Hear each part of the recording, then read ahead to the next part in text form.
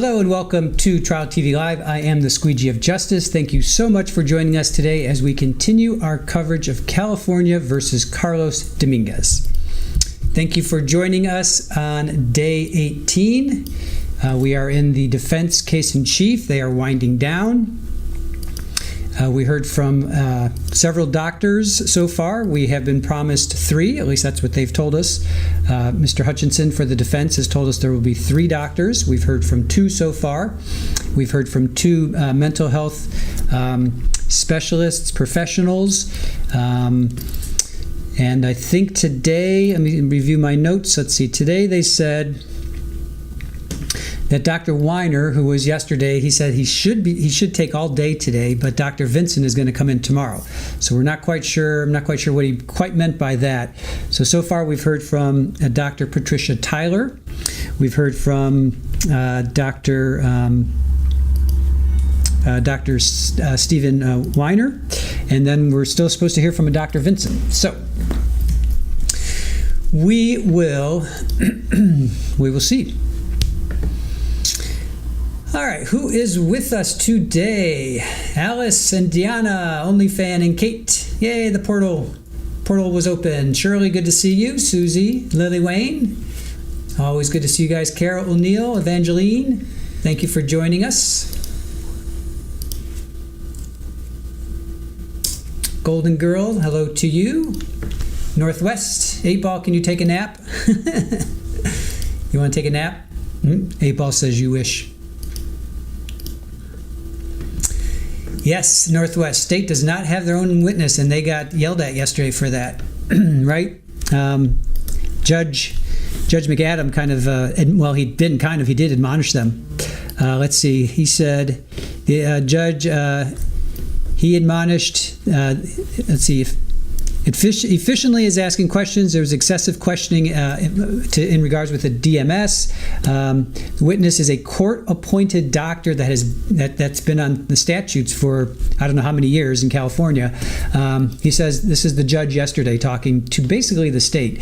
State, you have no experts, and this is a waste of time. You've wasted a lot of time. Then he brings up Brian Chase, who was the digital forensics expert the day before, not yesterday, but 2 days ago. The jury is scratching their heads with that one. Cross, which should have taken 5 minutes, it took 45 minutes. So the judge says, I just want you lawyers to be at your best, and he wants them to think about being more efficient. So he says, when I see you off track, it's my job to get you back on track. So, and then that's when the defense said Dr. Weiner will take all day, but then he also has a Dr. Vincent set to come in tomorrow. So I can't imagine that Dr. Weiner is going to take all day, only because they've already gone through direct testimony. Now they're on cross. I don't know why he said that. Maybe I misunderstood him. Maybe he said he won't take all day. I'm not sure. So anyway, so then the state came back, of course, and Judge McAdam said, do you understand the admonishment? And the state said, well, the people should be allowed to talk about this. And if there's going to be these sidebars, then white noise should be played, because there was one sidebar that it seemed audible throughout the courtroom. So to me, that means that they weren't talking like this, or they weren't whispering. They sounded like they may have been having perhaps, maybe not a heated discussion, but maybe a spirited discussion. Don't know about that. But in any case, the state asked for white noise to be played. Then the judge says, okay, all right, anything else? State says, well, the court, this is a court-appointed expert, he's still subject to attack, And the judge says, actually the judge agreed with that. The judge agreed that you could be able to bring up credibility issues. But the judge said, you still don't have a doctor. You, meaning the state. The state did not call up any expert doctors. I don't understand why they didn't, right? It's always a battle of the experts, right? Northwest says, judge gave the I'm not mad, I'm disappointed speech. Very right. Yeah. you just disappoint me. I'm not mad at you. I'm just disappointed in you. Right? Lily Wayne, we will see if the lawyers are more efficient today. Did they listen to the judge? Perhaps not. Brat, sitting in the dentist chair between stages of the work, envying all of you. Hang in there, buddy. Hang in there. We're with you. Hey, Just Shamrock, you're behind from yesterday.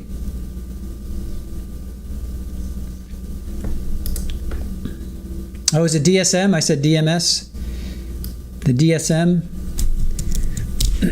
Thank you for that. Do I have that in other places?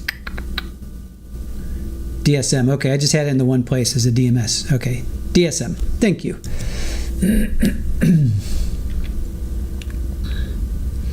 Out and about with Diane. How are you? Hope you're doing well. Good to see you. Hey, Joanne. Okay, so yesterday, Joanne, we were both in Joe's stream with Megan, and I posted this and I tagged you. I don't know if you saw it because I didn't see the reply because I was working and doing other things, but I was listening, but I didn't actually see the chat. So anyway, if you replied, I apologize. But if you didn't see my post, so Joanne, there's a during this interview with Carlos, right?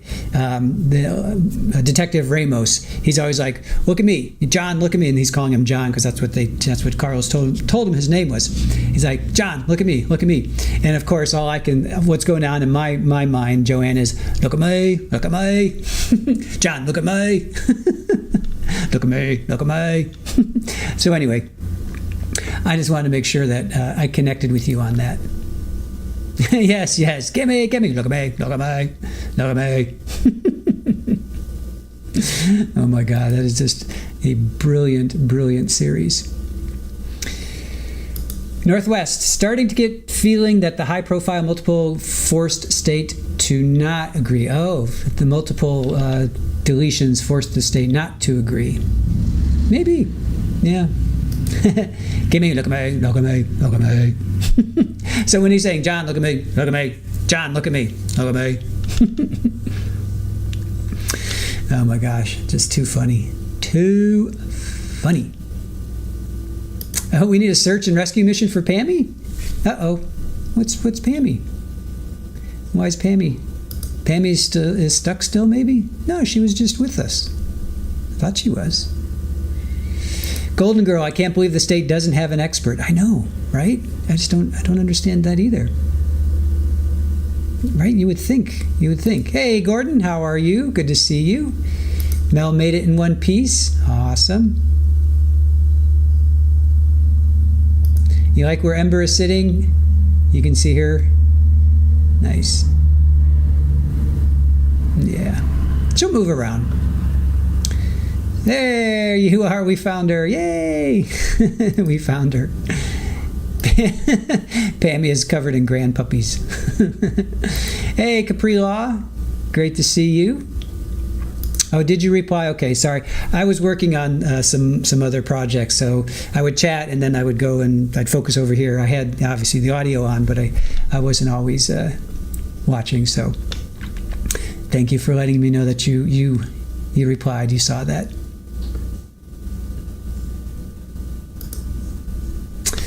All right, so we have about 5 minutes. Newton, are you with us? Do we have camera operator Newton?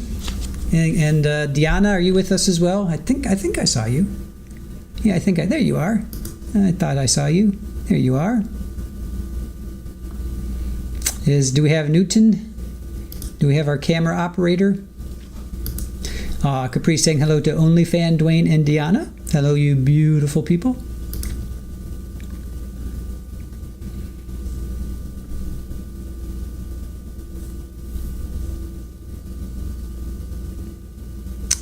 Let's see here. The last couple of days, they have... oh, hey, Virginia.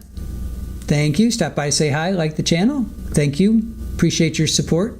Thank you for stopping in. So the last couple of days, the local channel has been broadcasting this on the YouTube channel, but they've been delayed. So what I've been doing is going to their website. So I'm going to do that again. because their website has been broadcasting it on time. It's their YouTube channel that's been delayed, which I don't understand why. I don't know why they're doing that.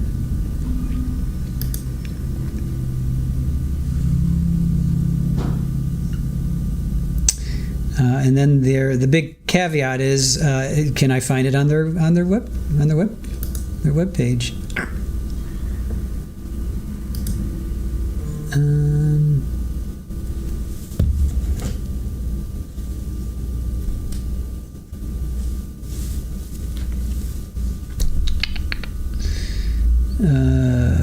Let me see here. Okay, I do have their web page. I'll go to the web page. I'll just pull it up here. All right, let's go over here. Let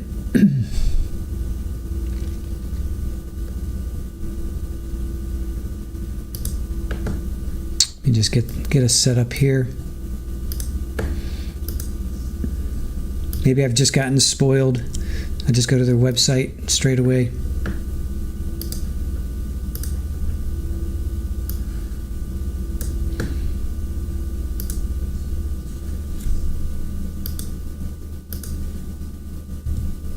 The only bad thing with that is their website sometimes takes a long time to load.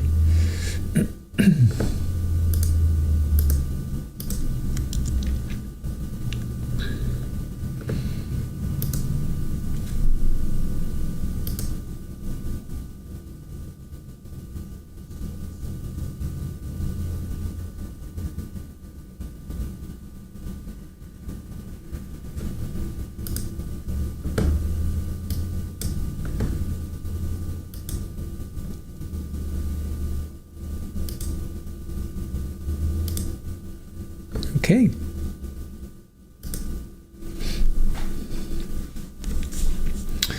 So here we are. That shot coming to you by Newton.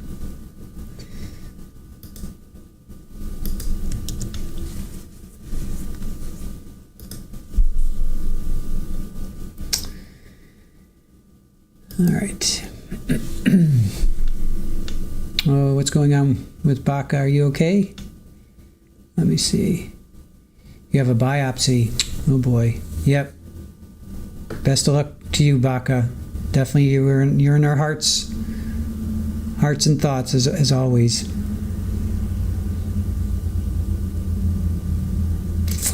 Yeah, Capri, we're at 7090 right now. 7,090.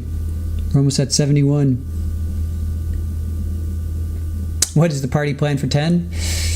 I'm not sure. Hey Joe, you've been here listening and lurking. Good to see you all. Thank you for popping in and saying hello.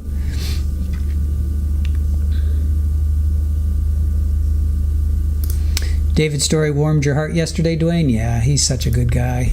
I'll play some more. I got to play some more of David. He's just fantastic. Maybe at lunchtime. We'll take like 15-20 minutes and we'll play some more video of David. And Dwayne, the whole city of Davis just seems like such a sweet, nice, kind, cool spot. Everything I've seen about them is just unbelievable. I mean, just compassion, kindness, you name it, Seems like a really special place. And the people that are in our chat that know about it, are also equally as nice. Hey Gina, how are you? Thank you for joining us. Baca, yeah, of course, we care about you, Baca, and we want you to be okay. Oh, itty bitty, you got gifted, right? Where are you? Did you come in? I know you got gifted today.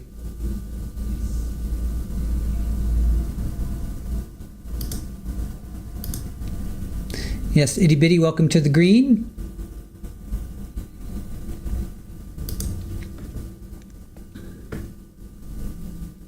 Widespread Panic coming in and saying hello. How are you? Hope your day is going well. Your Thor's Day. Here we are on Thor's Day, as we like to say.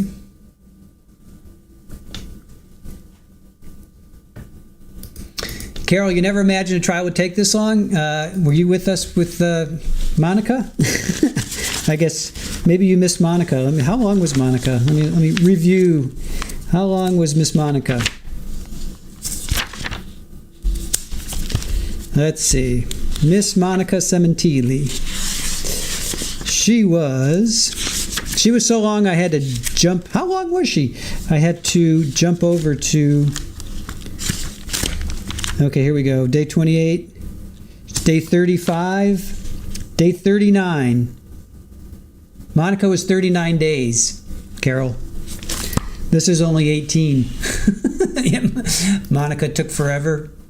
Monica was 400 years. 39 days. Now that included, okay, so testimony was 37 days. Then they took 2 days to deliberate. So 18 dathey that's nothing.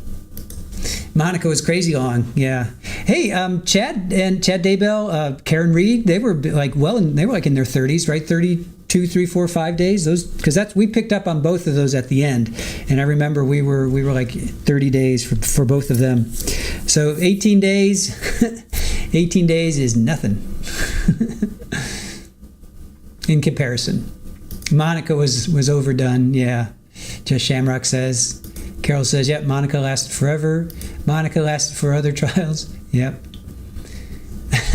Kate, closing statements was 32 weeks. Good one. All right, looks like we got a jury. Jury is coming in.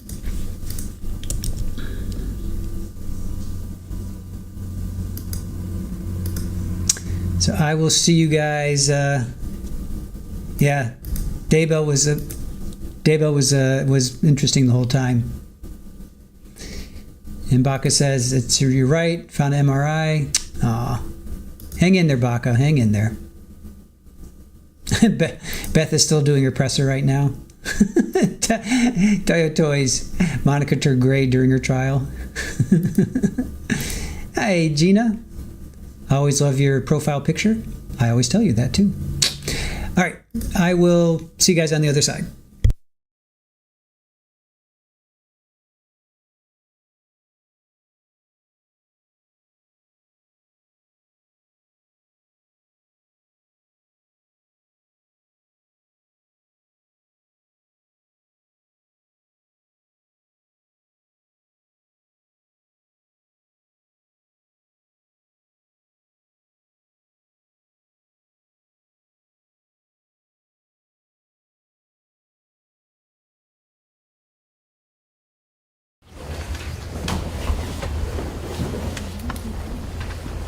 All right, let's go on record in the People's State of California versus Carlos Rios Dominguez, case CR 2023-1391.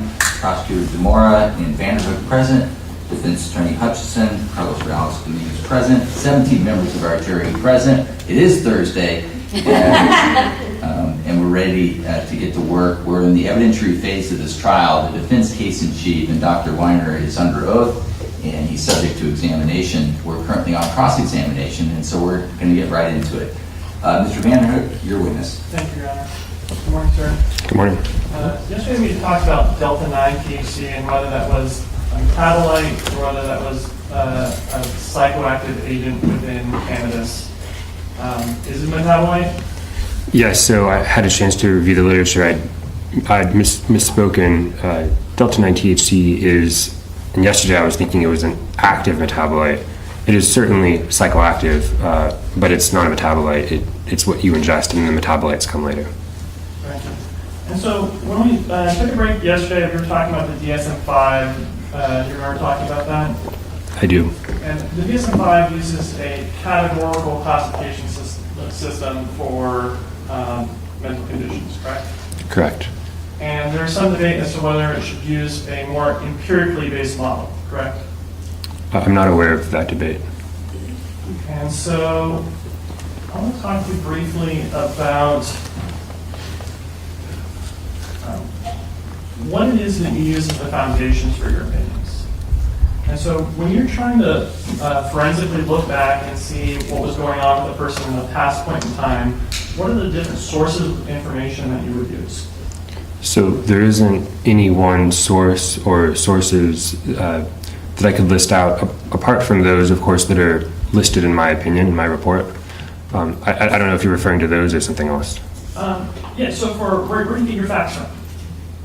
So in a situation like this where it's a criminal responsibility or insanity case, and in fact, really in any forensic evaluation, much of the facts come in the way of police reports, various forms of testimony, medical records, toxicology reports, academic transcripts, details of the evaluee or defendant's life, that sort of thing, as well as the forensic evaluation or interview where you speak with the person like face-to-face in person.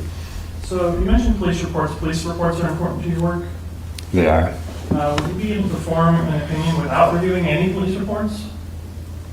In the case of a criminal responsibility opinion? Yeah, or would you be able to, or well, we'll start with would you be able to? Not reliably. And so that would be a critical thing to review before forming any opinion. Yes. And so you talked about an interviewee. When you're forming these opinions, do you interview just the person at issue, or do you go out and find witnesses and interview them and do interviews with collateral people? Not typically. In a case like this, that would be more the domain of the investigators. And so your interview is limited then to the specific person in question. Yes. And so is it important that that person be truthful with you during their interview? So matters of truth are typically left for the triers of fact or the jury.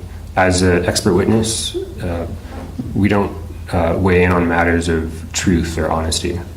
Right, but if you found out that a statement that they told you was just false, would that have an effect on your opinion? Can you provide an example? For example, if you asked a person if they've ever talked to other clinicians about a particular subject, and they told you no, but the truth was that they had actually talked to other clinicians about that exact subject, would that be troublesome to you? It depends. On what? It depends on whether the discrepancy in their self-report has any bearing or relationship to my opinion.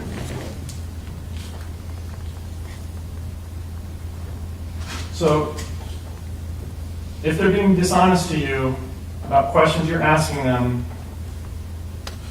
doesn't that affect the reliability of what they're telling you? So as I mentioned earlier, as a forensic evaluator, the questions of honesty or truth are left for the triers of fact, for the jury, and we're there to weigh in on specific legal questions. So when you're speaking with someone, do you make assessments as to whether or not they're being truthful with you?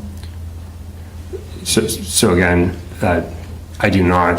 The matters of truth and honesty are not really our domain.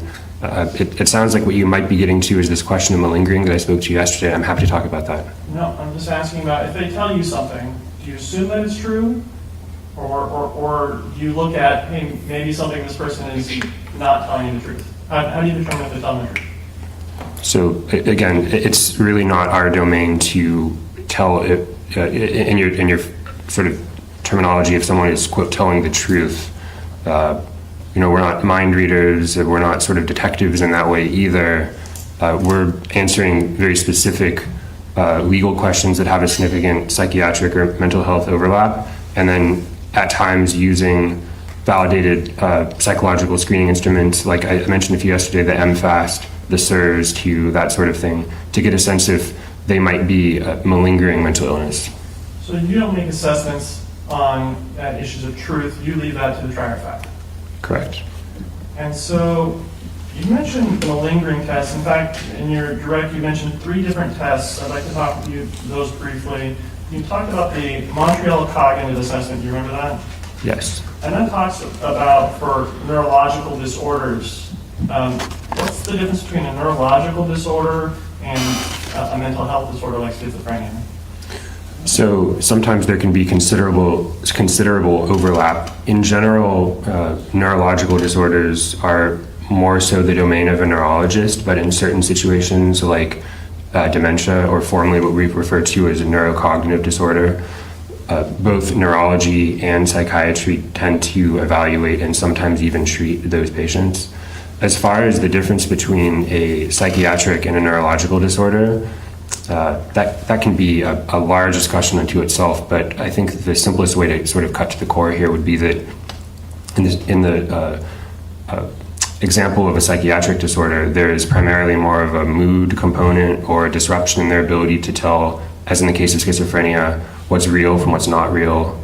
I discussed that at length yesterday, as well as many other psychiatric conditions. Neurological conditions, in contrast, tend more to do with someone's ability to process and understand the world around them. In the case of dementia, for example, there's many other neurological disorders that we could talk about, but that'll be the one I sort of reference. In addition, neurological disorders tend to, at this point in our understanding of the brain, compared to psychiatry, they tend to localize to more discrete parts of the brain, meaning that we can use various imaging modalities and that sort of thing to say that if someone has a given neurological disorder, we can kind of see where in the brain it exists. We can correlate it with certain biochemicals, that sort of thing, whereas in psychiatric disorders, the science isn't quite there yet. And so you have these two malingering tests that you talked about, the MFAST and the SRS-2, correct? Yes. And those measure whether a person is exaggerating their current symptoms, correct? Yes. And so none of these tests measure whether someone is exaggerating past symptoms, correct? That's correct. And so if you're evaluating somebody who has been medicated for 1.5 years and has been stabilized, you would kind of expect for these tests to say they're not exaggerating their current symptoms, correct? I don't necessarily come into the evaluation with a given expectation about what direction the test might go. All right, so if a person is not claiming to currently be suffering effects of a mental illness, there would be no motive then to exaggerate symptoms of a current mental illness, right? It's hard to know what motivates an individual to malinger or not in any given situation.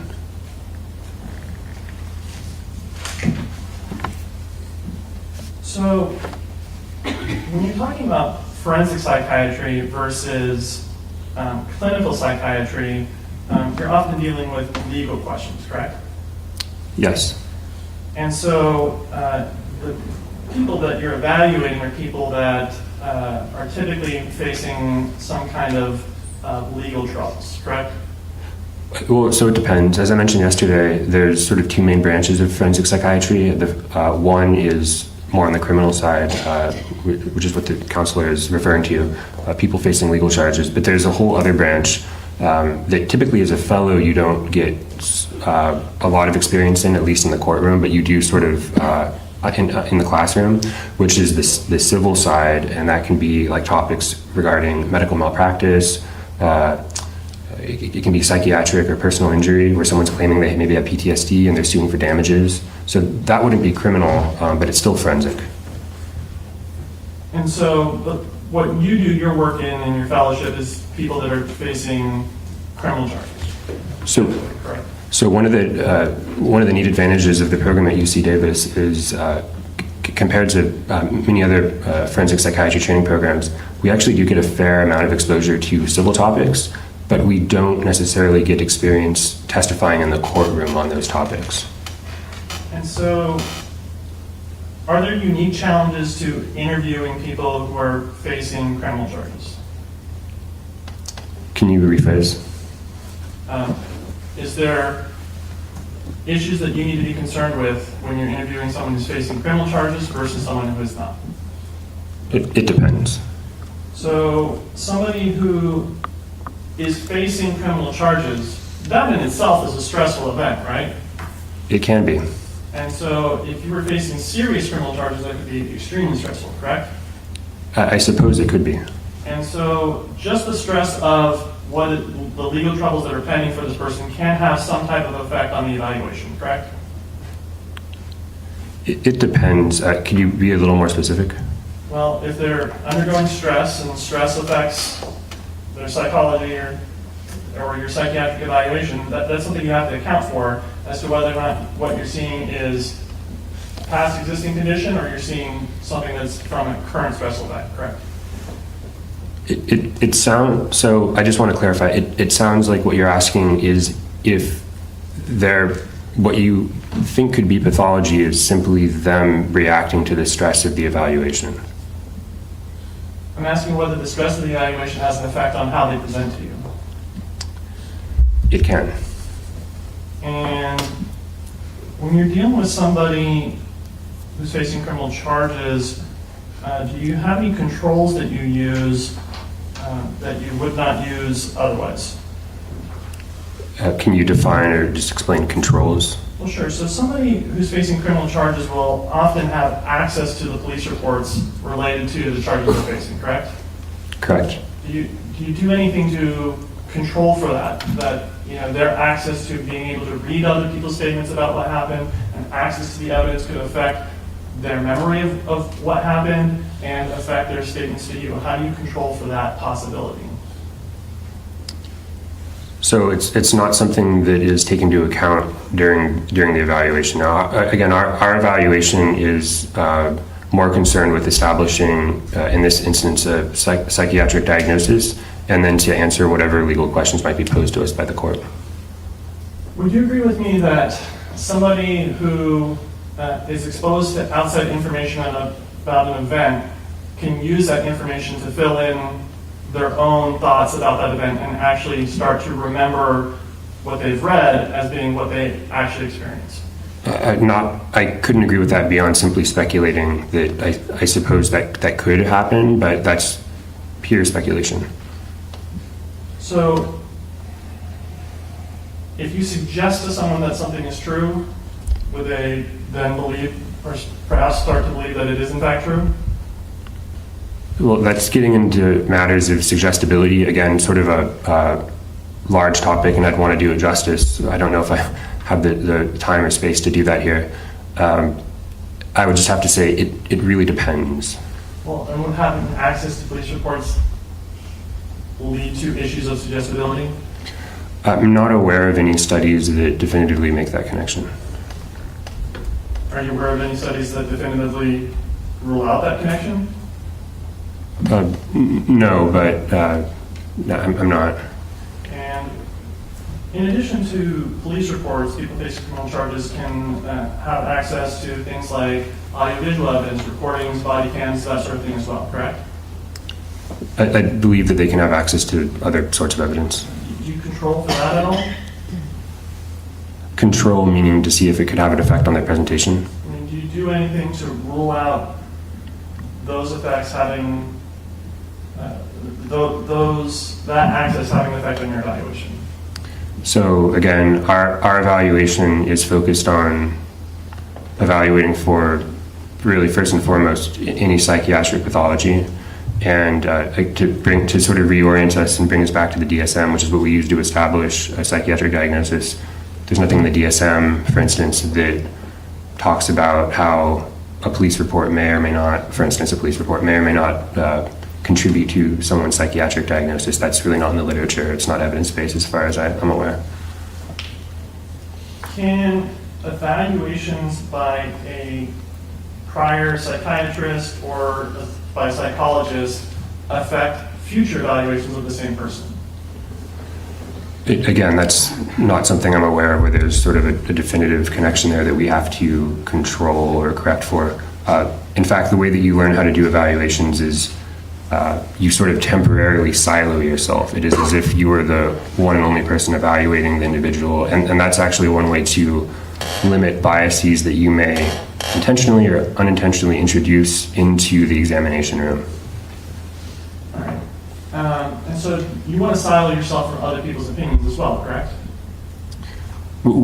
Yes, when you're in the stages of forming your opinion, you want to do so sort of as objectively as possible. And in this case, you had access to other psychiatrist evaluations, correct?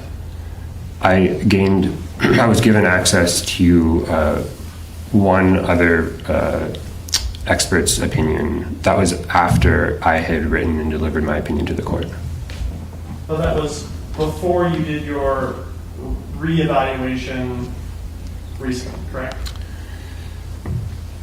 Yes, the opinion was given to me before I did the reevaluation, but after I submitted my original opinion, and yes. And when you're interviewing somebody, what kind of controls do you put in for somebody who has prior training in psychiatry or psychology? So I can go ahead and just sort of address this issue of controls broadly. It's coming up quite a bit. There aren't controls that we use, I think, in the way that we're discussing right now in the context of a forensic psychiatric evaluation or a clinical evaluation, as far as I'm aware. To bring it back to what we do, we do evaluate for malingering. We use psychological screening tools for that purpose.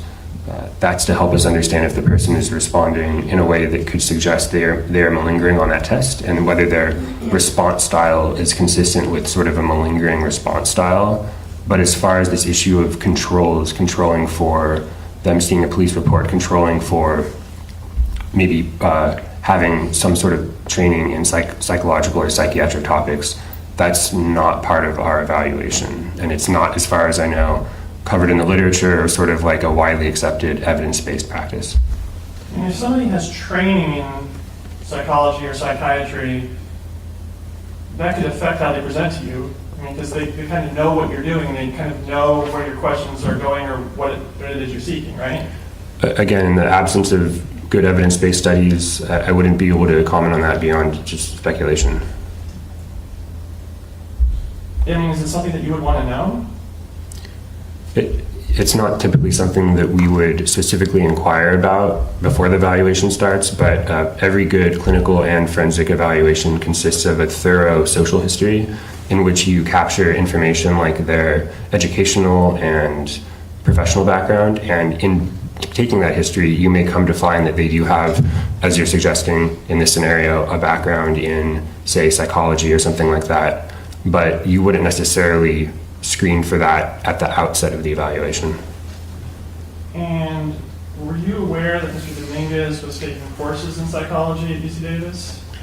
That information, if I recall correctly, did come out at some point during one of my evaluations. And were you aware that Mr. Dominguez actually wrote a paper in November of 2022 where he discussed the DSM-5? I don't know if that information made it to me. And did you know that his paper specifically addressed the... Objection, facts not in evidence. Well, I mean, I think there's a good faith basis that it's admissible, so I'll allow it. But his paper specifically addressed a controversy between the categorical classification method in the DSM-5 and an empirically based type of classification. I reviewed, I think, close to 100 sources, but to the best of my knowledge, that wasn't included in the sources I reviewed. I mean, if somebody had that level of knowledge about the DSM-5 and how assessment works, would that be something that you would need to know? So again, there are issues that we, quote unquote, need to know prior to the outset of a evaluation. Typically, information like that can be captured in the scope of a thorough assessment. In this case, clearly it was not, but again, it's not something that we would have to, quote, control for or capture at the beginning of the assessment. And do you think that someone having training in psychology or psychiatry could affect their ability to influence the outcome of an examination? Beyond speculation, I really can't say anything meaningful about that. Although, can you just define training in this scenario? They're familiar with how the evaluation process works and what sort of things you're looking for, what criteria are at play, and things of that nature. They know what it is that you're seeking. So, again, I would just reiterate what I mentioned before, which is that this isn't something that we typically think about at the beginning of an evaluation. It's not something that we control for, that sort of thing. Understood. And so, when you're dealing with something like hallucination specifically, if someone is talking about a hallucination, is there any way for you to know with certainty whether or not they are actually experiencing a hallucination or not? No, but I'll add that many diagnoses, including those outside of psychiatry, medical diagnoses, rely to some extent on self-report, and we can't always know for a fact that even in other diagnoses, like outside of psychiatry, that someone is reporting something that's actually occurring or not. So self-report is important. Self-report is important. Are you familiar with the Rosenhan study? I am. And are you aware of any subsequent studies that have showed the Rosenhan study to be invalid? So I'm off the top of my head, I'm not aware of specific studies, but I am aware of significant changes in the field of psychiatry that occurred in the midst of and in the years following the Rosenhan study. Because in the Rosenhan study, what happened there? How much detail would you like? Just a broad overview of what the study did. So the Rosenhan study was a study that happened or was published in 1973, but in essence occurred in the early 70s during a very pivotal moment in psychiatry that I'll return to. In essence, the Rosenhan study took several volunteers who were psychiatrically, we'll just say normal, didn't have any pathology, and had the volunteers go to several different hospitals around the United States and told the volunteers to tell the person who evaluated them in the hospital, in the emergency department, that they were hearing voices, and there was specific words they used like thud and a few others. All of the participants in this study used the same few words, and they all gained, if I recall correctly, they all gained admission to the hospital on the basis of the evaluator thinking they had some sort of psychiatric pathology they needed to be hospitalized for. So in that study, the only symptom that these participants were told to present was that they were hearing voices, correct? Yes. And so they were not talking about having any other symptoms other than hearing voices and describing these as things like thuds or other things that they were hearing, correct? Empty, hollow, and thud. Right, and so they're not, the only thing that's being feigned here is hearing voices, correct? Yes. And so if a person like that was subjected to something like the MFAST or the SRS-2, where they're not feigning other symptoms, they would also show, that those tests would show that they were not feigning, correct? So it depends. On what?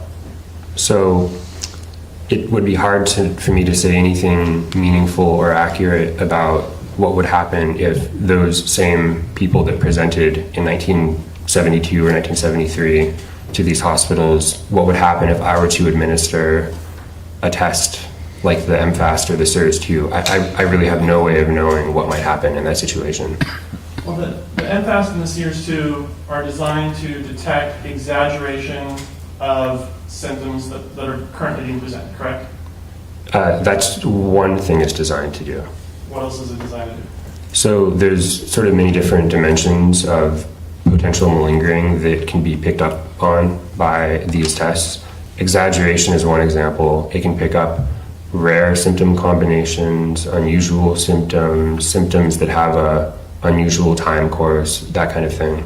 And so that's why it would be difficult to know exactly what would happen if you were to administer this test to these people. It's hard to, I can simplify it by saying it's hard to predict the outcome of an evaluation or a test as complex, especially as the SIRS-2, which is 172 questions.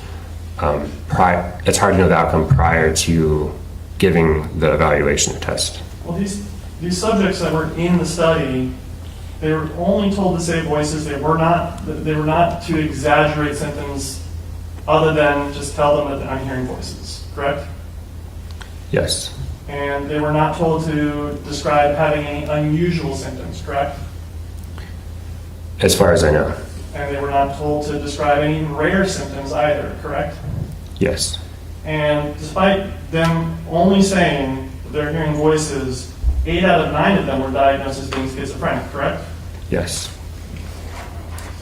And there was actually a follow-up to the Rosenhan study as well, correct? Correct.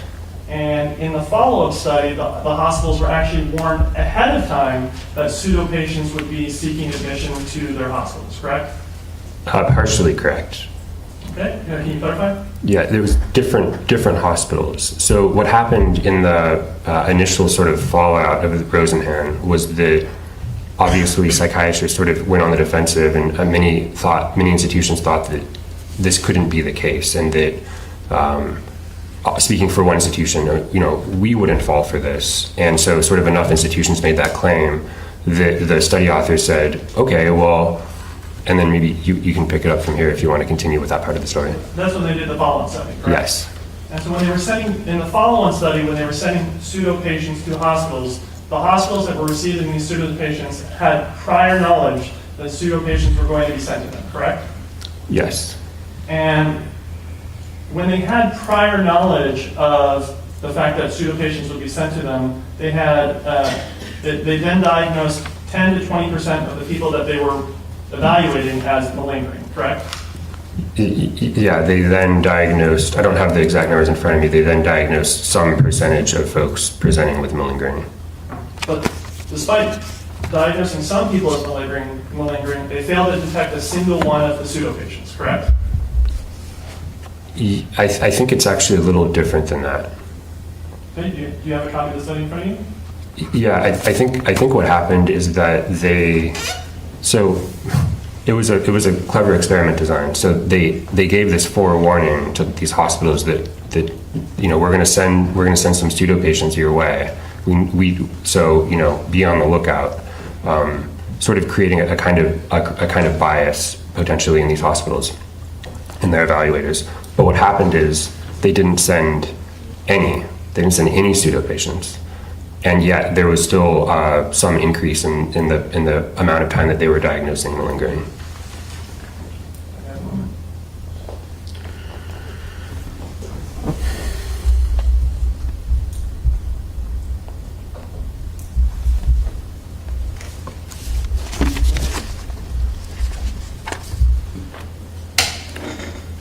In the second study, they actually did send more pseudo patients, though, did they? I'm looking on page 252, the last sentence of the second paragraph. Last two, 23 were considered suspect, 19 were suspected by one psychiatrist and one other staff member. Actually, no genuine pseudo patient presented himself during this period. And so meaning that they didn't detect any pseudo patient during that time? Meaning that no genuine pseudo patient presented themselves to the hospital during that period. All right. I'm going to talk with you briefly. We talked about issues with getting factual information from the person you're evaluating. You have other sources of factual information, correct? I'm sorry, apart from what? Apart from your evaluation of the person, your actual discussion with the person you're evaluating. Many different sources. And we talked about police reports as one of them, correct? Yes. And you get things like witness statements and things of that nature? Yes. And so is it important to know what was going on with a particular person during the time frame in question in order to make your determination? Just to clarify, by time frame in question, do you mean during the period of the instant offenses?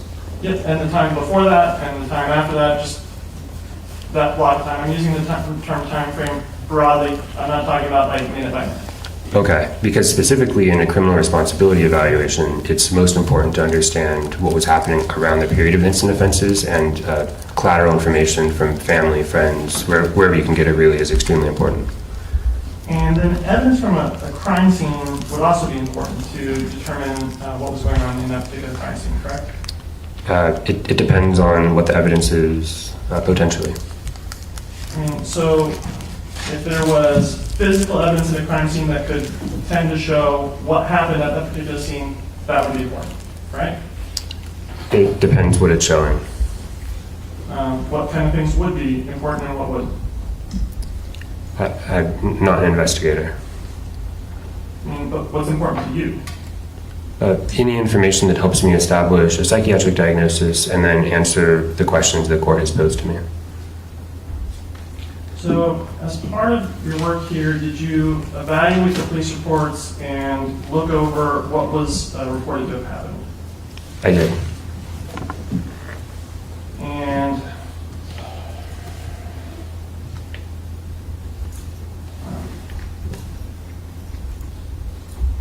are you under the impression that the knife at issue in this case was not washed or cleaned after the first killing? Sorry, can you repeat the question? Are you under the impression that the knife that was used in the first killing was not cleaned or washed after the first killing?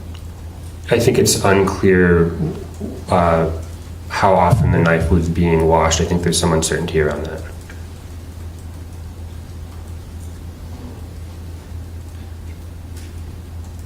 When you're talking about witness collateral statements and things of that nature, are you aware of anybody who has said anything about seeing Mr. Dominguez with the knife before the killings?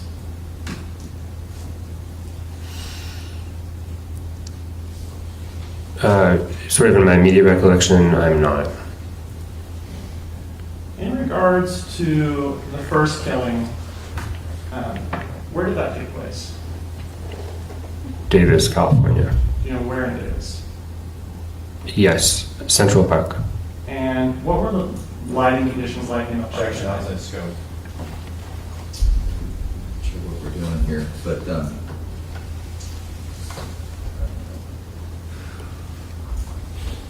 it's, I think he evaluated the police reports, and it would have discussed the specific location of the offense, and that's material that he relied upon. So overall, I'm sorry, can you repeat the question? What were the lighting conditions like in the area where the crime was committed?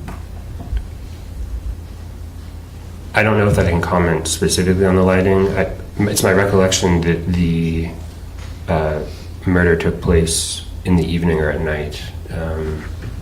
But I wouldn't be able to comment on whether there was, say, a light post nearby or anything like that. I could just say that it happened at night, and at night it's dark. How many times was that person stabbed? I don't have the exact number, but it was many times. And what was that person's name? Objection outside scope. Argumentative. it's sustained. What physical evidence was at the scene? Objection outside scope. 352. Sustained.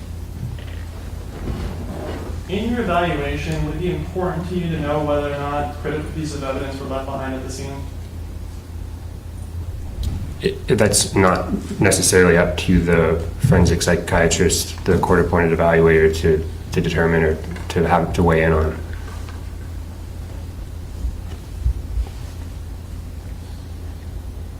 In regards to the time between the first killing and the second killing, well, let's start with this. Do you know where the second killing took place? Davis, California. Do you know where specifically in Davis, California? Sycamore Park. And for the time frame between the first killing and the second killing, do you know if Mr. Dominguez went to Sycamore Park? I don't know for certain.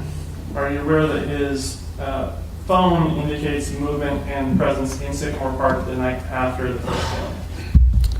I reviewed the cell phone data and metadata that was provided to me by the district attorney's office, but I'm not an expert in interpreting the raw cell phone data.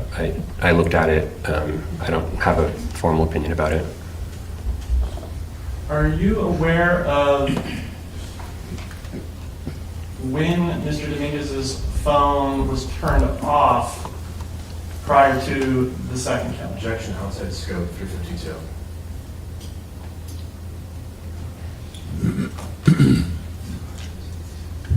I'll allow it. Go ahead. Overrule.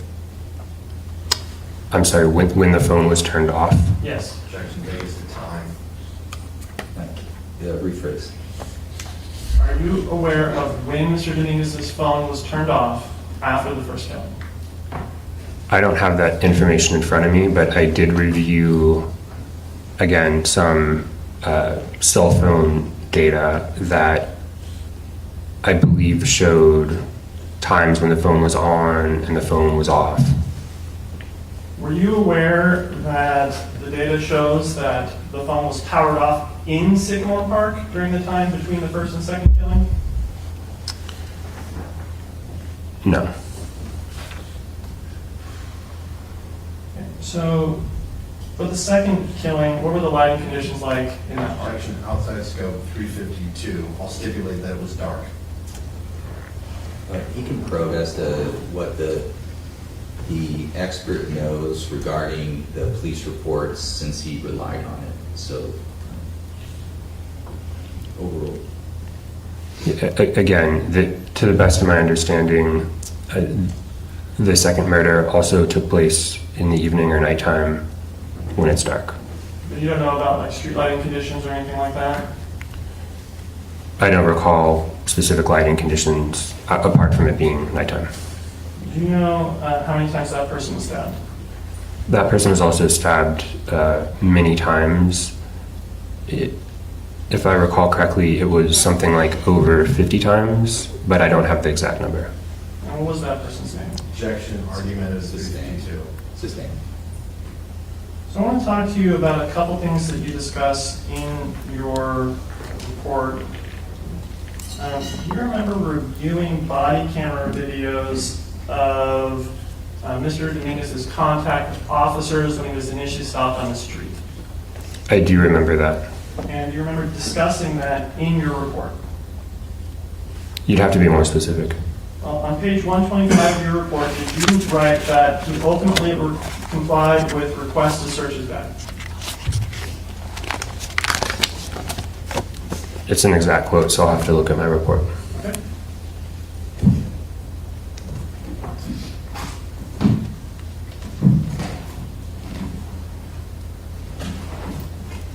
Yes, I wrote, while he did initially state that he did not want to show officers his bag, he ultimately complied with their request to search his bag. But it wasn't that he gave officers permission to search his bag, it was that the officers told him, we're searching your bag, and he just didn't fight the officers, correct? I interpreted what I saw in the video as compliance as opposed to resistance. Right, but he didn't like tell the officers, go ahead and search my bag. It wasn't that kind of compliance. It was the officers are searching the bag and he let it happen. I didn't write anything to the extent that he gave officers verbal permission to search his bag. Okay, so you're not under the impression that he gave permission? I'll just repeat it. I'm not saying that he gave some sort of verbal indication to officers to the extent that he said, quote, you can search my bag. All right, because you also wrote in your report on page 128 that Mr. Dominguez did not hide the murder weapon, correct?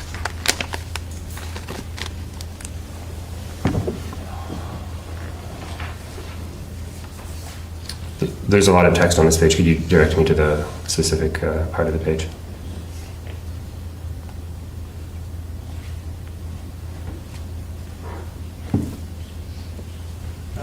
Last paragraph, line 2, starting on the second word on that line, he did not hide, parentheses, the murder weapon. Yes. In fact, you wrote, he did not hide, what's in parentheses is, or even clean the murder weapon, correct? Yes. And so, from your review of that video, it didn't appear that he was trying to prevent people from looking in his bag?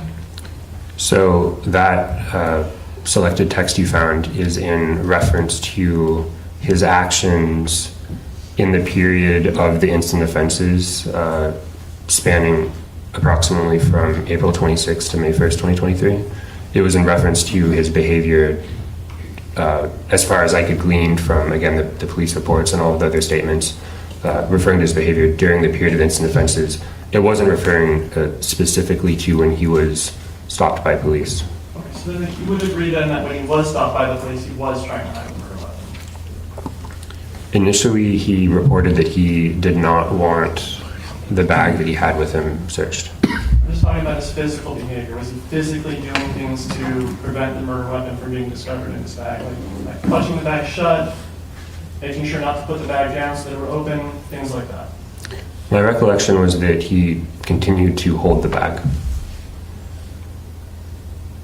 So you reviewed that recording. You also reviewed the recording of the interview at the Davis Police Department, correct? The 7-hour interview? Yes. Yes. And so when you did that, you talked on direct about your opinion about whether or not Mr. Dominguez was lying about his identity. Do you remember talking about that on direct? I haven't made any statements or claims to the truthfulness or issues of lying about any of Mr. Dominguez's statements. Okay. Did you on direct cite that as an example of disorganized speech? I'm sorry, did I cite what as an example of disorganized speech? Him giving false information. Again, the questions of truth or falsity are sort of outside of my scope, but I did comment within my scope to the extent that there was evidence of his disorganized speech and disorganized behavior and other evidence of florid psychosis that I noticed during that 7-hour interrogation. So during both those contacts, how many times did he give officers the same false date of birth? Can you say that? The same false date of birth. For a precise answer, I would have to review that transcript. But again, there's the issue of false. I think it's getting back to this matter of what's true or not, and that's not typically something or ever something that the forensic evaluator speaks to. Okay, but his date of birth is like a known piece of information, right? That's not subjective in any way, is it? No, the date of birth is objective data. And so the data that he's giving the officers when asked for his date of birth is objectively different than what his true date of birth is, correct? My recollection is that there was at least one instance in which the date of birth provided was incorrect and inconsistent with his true, accurate date of birth. And in fact, he gave it multiple times, correct? I would have to review the transcript. I'm happy to do that. And so when officers confronted him about the date of birth and told him that he was getting the math wrong as far as the age, do you remember that? Somewhat. Can I have a moment to review the transcript just to verify some of this? With the refresh memory? Yes. With the court's permission? The transcript of the 7-hour interview? So there are portions that were relevant to my opinion that I included in Put it in the report? the portions that were relevant to my opinion. Okay, great. If it's in your report, yeah. That's in my report. Yeah.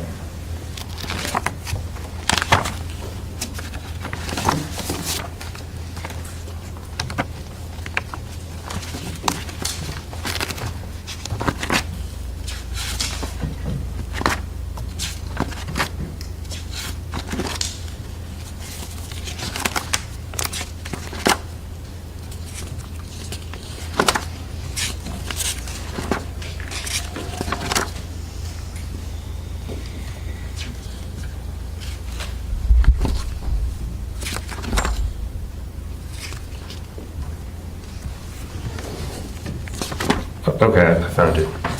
All right, and so officers confront him that the age you're telling us does not match the date of birth you're giving us, right? He says, I believe, 23, and the math would have made him a different age, or he gave a different age, and it would have made him 23, something to that effect.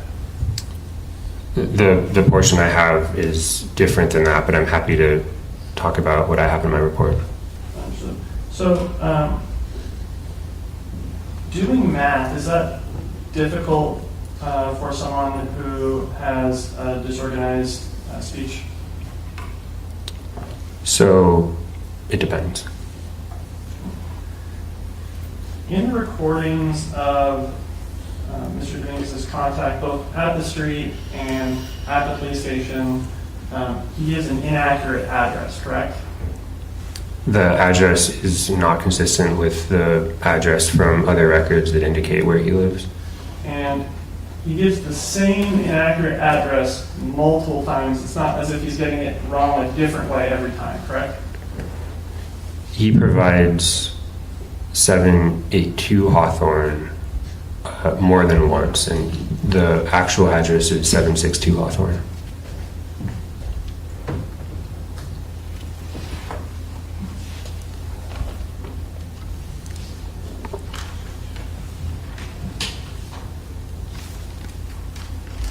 I want to talk to you briefly about mitigation of symptoms. You testified on direct about medication and the effect that it can have on the mitigation of symptoms. Do you remember that? I do. And the effect of medication on mitigation of symptoms, does that allow you to remember things that you could not remember before? The extent to which medication can help you remember or appear to remember things, it depends on the severity of your illness, how long you've been taking medication, and it's difficult to know if it's because sort of exactly why it is doing that. For instance, like I testified to yesterday, it can be that a delusional interpretation you may have had about the past is improved or resolved to the extent that your another concept from yesterday, illness insight, is improved and you're able to sort of see the past with greater clarity. It can also be that some of the memory deficits, again, that we talked about yesterday, that can occur in schizophrenia improved to the extent that some of what happened before you can sort of see with greater clarity. It's hard to know really which one of those things is improving, but generally speaking, once someone is doing well on a medication, it not always, but it can be that they can recall parts of their past during an acute episode of psychosis a bit better. It's rare that they're going to remember everything. There's usually going to be some parts that are fuzzy. Sometimes they don't really remember much, even once they're doing better, but sometimes they do remember parts. So when they start to get better, it gives them a different perspective or gives them a different vantage point as to how to interpret what it is that they remember. It depends. The interpretation part, can you speak a little bit more to that? So their understanding of what happened based on their memory can be improved due to medication, correct? Their illness insight can be improved due to a combination of therapy. Really, therapy often does the sort of lion's share of work there, but medication can help quite a bit as well. And through greater illness insight, they can have a more, frankly, reality-based understanding of what the past looked like, but they can also have some improvement in memory as well. And psychiatric medications themselves can cause memory deficits, correct? Very broadly speaking, psychiatric medications can cause a wide variety of side effects and symptoms potentially.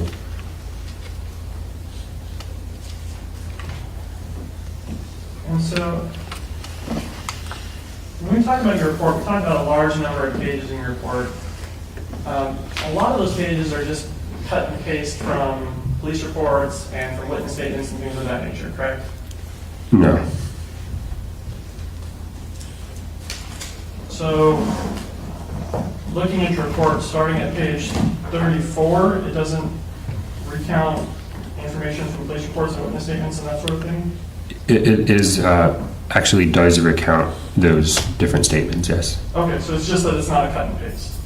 It's not cut and paste. Right, you're typing it out.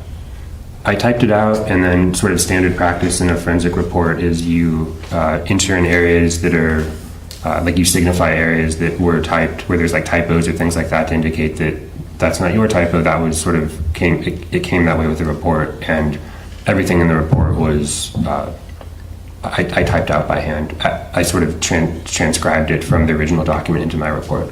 And it's fair to say half or more of your report is this kind of transcription where you're describing the different documents that you reviewed and the things that you looked at. I don't know the exact sort of breakdown, but I don't think that's too far off. And as a fellow, when it relates to this type of evaluation that you did in this case, how many of these type of evaluations have you done? So are we talking where I then testify in court afterwards? No, just where you did the evaluation at all. Okay, this was actually my first criminal responsibility evaluation. And how many times have you testified in court as a forensic psychiatrist? This too is my first time testifying in court. Thank you. I have nothing further to answer. Okay, thank you, Mr. Vanderhook. That was cross-examination. Mr. Hutchinson, any redirect? Yes, Dr. Warner, the prosecutor asked you about the importance of reviewing police reports. Recall that? Yes. Now,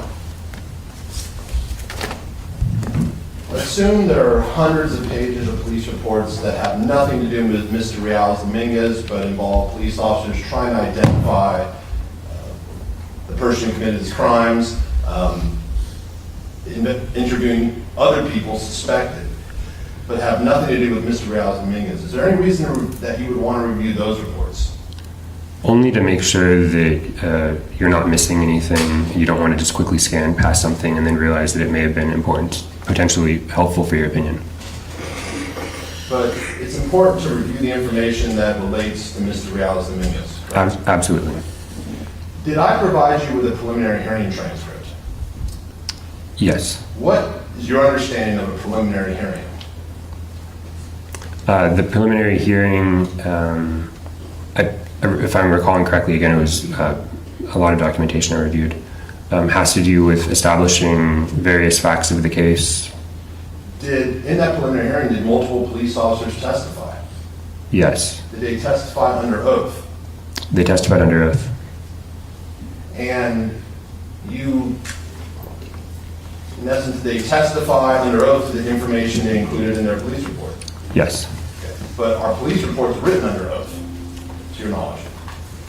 I don't believe they are, to my knowledge. I'm going to show you the preliminary hearing, a page on the preliminary hearing transcript. Mm-hmm. Just, No, can I see everything? it's the preliminary hearing transcript. Can I see this?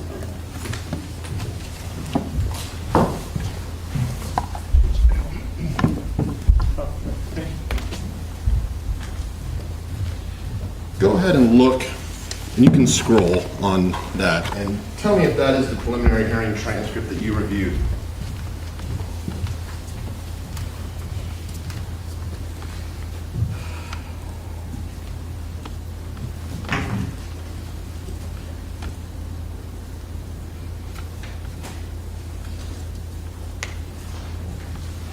This looks familiar. And I'd like to direct your attention to page 4. Does that have a list of witnesses whose testimony is included in the preliminary hearing transcript?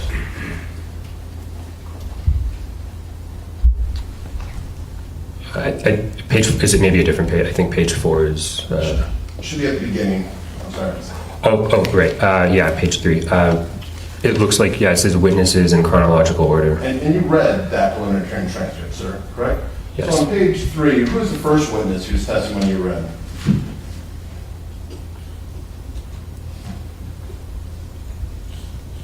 Just stay on page 3. Oh, I see. Yeah. I was scrolling down. The first witness is an Antonia Davis. Antonia Diaz? Davis? And who is the next witness? Alexander Torres. And who is the next witness who testified? Feng Li. And who is the next witness who testified? Burgess Griffin. So far, are these all Davis police officers based on your recollection? Yeah, and I recognize a few of the other names further down the list as well. Let's keep going. Who testified after Officer Griffin? Drake, and I'm not sure how to pronounce the last name. How do you spell the last name? Quitugua. And who testified after Mr. Quitaga? Nicholas Burke. And who testified after Officer Burke? Matthew Muscardini. Who testified after Mr. Muscardini? Nicholas Peel. And who testified after Mr. Peel? Michael Yu. Who testified after Mr. Yu? Mr. Muscardini was recalled. And who testified after Mr. Muscardini the second time? It looks like that's the end of the list of witnesses. And during this preliminary hearing, where both sides had the opportunity to ask the officers questions Yes. and to bring out additional facts, Yes. so did you see that I have an opportunity to ask the officers questions? Yes. So, sir, in your opinion, and you agree cross-examination is an effective tool in testing the accuracy of a witness's statement. You agree with that? To the best of my ability, as someone sort of not in the legal profession, I don't know how much of my opinion weighs in there, but So if you were going to review, would you prefer to review an officer's police report, or would you prefer to review that officer testifying under oath and subject to cross-examination by both the prosecution and the defense? What would be more reliable in your opinion? I mean, testifying under oath sounds to me like the gold standard. Okay. Let's go on to, if you go look at page 116.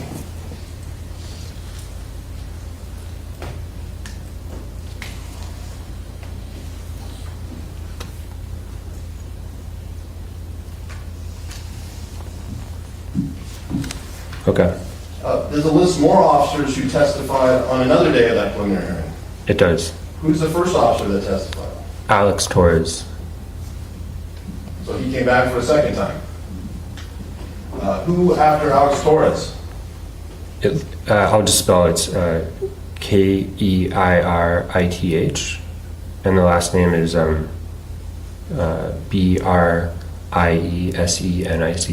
Kirith Reisnick? I messed up her name for 20 years, sir. Don't worry about it. What is the next person who testified? Leo Gonzalez. Who also testified after Mr. Gonzalez? Stephen Ramos. Steve Ramos? Ramos. Who testified after Steve Ramos? That's the last name on that page. And so you reviewed the police reports, and these witnesses testifying under oath to what's in their police reports, correct? I reviewed the police reports, and I'm checking my report now, if that's okay, to double check that I reviewed this. Again, I reviewed, I believe it was 3,500 pages of documents. I just want to make sure I'm not misremembering But anything. did I provide you with that preliminary hearing transcript? Yes. Now, sir, you reviewed the body cameras of Officer Story and Officer Gonzalez, correct? I did. Having reviewed the body cameras, is there any benefit to then reviewing a police report where they summarize what is in the body cameras? At times it can be redundant. However, body camera footage can be invaluable to the extent that it gives you, real-time video, audio footage of the person that you're evaluating, Mr. Dominguez in this case. Did you review a body camera recording from Mr. Muscardini showing him and Detective Yu speak to Mr. Dominguez? I did. Having reviewed that body camera, is there any reason why you need to read a report by Mr. Muscardini summarizing what is in the body camera? Again, this was my first report. I reviewed everything that was given to me without much of an opinion as to, I have my own personal opinions. At times, maybe it felt redundant, but that's not my professional opinion. Sir, if I were to tell you, sir, I can give you the body camera of Officer Muscardini's contact with Mr. Dominguez, or I can give you a report that he summarizes what's in that body camera. Which would you prefer? I mean, if I had to choose one, it would be the body camera. It can give me much more data about, frankly, objective data about Mr. Dominguez's mental state, etc. And you also reviewed the 7-hour plus interview? I did. If I were to tell you, sir, you have to choose. Do you want the actual recording of that interview, or do you want a report written by Steve Ramos where he summarizes what was said in that interview? What would you prefer? video, again, audio video of the person you're evaluating can be really invaluable, especially if it's very close to around the period of instant offenses. It can give you really good insight into their mental status, as opposed to a report. Even a very well-written report is, frankly, just two-dimensional. And what if the report written by the officer is wrong? That the officer says Mr. Dominguez said things he never said. Would that be significant to you? In general, we like to make sure that the sources that we're using for our evaluations are as accurate as possible. Sir, the prosecutor asked you at the beginning of your testimony, he said, I want you to assume, with respect to Mr. Dominguez, that there is some kind of mental health issue. Do you remember him saying that? Yes. Sir, in your opinion, does Mr. Dominguez have, quote, some kind of mental health issue, or does he have schizophrenia? So in my opinion, it would be more accurate to characterize it as schizophrenia. That description, some kind of mental health issue, that could probably apply to a lot of people, correct? This is argumentative. So it's right. It's very broad. There are many people who don't have a diagnosed mental disease who may say, you know what, I have some type of mental health issue, correct? I'm aware that folks will sometimes self-diagnose.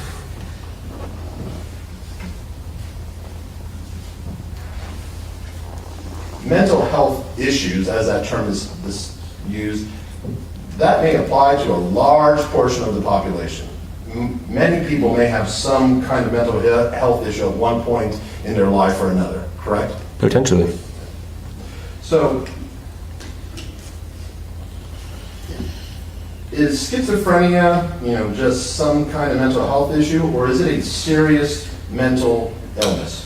So schizophrenia, and I'll just note initially that this is not in the DSM, but it's widely acknowledged in the mental health community and the psychiatric community as a type of SMI, or severe mental illness, that comes with it a very high degree of morbidity in terms of the prognosis, the effect it can have on someone's life, cost to the person, cost to society. What cost can schizophrenia have to a person? A tremendous cost. Can you elaborate on that tremendous cost? Absolutely. So, as I talked about yesterday, when we were thinking about, I'll just start from the beginning of the illness course and kind of walk through it. Yesterday, we talked a lot about the schizophrenia prodrome. That's the term that we use to describe the sort of beginning stages of the illness. And frequently, the sort of classic presentation of that is someone that is going through life relatively normally, and then they gradually start to have a symptom onset, which leads to progressive withdrawal from their friends, family, work, things that are meaningful to them. They also might lose the ability to experience that sort of meaning or joy that kind of propelled them through life previously. They can become depressed. They can actually lose the ability to really even experience positive emotions. From there, you can imagine that unless they get treatment, things can get much worse. And in fact, even with treatment, it can be sort of a difficult life at that point. There's actually a theory in psychiatry and the social sciences called downward drift. And this idea of downward drift is that once you sort of start down the road of an SMI, especially like schizophrenia, you can finish yours. So once you sort of start down the illness course of a disease like schizophrenia, one loss of functioning can sort of lead to the next. And so you can imagine if you're symptomatic quite a bit and you can't make it to work, then you can't keep up with your financial obligations. You don't necessarily have the cognitive wherewithal to really advocate for yourself, and unless you have like a very supportive family. And in some cases, even if you do have a very supportive family, you can end up houseless, on the street, jobless, not connected with mental health resources. And you can imagine if someone is severely symptomatic and they don't have shelter, and they don't have family taking care of them, and they don't have financial resources, the illness that even in the context of somebody that has the resources, financially and otherwise, to really deal with the illness. You can imagine if they don't have any of that and they're just sort of on the street, their prognosis is going to be much worse. Are there a lot of people who, because they have family who intervene at an early time, get treatment early on in their illness? Are there a lot of people? Or do some people, do they have family who intervene immediately upon seeing evidence of mental illness? Yeah, some, but not nearly enough. As a psychiatrist, is it important to try to get a person on medication early in their illness? Objection exceeds the scope. It is. In fact, there's a whole sort of subfield within psychiatry that focuses on this concept of early psychosis, which is the field of that focuses on picking up those signs of early psychosis. Sometimes they can be subtle, and but that's exactly when you want to pick up the disease, because the earlier you recognize and start treating it, in general, the better the prognosis is. And sir, when you see patients, you've seen patients in an emergency room, I have. how frequently is it a family member who brings them in and says, something's wrong with my son, something's wrong with my daughter? How common do you see that? Objection exceeds the scope. So it depends. If it's the first time they're presenting, if they're not really known to the emergency department, then it frequently is a family member or a friend. But if it's been sort of more than one, if this is not their first time being psychotic or having an acute episode, unfortunately, at that point, they're commonly in some sort of congregate living situation. They're probably like not living with their family anymore. Frequently, they're unhoused. They're also coming from jail. But if it's that first episode, frequently it is family or friends bringing them in. Okay, we just have a minute or so. Well, I need to leave time for any recross. So you decide. I'll finish on mine. Okay, that's fine. Sir, the prosecutor asked you about controversy with psychiatry. Among legitimate psychiatrists or legitimate mental health professionals, is there any controversy that schizophrenia is a real disease?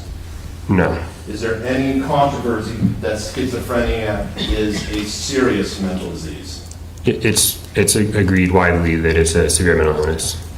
But, sir, would you agree that among people who are not mental health professionals, you've spoken with people who are not mental health professionals, correct? I have. All the time? Yes.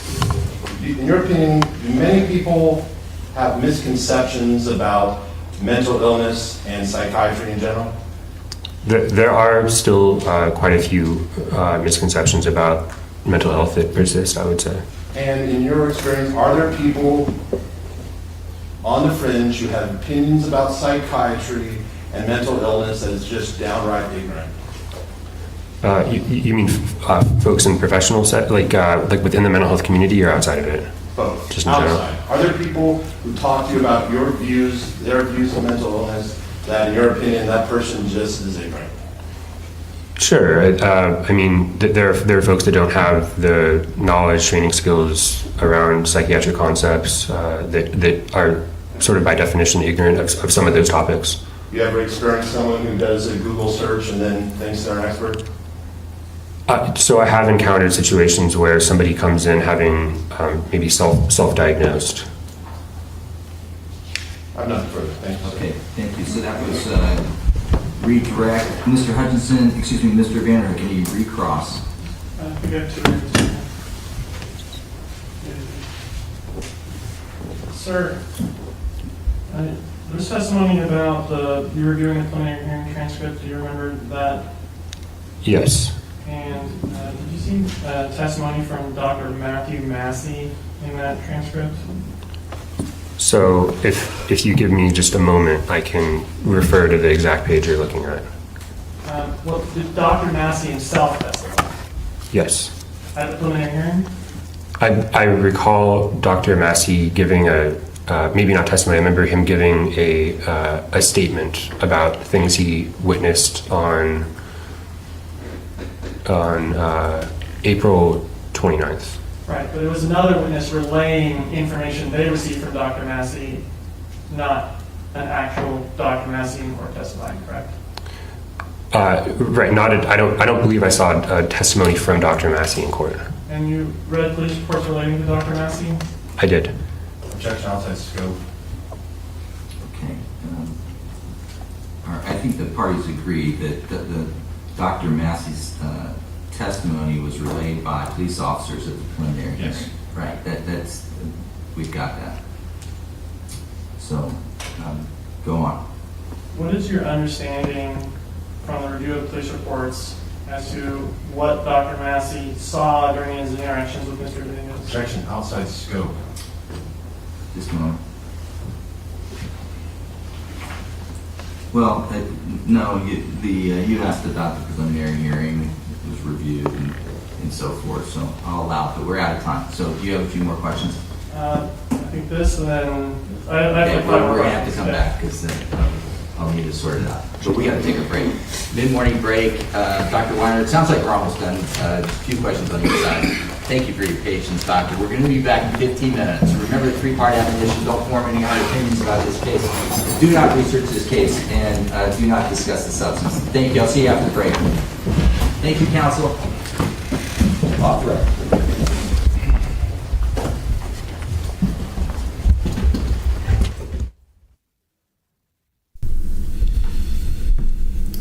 Okay, so I'm not quite sure. They may come back and we may see some off-the-record squabbling there, because it sounds like they're kind of fussing about Dr. Massey and his testimony. But anyway, okay, so we came back with, there was Cross.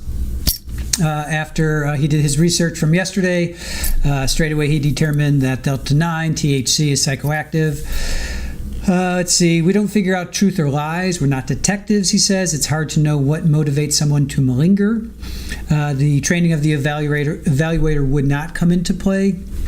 Meaning if somebody's been doing this for 50 years or somebody's fresh out of school, you just follow protocol, should be the same. He talks about the Rosenhan study, which I dropped in the chat. It was published in '73.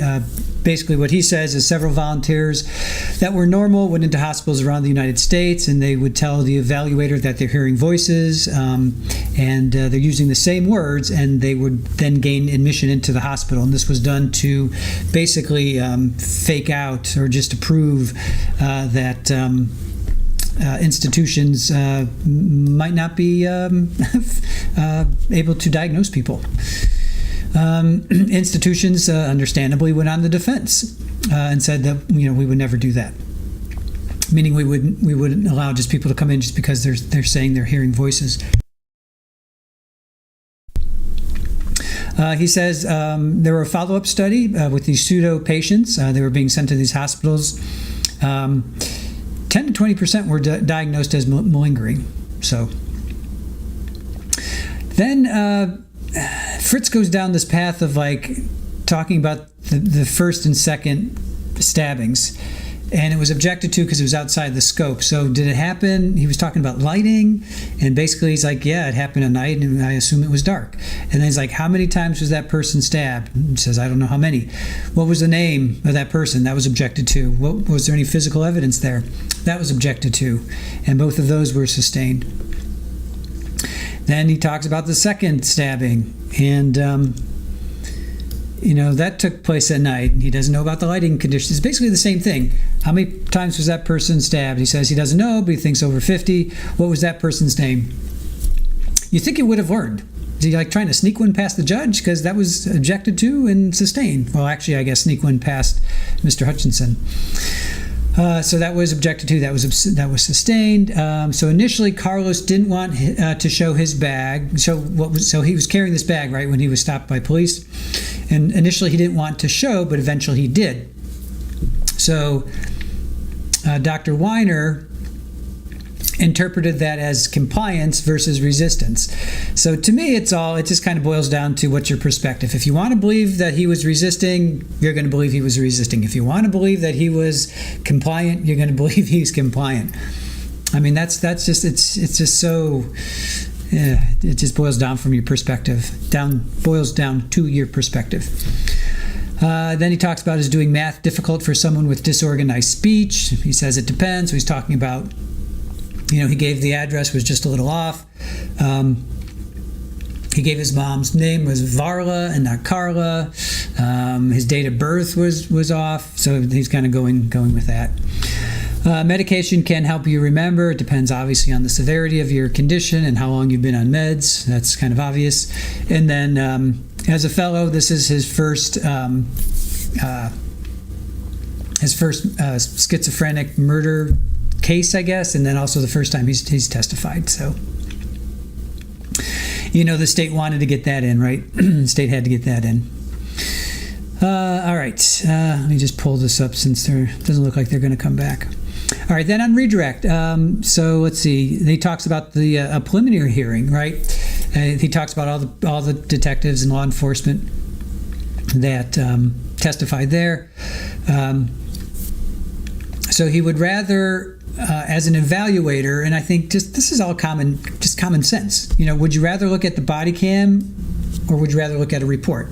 Of course, you're going to want to look at the evidence. You're going to want to look at the video. Would you prefer audio and video versus a summarized report? He says even if it's a well-written report, it's still two-dimensional. Again, just really obvious, basic stuff. Yeah, I would always want to see the video of what happened versus reading somebody's account of it. Never want to do that. I want to make up my own decisions, especially if I'm evaluating it in this capacity. What if the report is wrong? Then there's that. He says, well, we want to use resources that are accurate as possible. I like his responses. He could have very easily said, well, I would never want that. That's just crazy. But he says, no, we always want resources that are accurate as possible. I do appreciate that. So he's going with Detective Ramos, because Detective Ramos, that's what he's been hammering on, meaning Hutchinson has been hammering on that. Way back when Detective Ramos was on, and he brings up his wife with the K-9 unit, and he wrote a report then, and he lied, apparently. He was allegedly lied in that report. And then he brought it up, Hutchinson brought it up at least 3 or 4 times. He stopped the interview, the video interview, saying, did Carlos say that? Did Carlos just say what Detective Ramos just said? And Muscardini said, no, he didn't. Carlos didn't say that. Ramos is saying that. So Ramos is kind of a bad actor right now. He's definitely thrown in some things that are questionable, meaning just straight up lied. So take that for what it is. Then we go into self-diagnosis. The majority of people have had some sort of mental health issues at some point in their lives. Oh my goodness. Cost of schizophrenia can be such that if you don't have a strong background or backing or family, basically you can end up on the street. If you don't have, because people with family, they get the help that they need, but not nearly enough. He says the earlier you recognize this, and the earlier you recognize and treat it, the better. That's kind of true in anything, right? The earlier you recognize a cold, the earlier you recognize and treat cancer, the earlier you recognize and treat a bee sting, pretty much anything that's out of balance, the earlier you recognize it and treat it, the better opportunity you have to have a successful outcome. Is there any controversy that schizophrenia is a serious disease?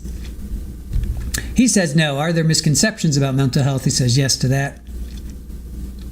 Are there people on the fringe that opinions are just downright ignorant?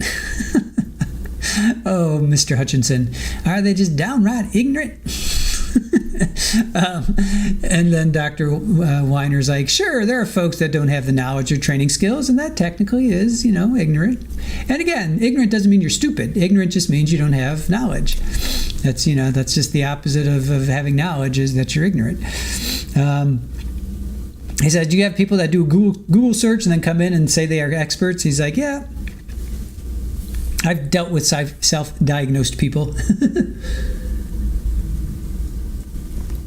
How many of us use Dr. Google?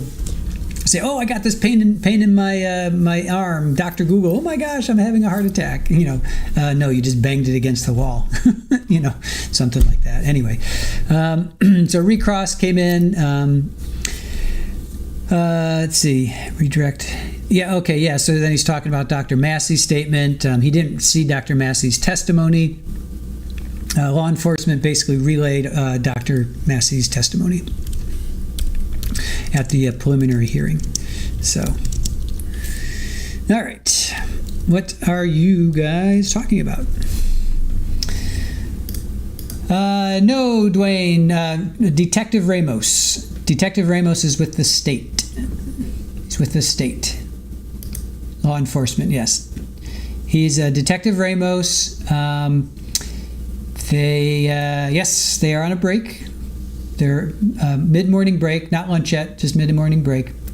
So Dwayne, yeah, so Detective Ramos, he was married to a woman who was in charge of a canine unit, and she was on the SWAT. I guess they were both on the SWAT, and apparently that dog attacked and bit somebody, and then Detective Ramos wrote up a report, and apparently what defense was saying was that he lied in that report. Then as we're watching the interview, there were at least 3 or 4 times where defense, Mr. Hutchinson, would stop the interview, the video, and go to the witness who was on the stand, which was Detective Muscardini. It was Ramos and can't get his name right. Muscardini. It was Ramos and Muscardini that were doing the interview, and Hutchinson would stop the interview and say, "Hey, did Carlos just say that?" And Muscardini would be like, "No, he didn't." So Ramos was putting words into Carlos's mouth, basically about how many times did you stab him? Were you holding the knife this way? Did you? He was definitely. It was a good cop, bad cop. My opinion, good cop, bad cop. Ramos was definitely the bad cop. Muscardini was definitely more nice and gentle and, hey, let's just talk. Ramos was a lot more aggressive. He was the one, look at me, John, look at me. He was kind of like that. Well, he says he lied on this report, and then I guess he lied on this other report, and during the interview, he was making up stuff. So, yeah, Ramos has some credibility issues. Is this going to get Carlos off? No, I don't think it's going to get Carlos off. It just, You think Mustard Weenie was a good cop? You think his demeanor? You think he was a good cop? And wait. Yes. Sorry. Yes. Muscardini was the good cop. Yes, because only in his demeanor, because he's the one that was able to extract a lot. He wasn't like, his demeanor. Ramos was like, John, look at me. John, look at me. I'm tired of this. He was saying, this is BS. He was much more aggressive. Mustard Weenie was like, what's your favorite music? You like rap? I like rap too. I like the older stuff. You don't want to sit here with me. Do you want some pizza? That was all coming out of Mustard Weenie. None of that came out of Ramos. Ramos was the one with the dog. Yep. She was part of the K9. Yeah, they were playing good cop, bad cop. Absolutely. Sherry, I have to go and read about the case. I haven't been here every day, so confused. That's okay. No worries. Yes, widespread. For sure they were playing good cop, bad cop. Most homeless people have mental issues. I will say my personal experience with living in a very large city that had a very large homeless population, you would see a lot of people that were exhibiting, in my opinion, symptoms of, I'd say, just talking to somebody who wasn't there, swatting at things that weren't there. And I had a conversation with somebody one time. Now this is a story I hope you find interesting. There was this one guy that I saw in the corner religiously every day. And I asked him one time, I'm like, and once you start to talk to him, you smell alcohol, so he was doing that. And I asked him, I'm like, what, why, you seem like you're together, right? So why don't you want to go work? Why don't you want to, work? And he's like, I can't stand corporate America. He says, I would die in corporate America. It's just not for me. I can't do it. So there's this sense of, then there's that side of the story. There's this sense of almost freedom. Granted, it's not maybe what I would choose, but to him, he's like, I could never go sit in an office, sit in a cube life. I could never do that. He just couldn't do corporate America. So he would go to this corner. I mean, probably made 3 times as much as I made. I was scraping by on like, $20,000 a year, and he was probably making 50 or 60 or 100. So to one degree, Gina, I would say, from my personal opinion, I would have to agree with you. I don't know what mental issues they have, but from that other standpoint, this guy was like, yeah, I can't deal with corporate America.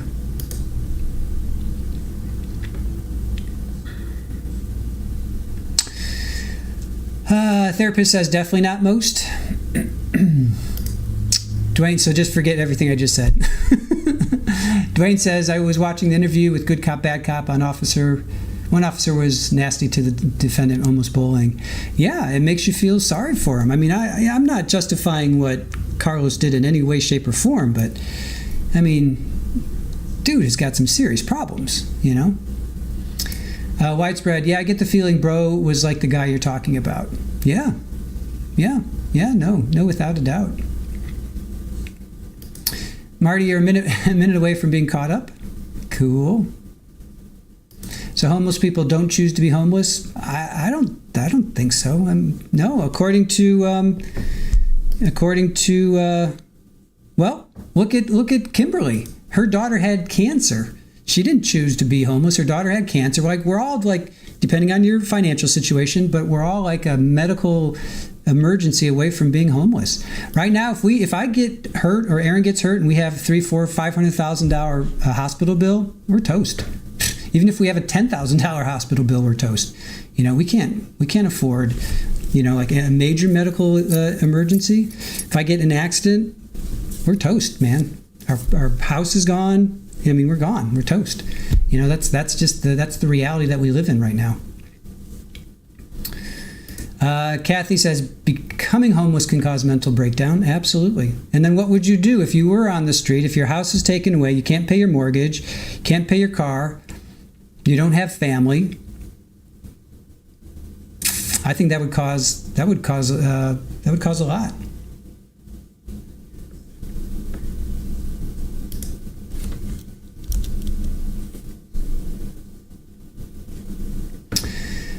All right. Therapist said, someday, some don't. As always, it depends. Of course, yeah. Oh, some do, some don't. Yeah, no, it's not a blanket statement,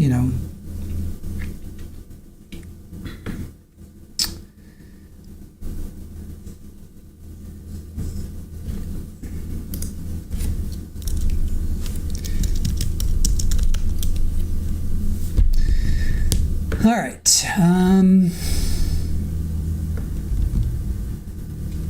I think family helps, right? Family and friends for sure help. If you have family that you can count on.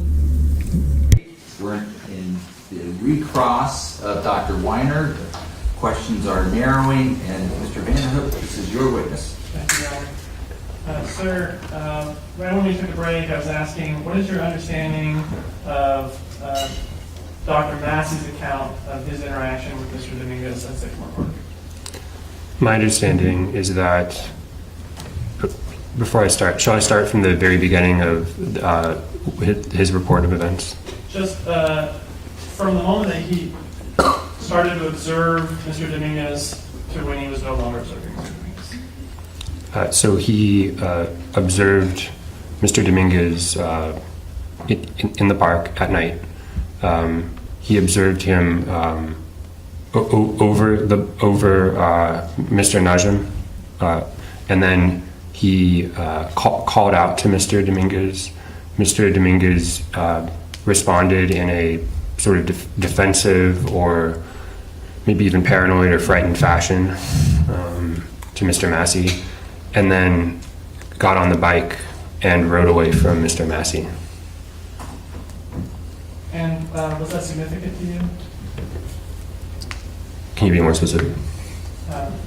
Did that provide any insight into you in making your findings in the case? Mr. Massey's account of what he witnessed. Yes. Yes, so in general, in criminal responsibility evaluations, when you get eyewitness statements or testimony regarding one of the offenses in question, especially if the witness statement includes direct observation of the defendant at that time, it's typically considered important. And if in actuality, Mr. Dominguez's statements to Dr. Massey were not made until he was actually fleeing from Dr. Massey and already had fled partway from the scene, would that be different than your understanding of the events? Can you rephrase? Right, so your understanding is that Dr. Massey approaches, he makes an inquiry to Mr. Dominguez answers, and then Mr. Dominguez flees, correct? Yes. And so if in actuality, Dr. Massey approached, made an inquiry, Mr. Dominguez fled, and then while in flight, turns his head back to say things to Dr. Massey, is that different than your understanding of the events? I think it's slightly different. And so, last topic, both on direct and redirect, you talked about schizophrenia and the effect that it has on blunting of emotions. Do you remember that? Yes. And both times you mentioned that it has a blunting effect on positive emotions. You used the word positive both times. Do you remember that? So, affective blunting, the way I described it to the jury was that there's a reduction in all emotions, and then I gave several examples: happiness, sadness, fear, anxiety, anger. All of those are blunted or reduced. So you were talking about a reduction in positive emotions. Is it that a person with schizophrenia experiences less positive emotions? So there's a negative symptom, just to refresh everybody's memory, called anhedonia, which is the inability or the reduced ability to experience positive emotions, joy, pleasure, etc. So that relates to positive emotions. Yes. Does not relate to anger? No, anhedonia, I mean, the word itself means lack of pleasure or happiness. You can think like the word like hedonism, it comes from that. So anhedonia, meaning like a lack of that. So it would imply to jealousy? This is outside scope, Your Honor. Objection. Just a moment. Just a moment. I'll allow it. Go ahead. You can finish. Anhedonia, as conceptually, is not related to jealousy. And would it apply to frustration? No, affective blunting would, but anhedonia would not. Okay. All right, Mr. I have one question. Hutchinson. Yeah, go ahead. Sir, can a person with schizophrenia who's experiencing hallucinations and delusions, can they experience fear? Yes. I'm not further. Okay. All right, Dr. Weiner, thank you for your patience with the court. Thank you for being here on 2 separate days, and have a great day. Thank you. Thanks. Okay, Mr. Hutchinson, do you have a witness you'd like to call? I do. The defense calls Dr. Sarah Vincent. Okay, let's get the witness.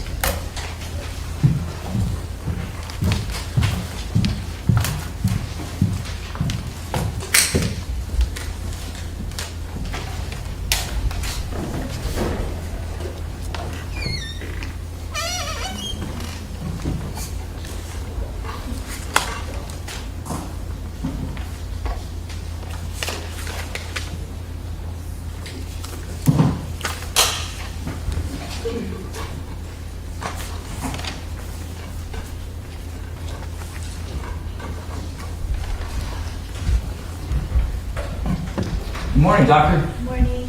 Come on into the podium right here. Thank you for being here. My name is Sam McAdam. I'm the trial judge. I'm going to ask the clerk to administer an oath to you. After you take the oath, then I'd like you to have a seat in the witness stand, and we have 2 lawyers to ask questions. Thank you. Please raise your right hand. You do solemnly swear the testimony you're about to give and the cause not being for the court shall be the truth, the whole truth, and nothing but the truth? I do. Thank you. Please be seated.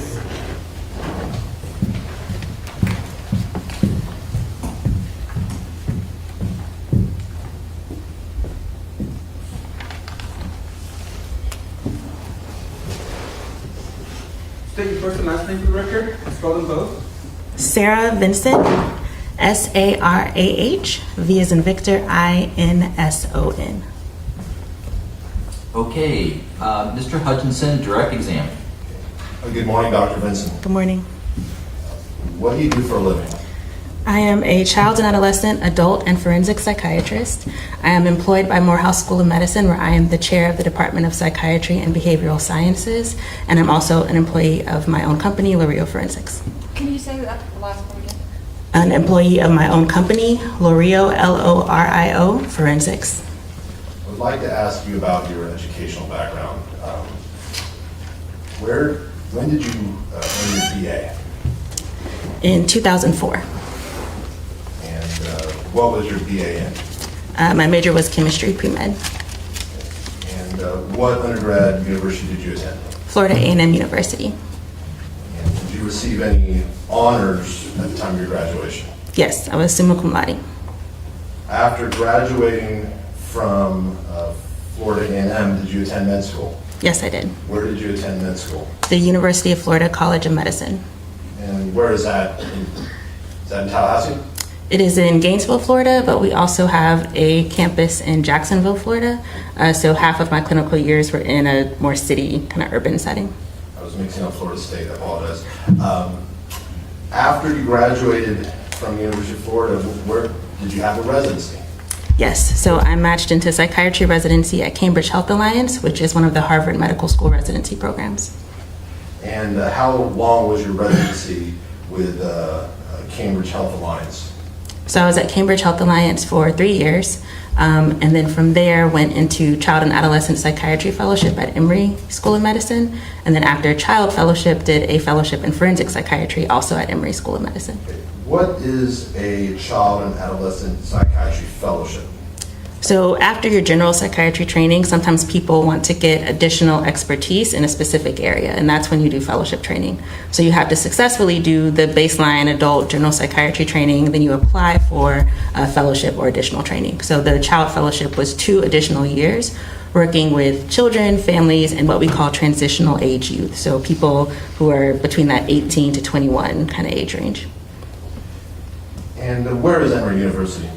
Atlanta, Georgia. And you said you also did a fellowship in forensic psychiatry? Yes, And was that also at Emory? it was. Okay. How is that fellowship different than the one you did in adolescent psychiatry?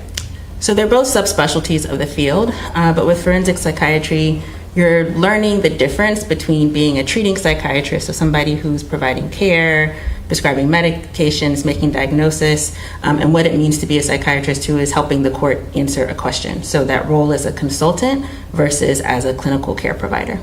After you completed your residency and fellowships, did you hold any teaching positions?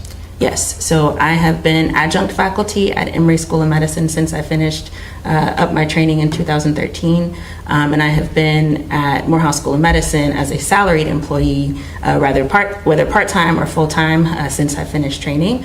So there I've been an assistant professor, associate professor, now I am a full professor. I have taught courses, been an attending on rotations, and also developed their Child and Adolescent Psychiatry Fellowship Program. And where is Morehouse School of Medicine? Atlanta, Georgia.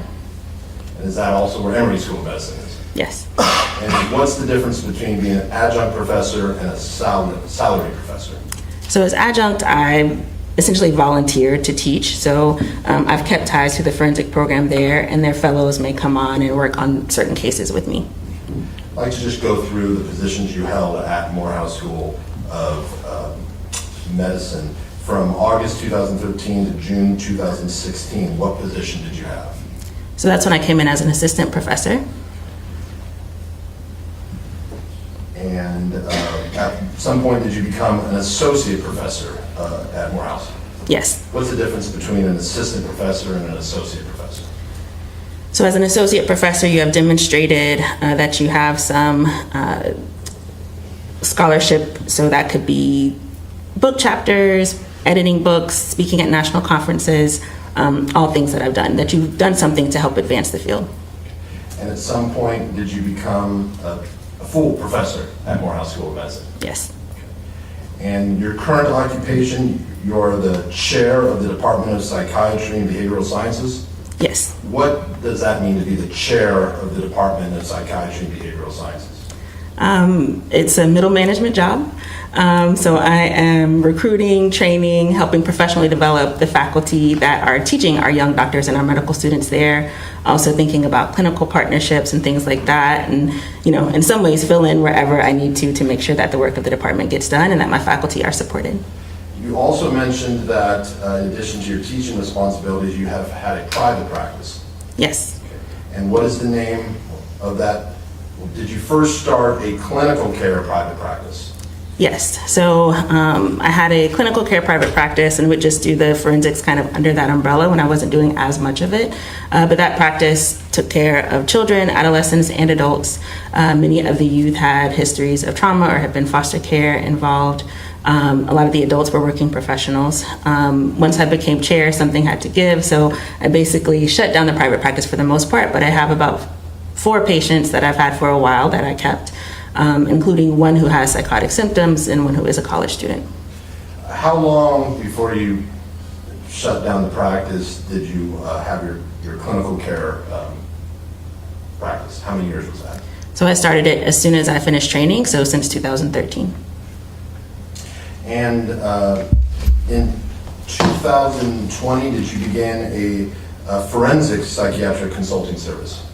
Yes, so I essentially just spun off the forensic work into a separate entity legally that I have been doing, for years. Okay. And what does that mean, forensic psychiatric consultation services? What does that mean? So rather than having a relationship with somebody as their treating provider, I am working with legal teams or courts or judges to answer some forensic question. So that could be related to competency, it could be related to child custody, since I'm also child trained, it could be related to how someone's immaturity is influencing their actions. So the questions really do run the gamut, but it's really at that intersection of psychiatry and mental health and the law. And it's not about me taking care of somebody, but more me helping to answer a question. Just a moment. Doctor, can I ask you to slow down just a little bit? I'm picking up everything fine, right? But I'm also getting a record of our proceedings, and so I have a court reporter, and I want to go just at a slightly slower pace if we can. Yes, sir. Awesome, thank you. Go ahead. You have a flight to Atlanta tonight? I do, but I just naturally talk fast. It's been the case since I was a kid. Sorry. We'll get to there. You said you did some forensic work under the umbrella of your clinical practice. When did you begin your formal forensic practice? When was that? So I started forensic work within a year of graduating from Emory. I sat for my boards within a few months after graduating, passed them the first time, and have done cases since then. But currently the L'Oreal Forensics, when was that formally started? I think that was 2019, summer of 2019 is when it was formally incorporated. And can people who need an expert in an area where you have expertise, can they retain you? Yes. Okay. And when you're retained as an expert, do you always testify at a hearing? No, most of the time I do not. Have you testified as an expert in either depositions or hearings in court? Yes. Approximately how many times have you testified as an expert, either at a deposition or a hearing in court? I would estimate around 30 or 40 times. And in a deposition, there are lawyers asking questions but no judge there? Correct. Approximately how many of those 30 to 40 times have you testified in a court hearing where there's a judge and lawyers asking you questions? I'd say around 15 or 20. And in what jurisdictions have you testified as an expert? It's The been best estimate you can give. okay. So Georgia, Florida, Illinois, California. I'm missing a Midwest state, Michigan? but that's what Michigan, Would it be fair to say you've testified at multiple? Massachusetts was my very first one. And where are you licensed? What states are you licensed to practice medicine in? So I'm licensed in Georgia. I also hold some licenses in some states where I do a fair amount of consulting work, and California is one of those states. So are you licensed in North Carolina, Yes, Arizona, yes, Michigan, yes, Virginia, yes. Ohio, Yes, I think that one's still active, but I'm not positive if that one still is. and Louisiana? Yes. What professional memberships do you have, do you belong to? So I'm a member of the American Psychiatric Association and the American Association of Community Psychiatry. I'm actually on their board, and the American Association of Child and Adolescent Psychiatrists. And have, Oh, also, I'm sorry, the American College of Psychiatry, which is like an honors society for psychiatrists. and have you published articles on a variety of topics relating to psychiatry? Yes, I have. How many articles have you published where either you were the author or you were one of the authors? I would estimate 5 or 6. And have you conducted peer-reviewed and continuing medical education presentations to groups about psychiatry and topics in psychiatry? Yes, I do that frequently, and we actually just had our American Psychiatric Association meeting, which is the largest psychiatric meeting in the world typically, and I had 4 presentations there at that national meeting just a couple of weeks ago. How many times do you think you've presented either to peer-reviewed or continuing medical education presentations, if you're happy? I had to give an estimate. Around 30 or 40 times, at least. And throughout your practice, do you have experience with people suffering from schizophrenia? Yes, I do. Have you treated people who suffer from schizophrenia? Yes, I have. Have you seen people with schizophrenia when you were not the treating physician, but in a different role, supervising or in a teaching role? Yes. Are you familiar with the symptoms of schizophrenia? Yes, I am. Are you familiar with how schizophrenia is diagnosed? Yes.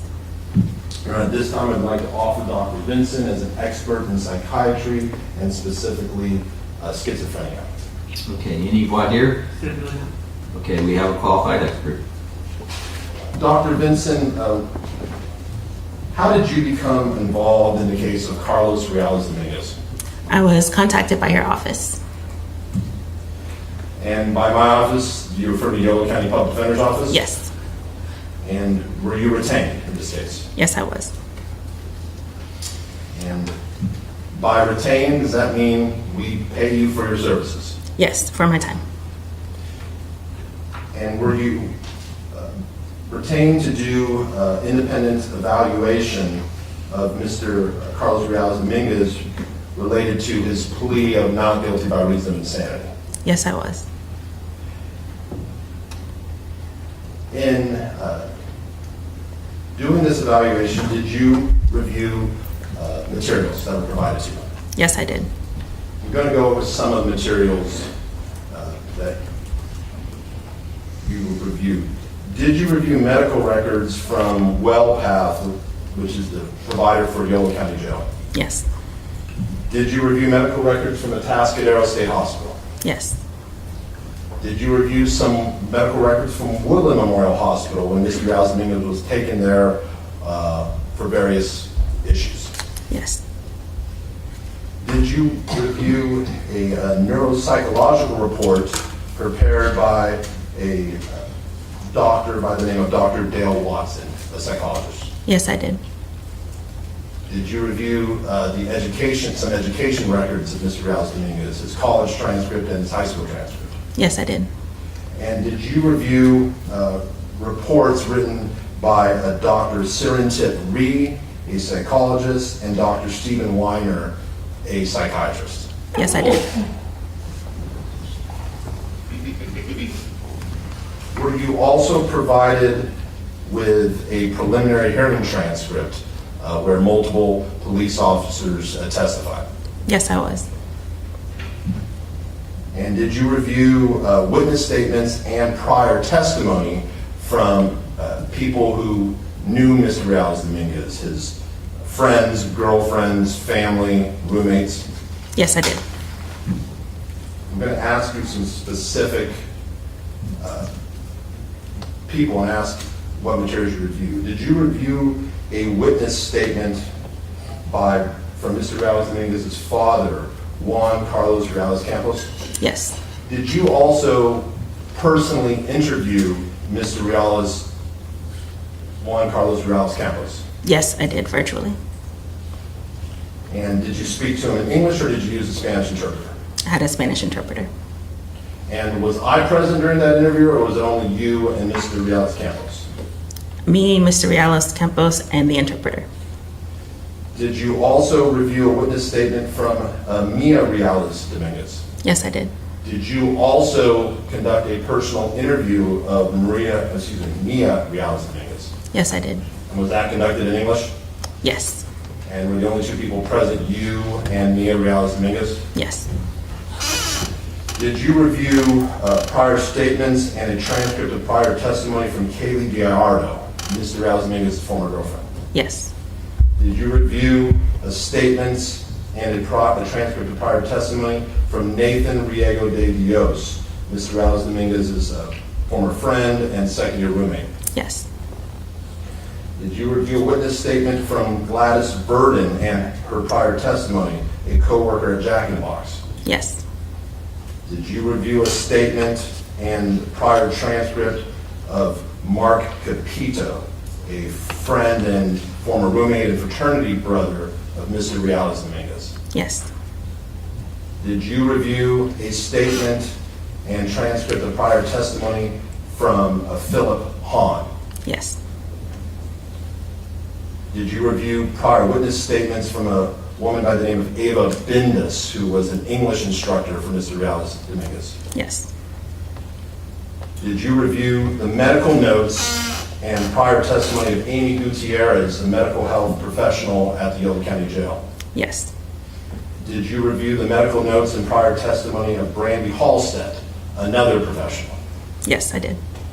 Did you review the medical notes and transcript of prior testimony from a Dr. Patricia Tyler, a psychiatrist who treated Mr. Reales Dominguez Yes. telepsychiatry at the Yolo County Jail? Yes.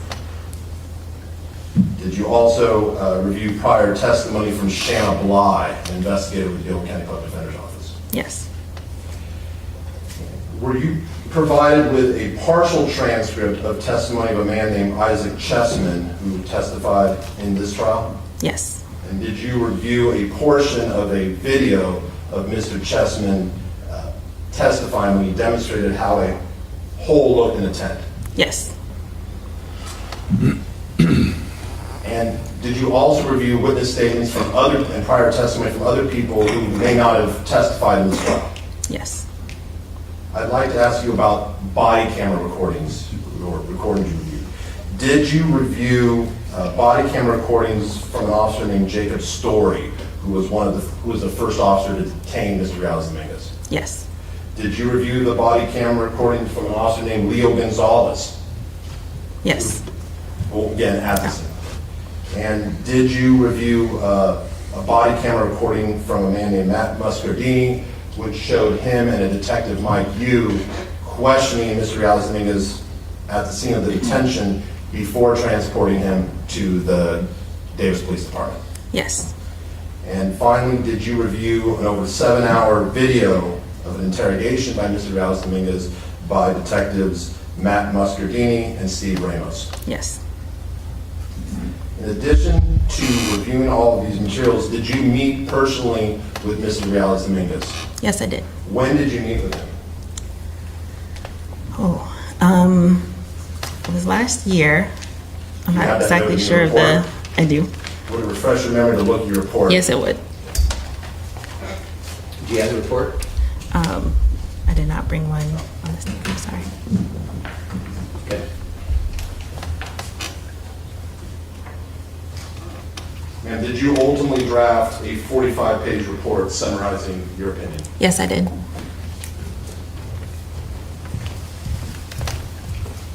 Okay, it's been shown to the witness to refresh memory. Take a look at that and put it down when you're done, Dr. Vincent. I do. So I saw him August 26, 2024, And where did you meet with Mr. Reales Dominguez? at the jail. And where at the jail did this interview take place? Was it a private interview room? Was it between glass? What was it? It was a contact visit, so we were in the same room. There was no separation by glass. It was a pretty big room, but we were the only people in it. And approximately how did you fly from Atlanta to meet with Mr. Dominguez? Yes, well, kind of. I was already in California and just rode a train up, but So you were in California for another purpose and you were able to extend your trip? correct. Approximately how long did you meet with Mr. Dominguez on August 26, 2024? I met with him for 3 hours. And during that examination, did you observe him? Yes, I did. Did you perform any testing? I performed a clinical interview. And what is a clinical interview? So that's when you go through aspects of people's history, their birth history, their childhood history, things about their development, their prior treatment, their medical issues. And based on both what they tell you and what they show you at the end, you're able to come to a conclusion about what may be going on diagnostically. And did you discuss his background? Yes. Did you discuss his childhood in El Salvador and the circumstances of him, how he was ultimately transported to the United States? Yes, we did. Did you discuss his relationships with his family? Yes. Did you discuss with Mr. Dominguez his past and current symptoms of mental illness? I both discussed with him and was able to see what he could tell me about, but also observed them in real time in the interview.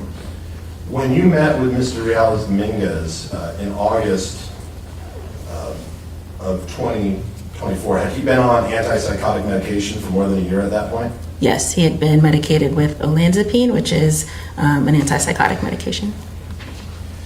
And we've already heard from 2 psychiatrists who've explained the difference between positive symptoms and negative symptoms of schizophrenia, but you are familiar with those terms, correct? Absolutely, yes. And positive symptoms, does that include hallucinations, Yes, delusions, yes, disorganized speech and behavior? yes.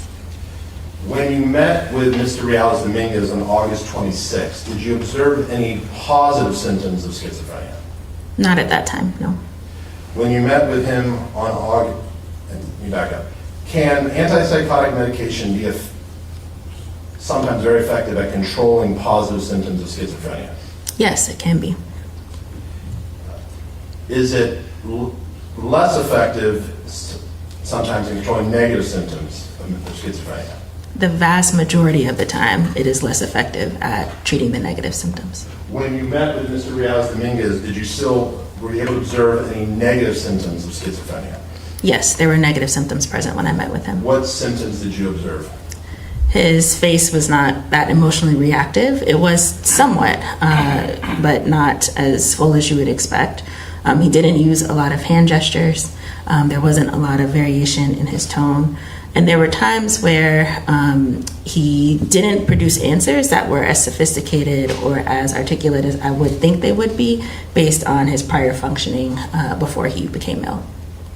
And this is a yes or no. Did you discuss with Mr. Dominguez the circumstances of the stabbings of David Breaux, Karim Abou Najm, and Kimberlee Guillory?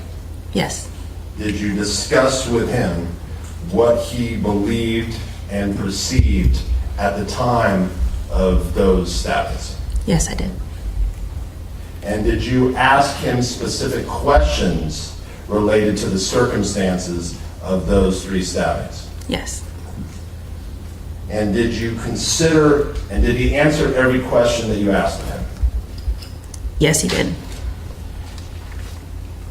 I guess my question, did he attempt to answer every question you asked of him? Yes. Were there He things provided an answer to everything I asked. Were there things he could not remember? Yes, there were. And did you consider his statements in relation to the other evidence you reviewed and ultimately arriving at your opinion? Yes, I did. Dr. Vincent, do you have an opinion as to whether Mr. Dominguez currently suffers from a serious mental illness? Yes, I do. And what, in your opinion, does he suffer from? He has schizophrenia. And Dr. Vincent, do you have an opinion if Mr. Dominguez suffered from schizophrenia at the time of the charged offenses in April and May of 2023? Yes, I do. And what is that opinion? That he was suffering from schizophrenia and was having his first psychotic break at the time. And first psychotic break, is that sometimes described as a first break? Yes. Now, we've heard two psychiatrists already explain this, but can you give us just a short answer of what schizophrenia is so we're all on the same page? So with schizophrenia, it is a thought disorder. So what differentiates it from something like depression or from anxiety is that people actually have a hard time knowing what's real and what's not, have a hard time differentiating from what's reality and what's in their head.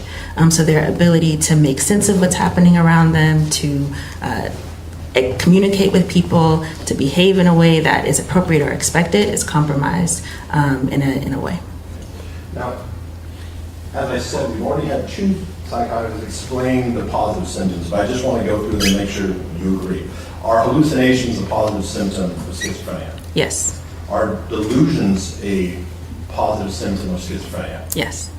Are disorganized speech and behavior positive symptoms of schizophrenia? Yes. Now, Dr. Weiner also spoke to us about delusional perceptions. Are you familiar with that term? Yes. What is a delusional perception? So a lot of times when people with schizophrenia have perceptual abnormalities, like they're hearing things or they're seeing things that aren't there, they're misinterpreting what's in front of them, it's not just that that perception is wrong, but there's a delusion or some thought or some story that goes along with what they're seeing. And so, can a person experience hallucinations when there's actually nothing there, like in an empty room? Yes. Can a person experience hallucinations when they're in a room and there are things in the room, but it distorts their perception of what's in the room, if that question makes sense? Yes. And can a person experience hallucinations, delusions, and delusional perceptions at the same time? Yes. Now, in the materials you reviewed, do you recall seeing multiple statements about Mr. Dominguez staring at walls for extended periods of time, or staring out into space? Yes. What does that indicate as a potential positive symptom, as a potential negative symptom? As a psychiatrist, when you see evidence of a person staring at walls or staring out into space, what does that tell you?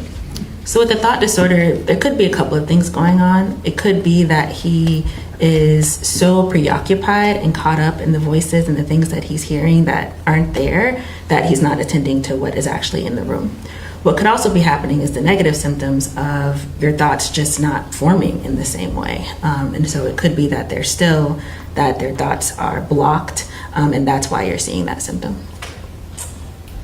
I'd like to, again, we've had the negative symptoms explained to us, so I just want to go through them and make sure you agree that they are negative symptoms. Is minimal speech, is that a negative symptom of schizophrenia? Yes.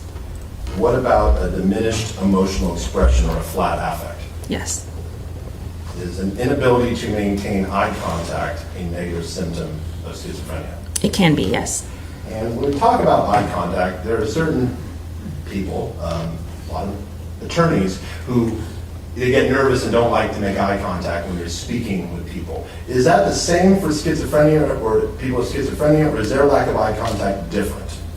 So one of the things that you can see as a negative symptom is social withdrawal. So they're just not as interested in interacting with people, and eye contact is part of that social interaction, right? So if you're not interested in connecting with people or interacting with people, then eye contact isn't something that you would naturally do in the same way. We've heard testimony about people with schizophrenia kind of just staring past somebody. Is that something you've seen? Yes, and you don't know what they're looking at, right? But they could be looking at any number of things that only they can see, but you can't, and that's what makes it an hallucination. Is avulsion, is that a negative symptom of schizophrenia? Say that again? Avulsion? Maybe I'm pronouncing it wrong. A-V-O-L-I-T-I-O-N? Oh, got it. Abolition. So when people aren't motivated in the way that they normally would be. So for instance, someone who's a really motivated college student and graduates with honors from high school, who a few years later is unable to keep attending school because of poor academic performance. Can that lead to a decline in hygiene, personal hygiene for people with schizophrenia? Yeah, so what you can see are the negative symptoms in that they just don't care and aren't as invested in their self-care. But what may also be happening is that they're just disorganized and preoccupied as well. And could this lead to someone not caring for a pet that they bonded with? They just stopped feeding or caring for the pet. Could that be a symptom of schizophrenia? Yes, it could be. Now, have you seen people with schizophrenia who, prior to getting sick, were high academic achievers or high achievers in other areas? Yes. And anhedonia, is that a negative symptom of schizophrenia? It can be. You can also see it in some other disorders as well, but it is something you can see in schizophrenia. And that, Go ahead. I apologize. it just means that something that people used to think was fun is no longer appealing or fun to them anymore. So you used to enjoy playing sports, and all of a sudden you're just not interested anymore. What about slowing of movements? Yes. And what about maintenance of rigid or unusual postures? Yes, you can see that as well. And what about sitting for long periods of time without moving? Can that be a negative symptom of schizophrenia? It can. In normal interactions, you expect some hand motion, some gesturing, things like that. And so when somebody doesn't do that for hours on end, it could be a symptom of something. Dr. Vincent, would you agree that for most mentally healthy people, it would be very difficult to sit motionless for 7 hours and not move unless you're directed to? Would that be difficult for people to do? It's unnatural for people to do, right? If you're in a mentally well state, you're going to readjust, you're going to move, you're going to gesticulate, right? And so it is an indicator that there's something that's wrong. Why is it that people with schizophrenia are able to sit for long periods of time without moving? Do we know the answer to that? I don't know the answer to that. I will say, however, that just based on what we understand about the disorder, it could be that they are just so preoccupied with what's going on internally that they're not attending to the normal signals around, you should adjust in your seat, or you should drink water, or you should have something to eat. What about distrust of others? Can that be a negative symptom of schizophrenia? So the distrust may tie with paranoia, which goes into the positive symptom category. What does the term paranoia mean? Paranoia is when you think people are trying to harm you or are talking negatively about you or trying to do something bad in some way when it's not actually grounded in reality. And you recall reading witness statements from Kaylee Gallardo or testimony about Mr. Dominguez believing people were saying things about him when they were out in public. Would that be an example of paranoia? Yes, it would. Dr. Vincent, what causes schizophrenia?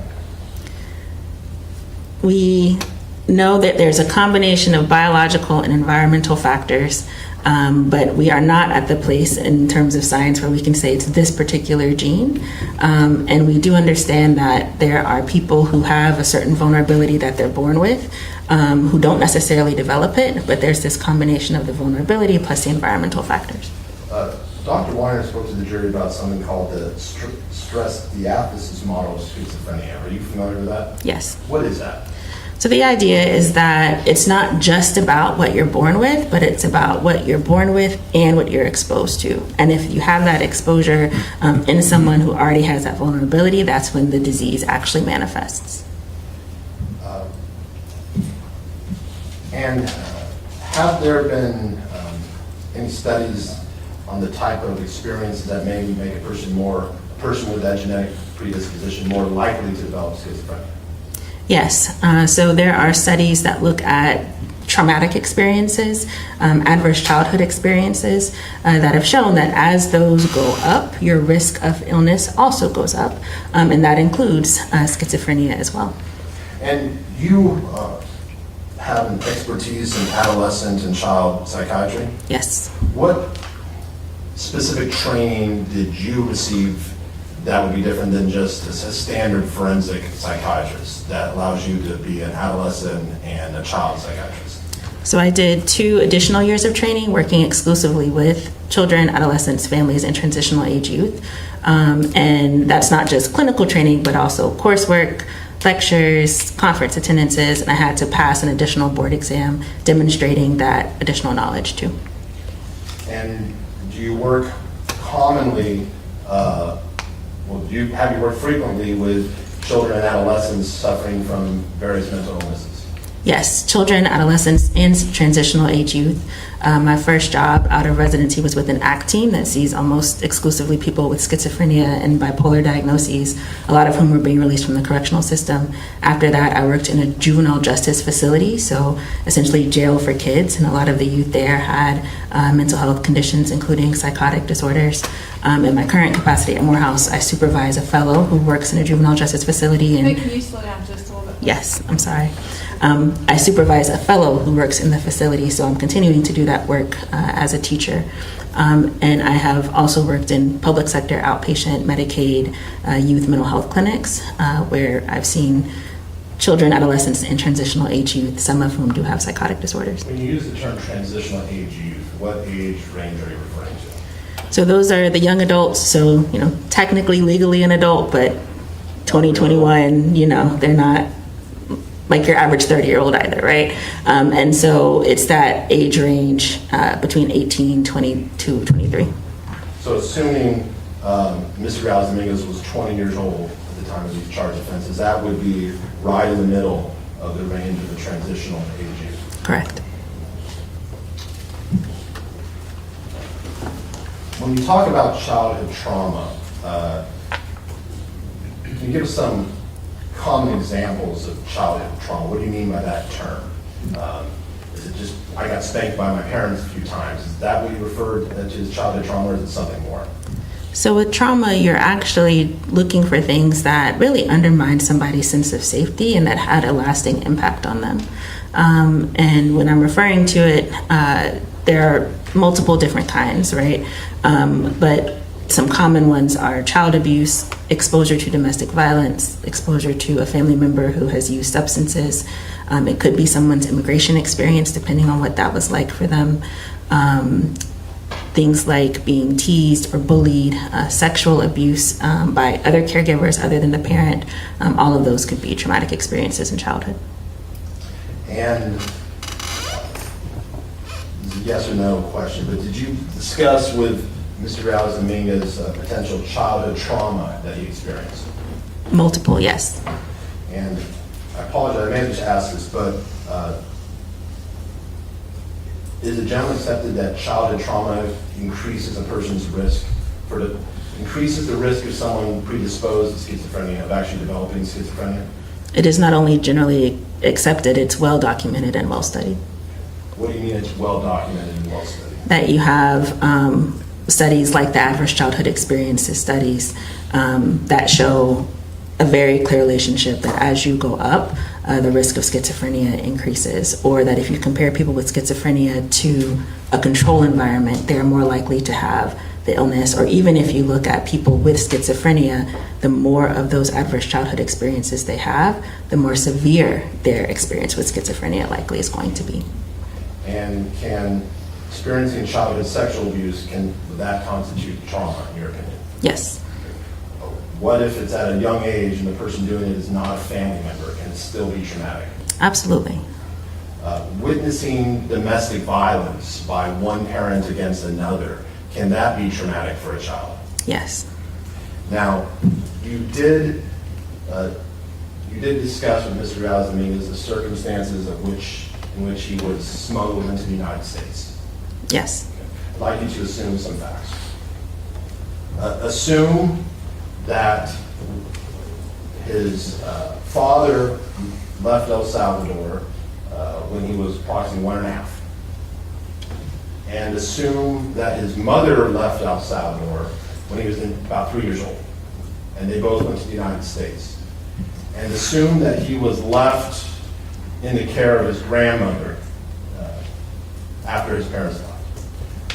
Also like you to assume that for the next 3 to 4 years, his only contact with his parents was infrequent phone calls.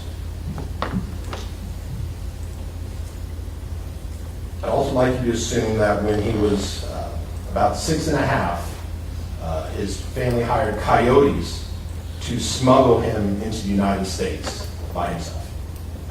And assume that no family member went with him, just another person being smuggled who agreed to, quote, look after him. And you can assume that he was left at the border by himself and ended up in immigration detention by himself. And assume that he remained there for at least 2 to 3 months. And you can also assume that finally another family member came and got him and brought him to Oakland, where his parents were. And assume that he did not recognize them as his parents, that he recognized his grandmother as his parents, and that he did not trust them. And assume that for the next year he would repeatedly wet the bed. And also assume that because of his reaction, his grandmother came from El Salvador on a flight and stayed with him for approximately 6 months to ease his transition. And assume that his grandmother, after 6 months, returned to El Salvador and leaving him traumatized. That left him extremely upset. In your opinion, would those facts constitute childhood trauma? Multiple. Why do you mean that? What do you mean by multiple? So children are dependent on adults to help them feel safe, to help them feel cared for, to make sure that they have basic things that they need. And so for a child, separation from a primary caregiver is one of the most traumatic things that they can experience. With that set of facts, there was the separation from a mother who was a primary caregiver at one point, and then separation from a grandmother who was a primary caregiver. When someone goes through a traumatic experience, especially a child, it's important that there's an adult there who can explain what is happening, give them a sense of safety, reassure them. And as he was experiencing those things at the border, he didn't have those things. So not only was he in a strange environment, he was alone, and he didn't have the people he would normally rely on to help him understand what was happening around. From there, he goes to a family that is his biological family that does care about him. However, they're not familiar to him. And after a trauma happens, ideally, you keep as much stable as possible. In this case, he went through these traumatic events and was in a different country where people were speaking a different language, and didn't have access to that person who had been his primary caregiver as long as he could remember. And so it wasn't just that there were the traumas, but it was that he didn't have the supports in place that ideally would be in place to help him understand, process, make sense of, feel safe after all of those traumas happened as well. So, having experienced that trauma, if Mr. Dominguez did have a genetic predisposition to schizophrenia, would that trauma make it more likely that he would ultimately develop schizophrenia? Absolutely.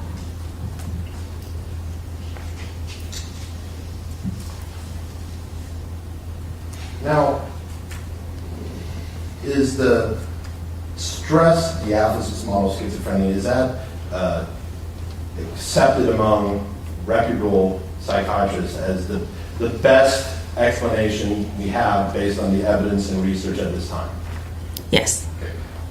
Are there other accepted, historically, have there been many crazy explanations for what causes schizophrenia?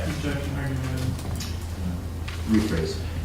Historically, have there been other explanations for what causes schizophrenia? Yes. And are these explanations currently accepted by professionals within the psychiatric community? You know, you can never say there's not one. But I would say as a rule, people understand that it is a gene-environment interaction and that there is a biological basis to the disorder, but that environment and social determinants of health are critical as well. Can you give us some examples of some of these historic explanations that are no longer considered valid? Sure. So at one point the thought was it was the cold mother that caused the problems. So in other words, people with warm mothers don't develop schizophrenia, but people with cold mothers do. Or if you developed it, then it was because it was your mom's fault. And did this result in a lot of mothers being told that they were the fault of their child developing schizophrenia? This past belief? I would think so, yes. Is there any scientific basis for the notion that having a cold mother causes you to develop schizophrenia based on the research and studies we have today? So based on what we have today, we know that childhood neglect is an adverse childhood experience or a traumatic experience. So it could be one of the things that is traumatizing someone that then increases their risk. But this idea that a mother's parenting in and of itself is the only thing that is solely responsible for a diagnosis is not something that is a commonly held belief within the field, not just psychiatry, but mental health professionals across the board. Are there fringe theories out there by people about other potential causes of schizophrenia? Absolutely. So if someone were to go on the internet and go into Google and look at causes of schizophrenia, will they see articles written by who knows who about some of these fringe theories? Of course. Are those fringe theories accepted by, you can never say never, but the professionals who you work with within the psychiatric community, are those fringe theories accepted by them? No. Dr. Vincent, are you familiar with articles on the internet that purport to be offer expert information about psychiatry? I know they exist. I can't say that I read them myself. Are there articles on the internet that are completely baseless based on the evidence and research that we have today? Yes.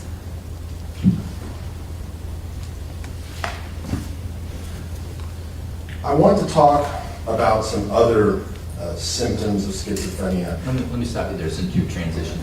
Dr. Vincent, thank you for your testimony this morning. We're going to continue it this afternoon.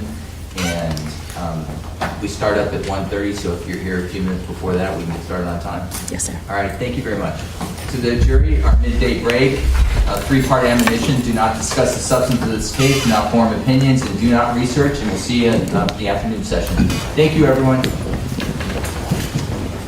I'll pray.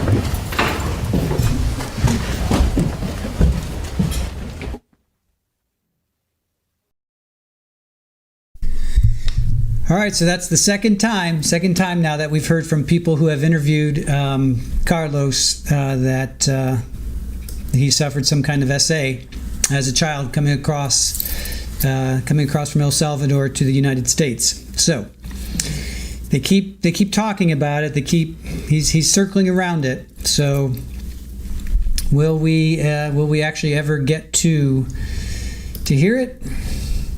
I don't know. We're going to have to find out. We're going to have to watch. All right, let me go through what we heard so far. So we're listening to Dr. Sarah Vincent, Vinson. She's a forensic psychiatrist. She works with both children and adults.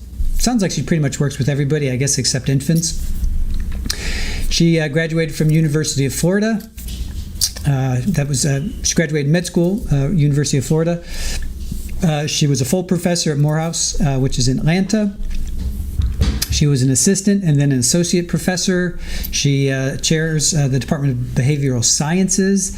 She has a private practice, which is a clinical care that took care of children and adults. She's been doing that. Well, she did that 2013, and then in 2020 she started her forensic psychiatric consulting company. She now works with legal teams and judges. She's testified as an expert 30 or 40 times. She mentioned all of her licenses. I caught Massachusetts, Georgia, Florida, Michigan, Illinois, California, Ohio, Arizona, Louisiana. I know there was a couple more in there that I missed. She's treated people with schizophrenia. The defense contacted her. So she reviewed all the materials, family, friends, roommates, coworkers, frat brothers, law enforcement, all their reports, the body cam, the interview. She met with Carlos last year, August 26th, 2024. I missed how long she interviewed him, but I will say, we were talking in the chat how long Stephen Weiner, Dr. Weiner, he met 4 times. Hold on, let me find out. So he met with Carlos 4 times. The first time was 4 hours and 45 minutes. The second time was 52 minutes. The third time was 10 minutes. And then the last time was 50 minutes. So that's 5 hours, 6 hours, just shy of 7 hours. All right. So he met with Carlos just shy of 7 hours, say 6 hours and 45 minutes. So I missed how long. So she met 3 hours. Okay. Thank you for that, Golden Girl. I know you guys were saying that. Let me put that down. So she met with him for 3 hours. She only met with him once. For 3 hours. Okay. All right. Thank you for that. For 3 hours. And I only caught just the one time, which was August 26th of 2024. She asked Carlos about the stabbings, and he provided an answer. There were things he couldn't answer. There were some things he couldn't answer. All right. So her opinion is that Carlos has schizophrenia now, and he was having his first psychotic break at the time of the stabbings. She talks about hallucinations, delusions, avolition versus avulsion. And thank you, Brat, for pulling both of those out. I pretty much got the avulsion, but I'd never really heard of the avolition. Avolition, maybe, is that how you pronounce it? Staring at walls or into space could be he's so preoccupied with the voices, or it could be a negative symptom where his thoughts are blocked out. He's not forming in the same way. Basically, just kind of saying the same thing as Dr. Stephen said there. The rigid posture, what you were interested in, what was fun before is not fun now. What causes schizophrenia, she says it's biological and environmental factors, but we don't know the exact gene. So she's worked in a juvenile facility. She teaches a fellow now working in a facility, all with mental health issues. Carlos was right in the middle of the schizophrenia range, so we heard that yesterday. I think 17 to 25, right? I think, yeah. Again, he's like I said this like on day 2 or 3. He's like the poster child of a break, 21 years old. He's like smack dab right in the middle. Then they talk about childhood trauma. She talked to Carlos about this, right? So it's accepted and well documented that childhood trauma shows a relationship with schizophrenia. Childhood SA. So witnessing domestic violence. So there's no why would he be talking about all of this if we're not going to hear it? We've got to hear from this at some point.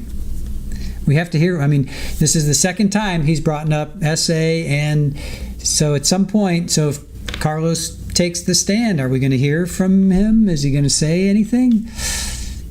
We're going to have to wait and find out. So when was he attacked? When was that? Was that his way coming into the United States? Was that on his journey through Mexico? Was that in El Salvador when he was a real little child? Or was that here when he was here and he was like 7, 8 years old?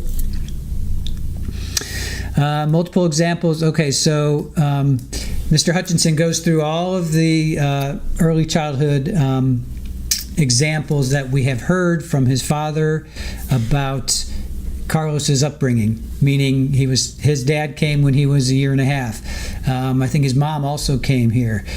He basically was raised by his grandmother up until the time he was 7. He was given to a coyote who was a family friend that took him from El Salvador across, whatever the trek is. It took like 3 or 4 months. He's on the run basically, going through Mexico, comes to the United States. I mean, this is all from his parents, well, from his father. So this all comes from his father. He doesn't recognize, he finally gets to the States and he doesn't recognize his parents. Then the grandmother comes over and he's still wetting the bed, so she's there to help him transition. So these are all examples of him going through a trauma. Separation is one of the most traumatic things, especially as a 1.5-year-old. And then, you basically are growing up with your grandparent, and a lot of kids grow up with their grandparent. I get it. But what if your parents died in a car accident? I get it. So Left at the border is another large factor. Again, separation. He has total separation issues for sure. If Carlos had a predisposition, that trauma would make it even stronger. So if that gene is already there, all of this is going to make it just make that psychotic break even worse. Then he talks about a cold mother and the past relief that a lot of moms cause schizophrenia. Childhood neglect could cause it, but now she's saying that's not. Now we've gotten to the point where that's not the sole. The sole cause is not the only. It's not a widely held belief. However, there are fringe theories out there that this is so. So I want to play. We were talking earlier about David. Just before we take off for our lunch break, let's get to David Breaux.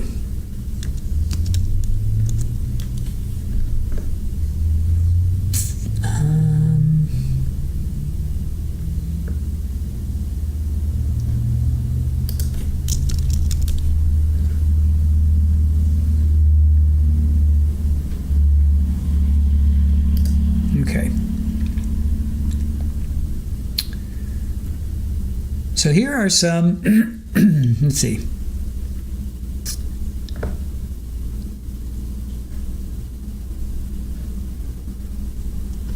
I want to play you some. All right, so here's him interviewing, right? So he on the compassion bench. This is one of the things that he did. He would have people come and they would sit and they would say what compassion is. So let's check this out.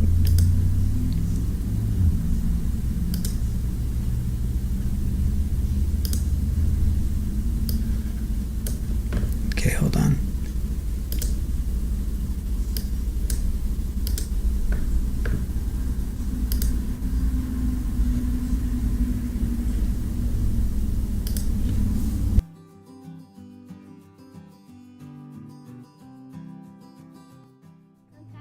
I think compassion is like when somebody's having like a tough time, you like think about what it would be like to be them, and then you like act like what would you do, what would you hope would happen if you that person that would happen, and then I would like do that for them. I think compassion has the potential to bring the whole world together. I think compassion can also be empathy. It can be connecting to what you already understand, but it can also be about connecting to something you don't understand. But it's that effort to try that counts. So what is compassion? Compassion is life. Compassion is caring about somebody who you don't know anything about. You don't need to know anything about them. Compassion is seeing somebody on the phone that they're walking and you just wish nothing but the best for them. Compassion is seeing that y'all have more in common, and that's life. Because relating to someone is the first step at showing compassion. It can trigger compassion. Trigger is a word that people misuse and misunderstand a lot of the time. But all a trigger is something that causes something else. You know, your computers are doing it in your pocket all the time. If you want to trigger something, if you want to trigger compassion, you've got to make sure that you're okay first. Because sometimes you might trigger a defensive response. You can get self-destructive, tired, you can feel burnt out. You can feel like people are abusing you. You can get really paranoid of the people around you, and so it's important to have compassion. But to have compassion, you gotta take care of yourself first. You gotta actually feel. Sometimes people just want to help out. Sometimes, it could be for other things. For example, for benefits or trying to get something in the future. But compassion is really deep. You do it from the heart for the sake of being a human, looking out for the other person. Compassion is concern for others, helping them, doing what matters to others without trying to make a profit at it, without trying to benefit yourself. It's a question of doing what's right.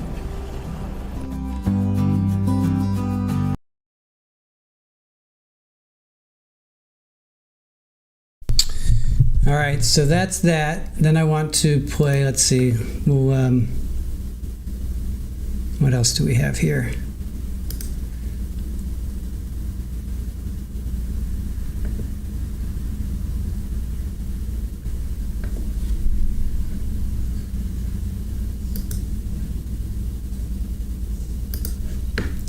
Let's see where this gets us.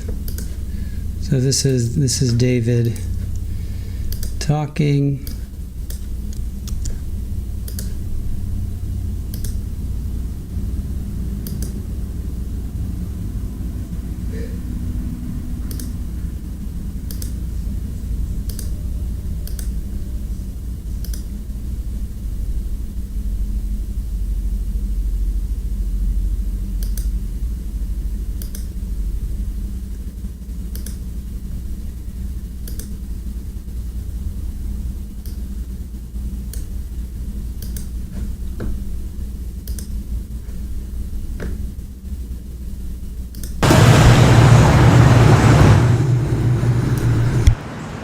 Sorry, guys.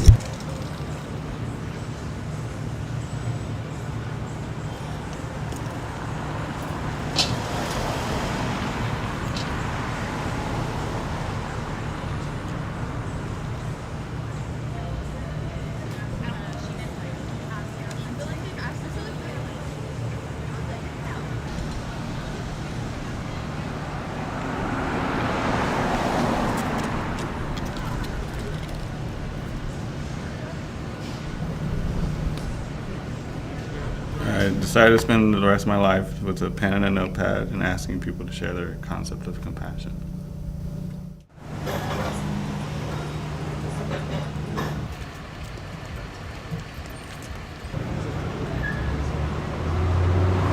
The decision to come to Davis was based on I was running out of money and I wanted to live with other people. I decided to do this and I relinquished a lot of stuff. I gave a lot of my stuff away. Clothes, possessions, car, desks, TV, gave my TV to my sister. So I stopped watching movies, I stopped watching television, stopped playing poker, stopped playing video games, online video games. And decided to spend a significant amount of time and energy directed towards a selflessness.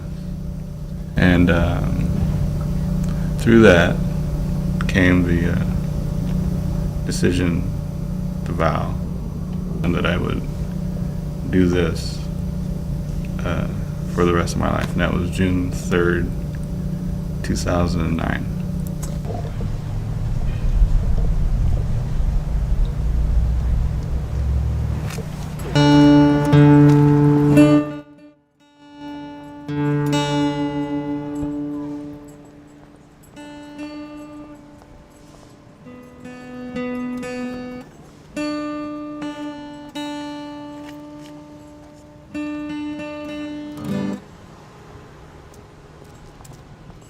My name's David Breaux.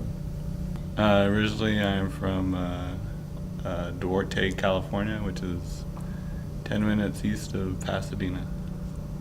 I went to university at Stanford University.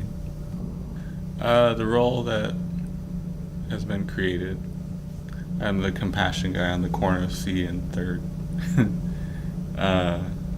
I knew one person coming here May last year, and now I think I tallied it one day. I waved to 103 people. It was a few months ago.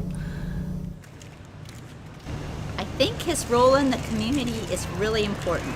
Him being on that corner, and I notice how many people stop and talk to him just for a minute, how many people go by that he waves to and acknowledges. My name is Joy, and I work at the Davis Farmers Market in the information booth.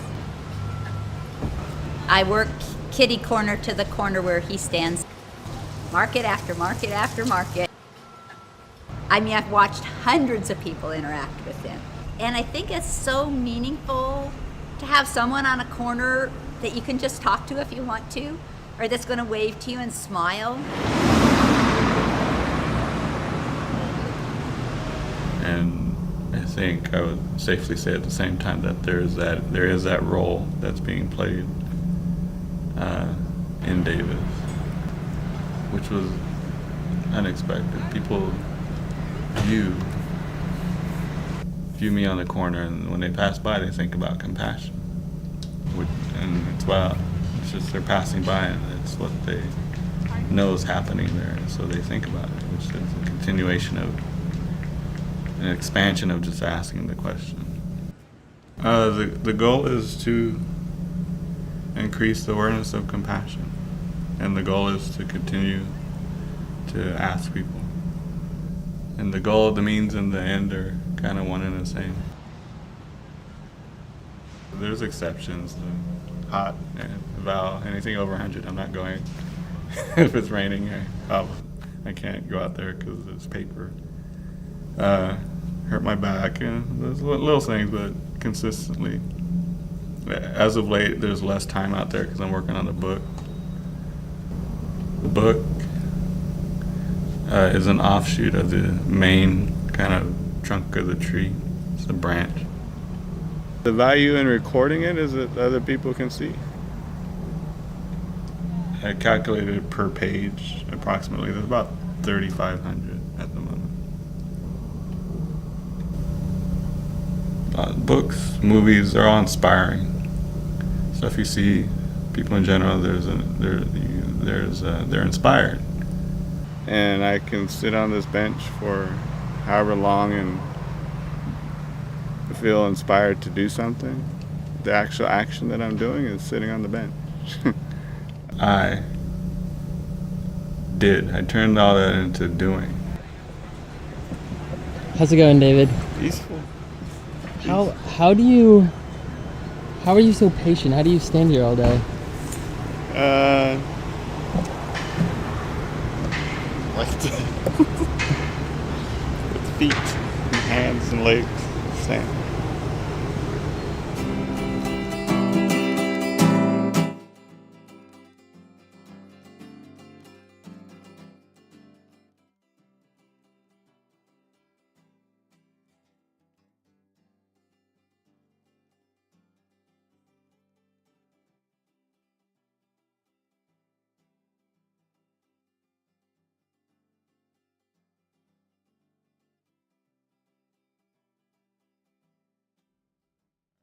I will continue doing this until this can no longer continue.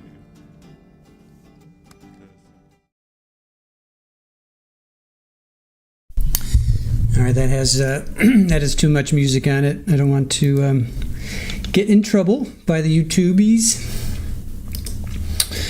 So, yeah, pretty cool guy. Karim was too. So was Kimberlee. So.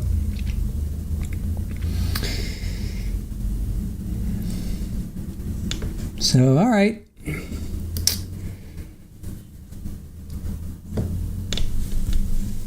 David was so huggable. He did seem like a pretty cool dude.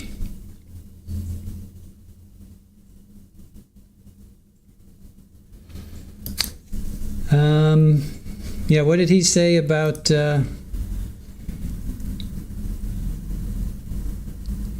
he went on a tour, he had a book, he eventually made a book. It's so amazing.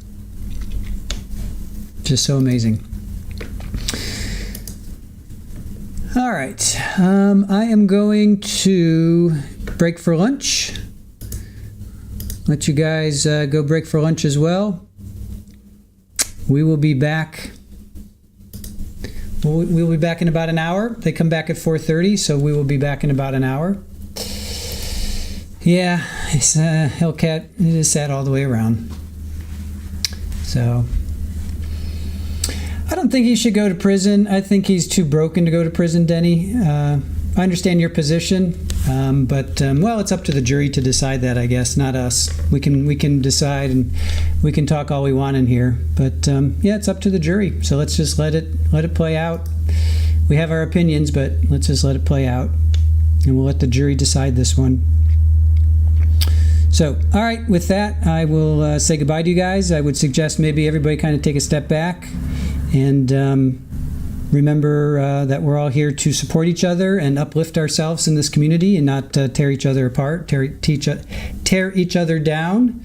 I know it's easier to tear down sometimes than to lift each other up, but let's just keep that in mind while we take a little break. So if you need to step back, please step back, and just remember that we all support each other here, and we want to uplift each other in this community and not tear each other down.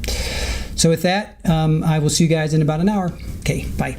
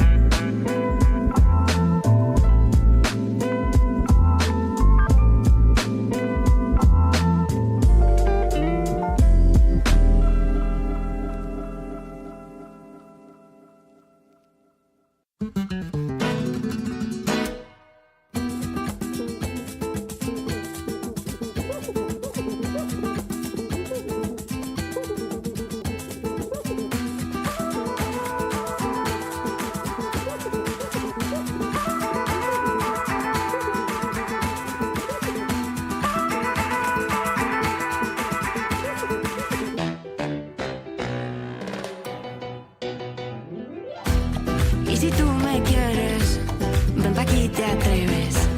Dame esto lento, quiero sentir tu cuerpo.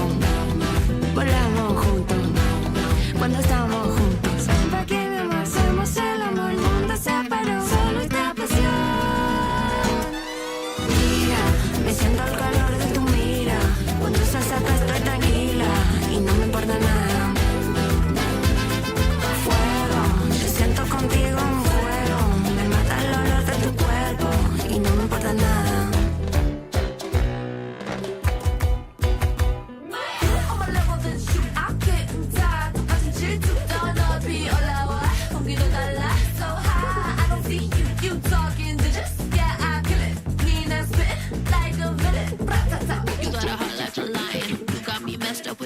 Trying, I thought you meant well, but you savage as hell. Telling me things we both know you regret. But the hill should've told me about her before you sucked me in. You thought we could be cool for the summer. Mira, me siento el calor de tu mira. Cuando estás acá estoy tranquila y no me importa nada. Fuego, yo siento contigo un fuego. Me mata el olor de tu cuerpo. Aquí mi amor, somos el amor, el mundo se paró. Solo esta pasión.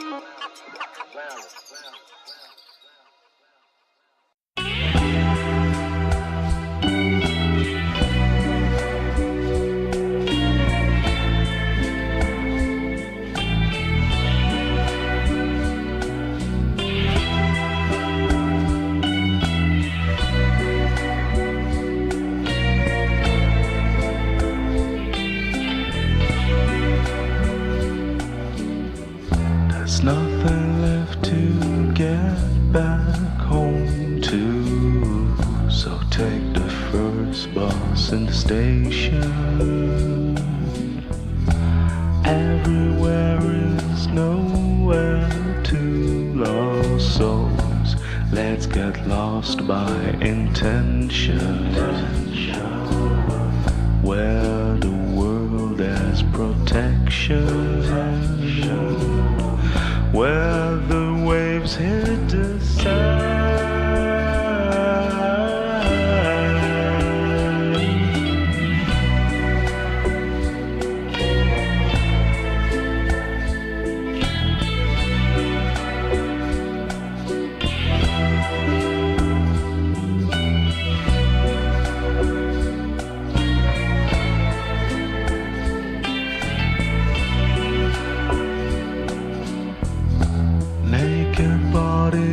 In the sun, scattered lips, arms and pebbles, sinking slowly as the mud at the bottom of the ocean. We're all light and emotion, drifting without a sound. Me and Mary and I walk into her room, through lonely streets at night under blood cherry moon, till we hit the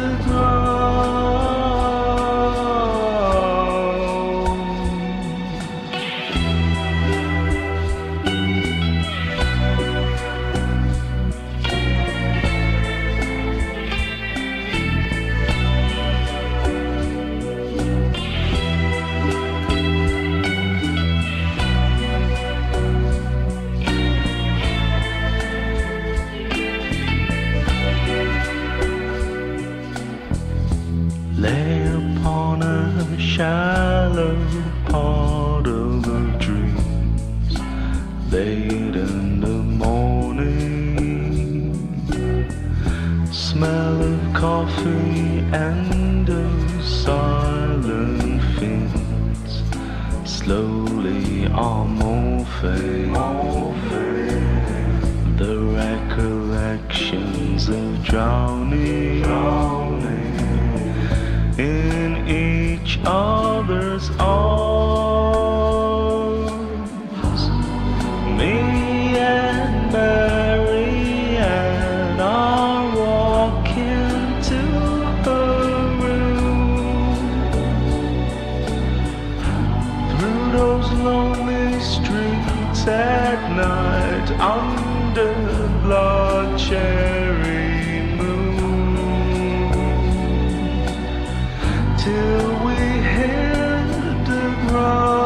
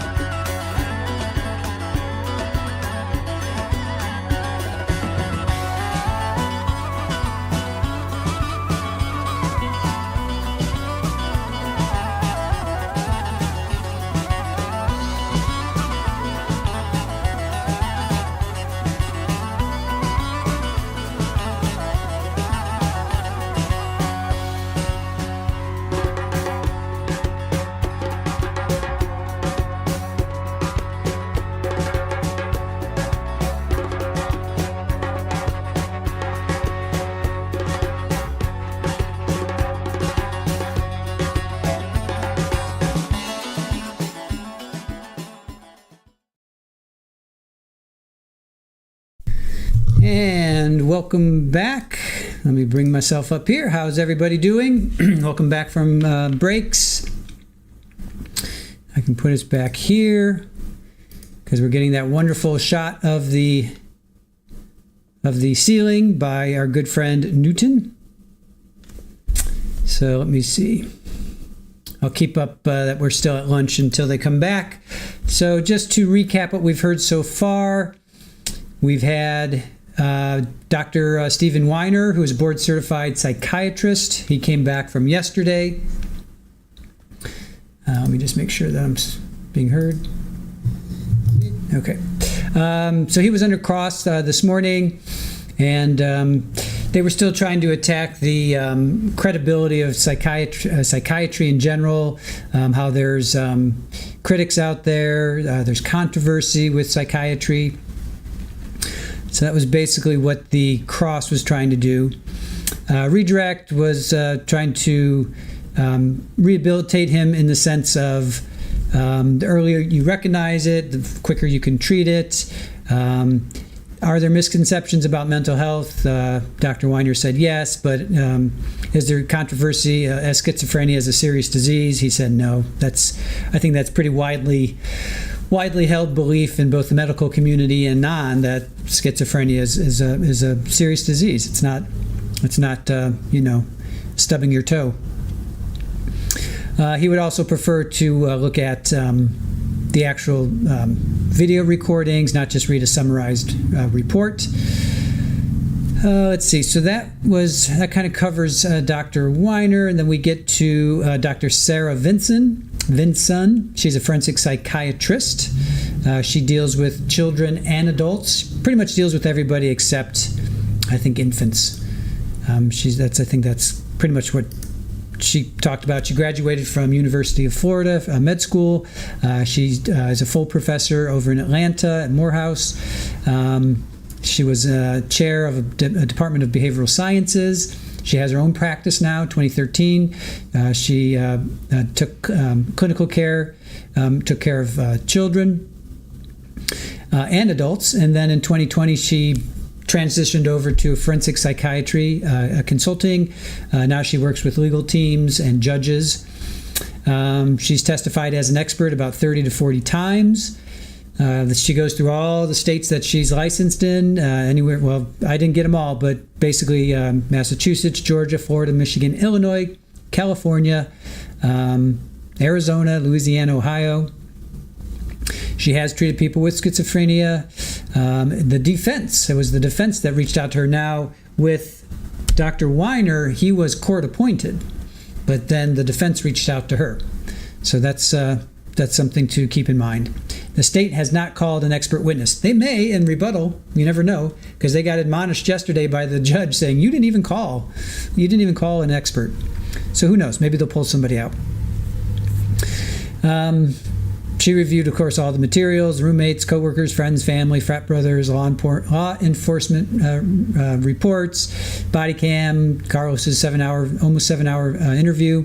She actually met with Carlos just the one time. Dr. Weiner met 4 times, I think, for about 7 hours. We figured out 6 hours, 45 minutes. She met with Carlos for 3 hours. She talked to Carlos about the stabbings, and he did provide an answer. Her opinion at the time, as an expert, was that he has schizophrenia now, and he was suffering from his first psychotic break at the time of the stabbings.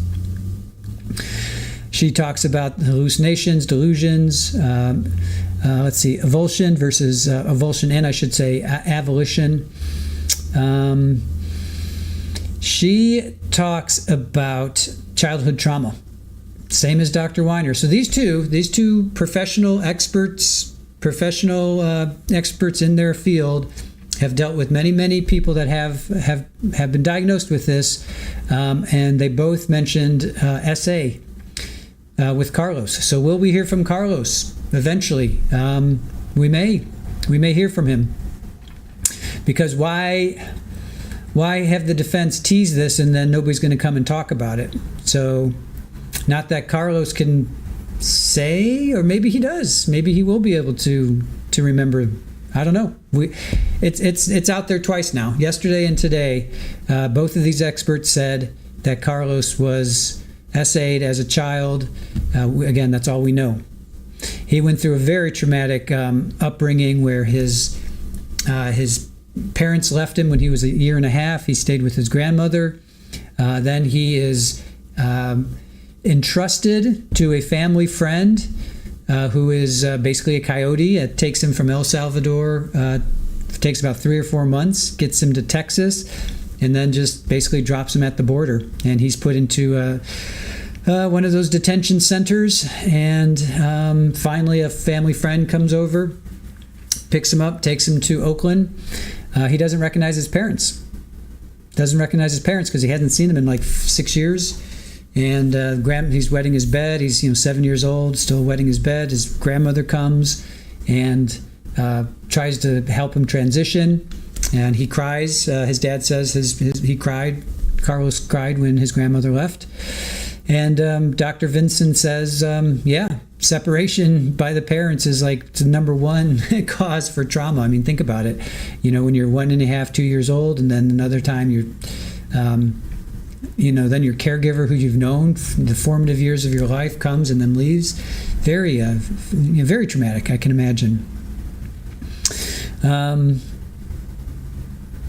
And they talk about cold mother. So the past belief was that a lot of mothers being cold caused schizophrenia, and she says we've moved beyond that.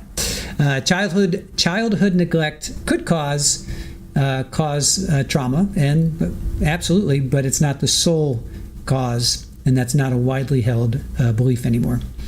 She did say that there are fringe theories that are still out there. That the belief. Well, remember, was it Freud that said it's all about your parents? Was that him? Correct me, therapist. You know, anybody that has studied psychology, psychiatry. Who's the one that said it's your parents? It's all about your parents. So it's easy to always blame the mother. Yeah, I hear you, Northwest. That seems to be the thing that we do. Or, well, she said that's people are going away from that. That's not as widely held as it used to be. So it was Freud. Yeah, that's what I thought. And I thought it was Sigmund. Yeah, your mom. Yes, it's all your mom's fault. It's your mother. It's all your mother's fault. It always goes back to the mother. I don't know why I just did that. I'm trying to sound like I'm Freud. So, Widespread says, does anyone know the current immigration status of the Dominguez family? I do not. It's pretty clear that they were illegally at one time, but what about now? I do not know. All I know is Juan, I believe his name is, works in construction. That's all I know. Freud was a nut job.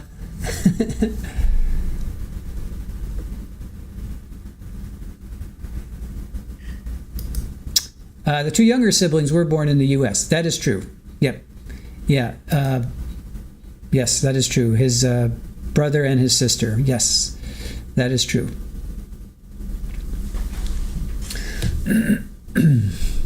But there's a big but with that. But I'm not going to... We'll move on from that.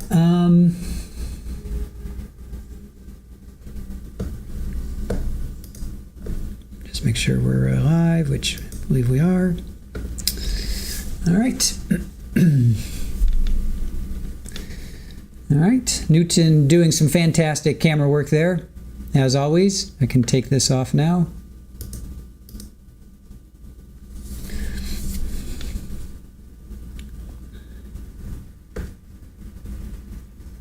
Oh, therapist, really? Is that what Freud was into?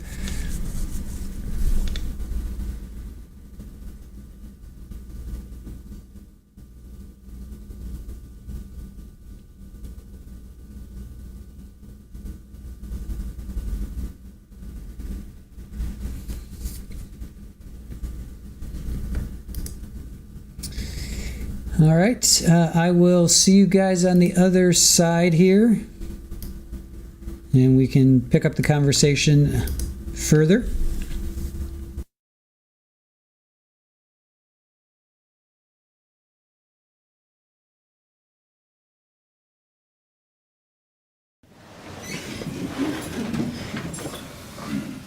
Okay, let's go back on the record in case 23-1391.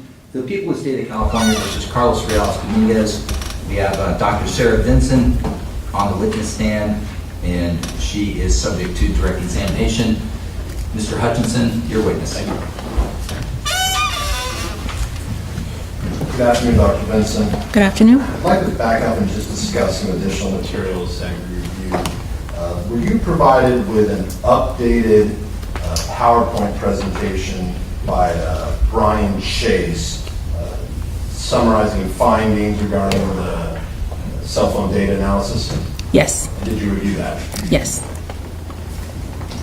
Did you review photos of Mr. Reales Dominguez that were taken in court both before he was placed on medication and after he returned from the state hospital. Yes.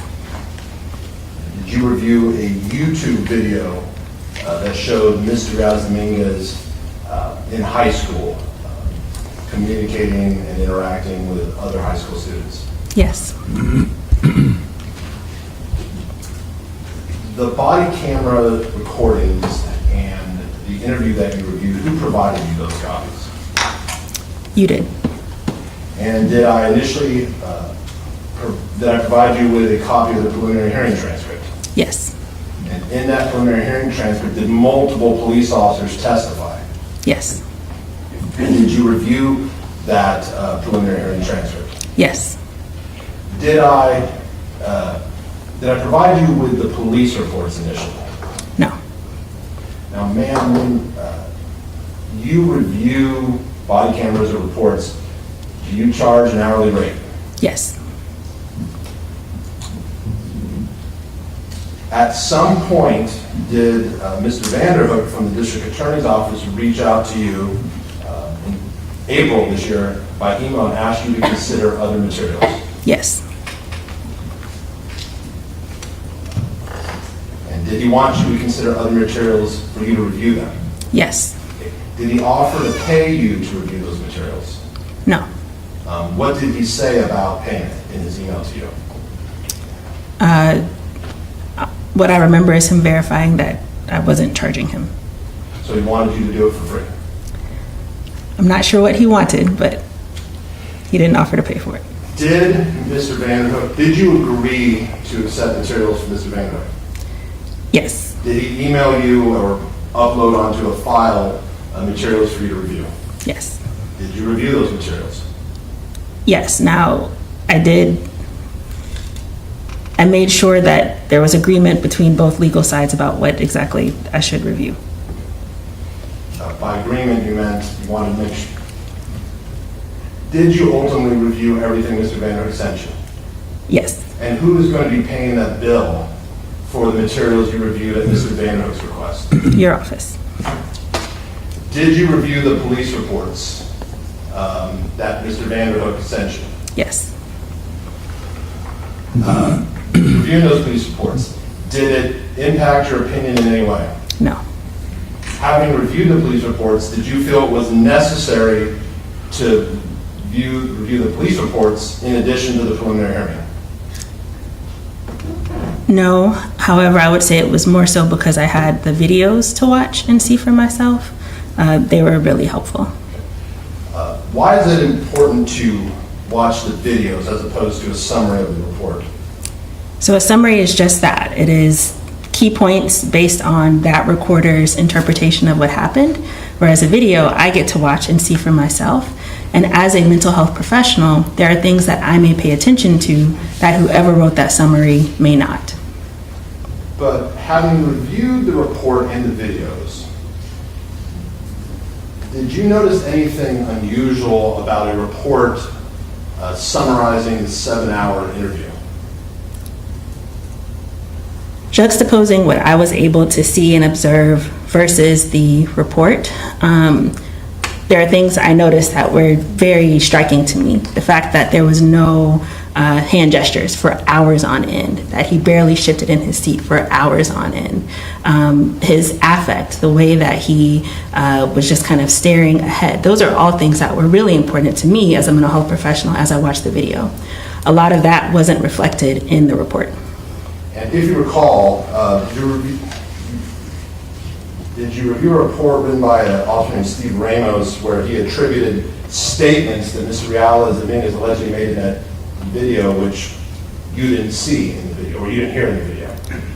Yes. So what I saw in the video was a lot of leading statements and closed-ended questions that Mr. Dominguez may have said yes to, but then would contradict himself later or outright say, I didn't do it. And so what was in the summary didn't seem to reflect what I saw in the video in terms of his confusion, his inconsistency, and the fact that a lot of these so-called statements were really responses to leading closed-ended questions after he'd been in a room, not moving, not gesticulating, not changing his voice for hours.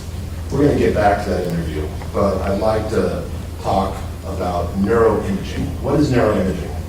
So that is when people are able to use things like MRIs or CAT scans to see what is happening in the brain.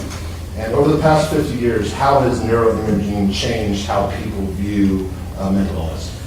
So what we've come to be able to do that we couldn't do, in the 1960s or 1970s is actually have people complete tasks and see what parts of their brain light up, so to speak.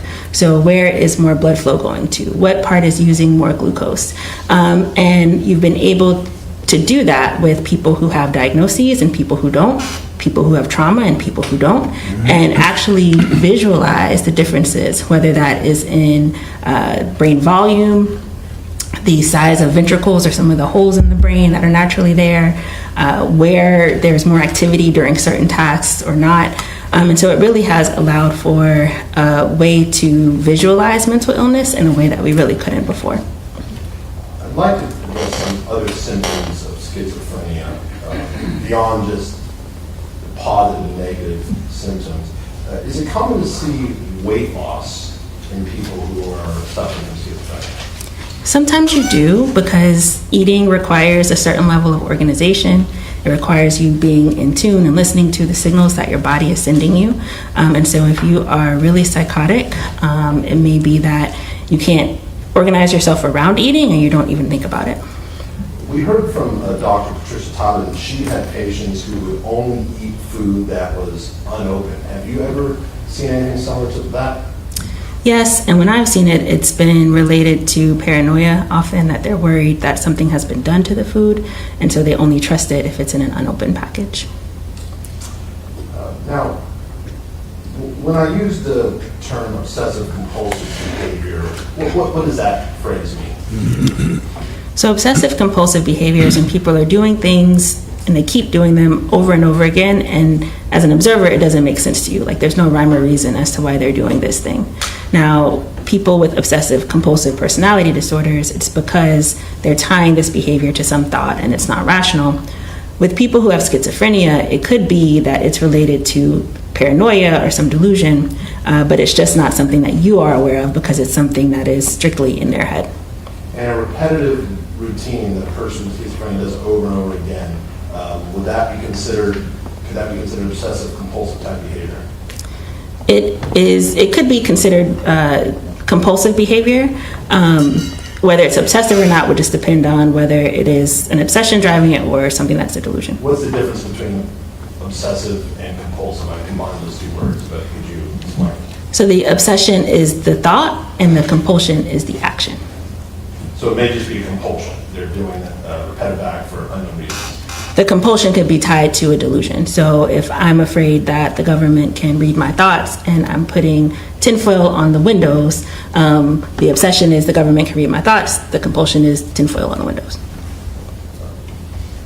Dr. Vincent, what does the term florid psychosis mean? It's just a way of signaling that someone is very actively psychotic, that this is a severe form of the illness that is in a largely untreated, or if not completely untreated state. When we use the term florid psychosis versus active psychosis, do they have essentially the same meaning? They do, but florid is, again, indicating that it is like severe. Because some people with schizophrenia, especially those who have had it for a long time, develop ways to go through life and deal with the voices and that sort of thing. So they could be actively psychotic, but still quite functional. Usually, if you're talking about someone with florid psychosis, they are significantly impaired. They're not able to go about their usual activities of living, and people who know them see a difference in them. But the fact that a person with florid psychosis is able to complete some everyday tasks, such as selecting food at a grocery store, logging onto a computer, attending a class, turning on their cell phone. The fact that someone is able to accomplish those basic tasks, does that mean they're not in a state of florid psychosis? You can absolutely have florid psychosis and still do things, especially things that are overlearned behaviors or things that you've done over and over again. So you've turned on a computer, you've turned on your phone, you've gone grocery shopping many, many times. So even if you have people who have brain injuries or maybe even early stages of dementia, right, they can still do those sorts of things. It's not that there's nothing wrong with their brain, but it's that they've just had so much practice and repetition doing that over time. If a person is in a state of fluid psychosis, can they still have periods when their speech, thoughts, and behavior is not as disorganized as it is at other times? In other words, Wait, can you slow down just a little, please? Sorry. if a person is in a state of fluid psychosis, see, I do it too. If a person is in a state of fluid psychosis, can they still have periods of time when their speech, thoughts, behavior is not as disorganized as it is at other times? In other words, for a few minutes, they may have a somewhat rational conversation, and then it deteriorates. You understand my question? Yes, and it is possible, especially if you're talking about things that are concrete or right in front of them, are not complicated, or you're asking close-ended questions, yes, no, right? It's easy enough to look like you're okay in certain circumstances. How does active psychosis impact perception and memory? So when someone is psychotic and they are out of touch with reality, their ability to store what is happening in the moment is going to be compromised, right? And so if you can't store it correctly in the first place, it's going to make it hard to go back and retrieve it and understand it or make sense of it later. And you're using the terms psychotic and psychosis. What do those terms mean? So when you talk about someone being psychotic, there's some separation between what they're experiencing and what is reality. After someone is treated for psychosis, placed on medication, how can that impact their memory? So when we talk about memory, we're not just talking about what somebody has in their head. We're also talking about their ability to retrieve that information, articulate it, and communicate it to you. And when someone is actively psychotic and untreated, every step of that is going to be harder to do. As they get treated and their thoughts are more organized, they can speak more, they can put thoughts together themselves, they may be better able to tell you about things that happened in the past. There could still be gaps, but at least their brain at that point is able to put two and two together in a way that it couldn't before. Once a person is stabilized on medication, how are they able to distinguish between what memories were hallucinations or delusions and what may have been reality? So over time, as people are treated, as they go through therapy, as they get feedback about what a hallucination is, what a delusion is, as they get feedback and more understanding about their diagnosis, they develop what is called insight. And that is their ability to recognize and understand what has been going on with them. Initially, it's not something that you expect people to have. And some people develop it, some people don't, and people develop it to varying degrees. But if someone is treated, as they get better, in retrospect, they know the government couldn't look in my house and the tinfoil wasn't doing anything, but in the moment they didn't know that, right? So as they're treated, as they get more in touch with reality, between that, the psychoeducation that happens in the treatment process, and the fact that their own thoughts are more coherent, they can understand more.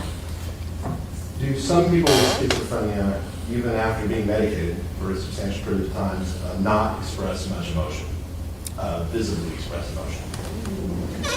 Yes. So with schizophrenia, the negative symptoms, and by negative, things that should be there but that are not, our medications just aren't as good at treating the negative symptoms. And so we can really effectively often treat hallucinations, paranoia, delusions, but that doesn't mean that someone's completely back to their baseline or their normal selves, or that they're completely functioning without any deficits. The ones that are stickier for us, that are harder for us to treat, and that also are associated with greater impairments in function actually in the long term, are the negative ones, the things that should be there that are not. Their brain isn't thinking as quickly as it was before. They don't produce as much speech. They're not as expressive. They're not as interested in relationships. And those things can persist even if medication is working, even if somebody is compliant and doing everything that they are being asked of by their providers. So does the fact that someone is medicated doesn't express emotion, does that mean they don't care and they don't feel any emotion? Not at all. What that means, or what that can mean, is that the disease, the disorder, is getting in the way of that emotion showing up in a way that you can recognize it. Because we're all trained to recognize emotions in people who, for the most part, don't have disorders like this. And so what can happen is that lack of emotional expression can be misinterpreted as disinterest or a lack of remorse or callousness, when it really is that the illness just doesn't allow them that full range of expressivity. You already spoke about your observations of the negative symptoms that Mr. Ghalsani was exhibiting when you met with him in August of 2024. At that point, did you personally observe any positive symptoms that Mr. Ghalsani was exhibiting after being on medication for 1 year? Not at that time. In reviewing the materials, the witness statements, and the prior testimony, what symptoms of schizophrenia did you find evidence for basically in the 2 years leading up to the charged offenses and during that same period? So there were hallucinations, there were delusions, there was disorganized behavior, and there were negative symptoms as well. And we went through a bunch of negative symptoms. Would it be fair to say that Mr. Dominguez was exhibiting multiple negative symptoms of schizophrenia? Would that be a correct statement? Yes.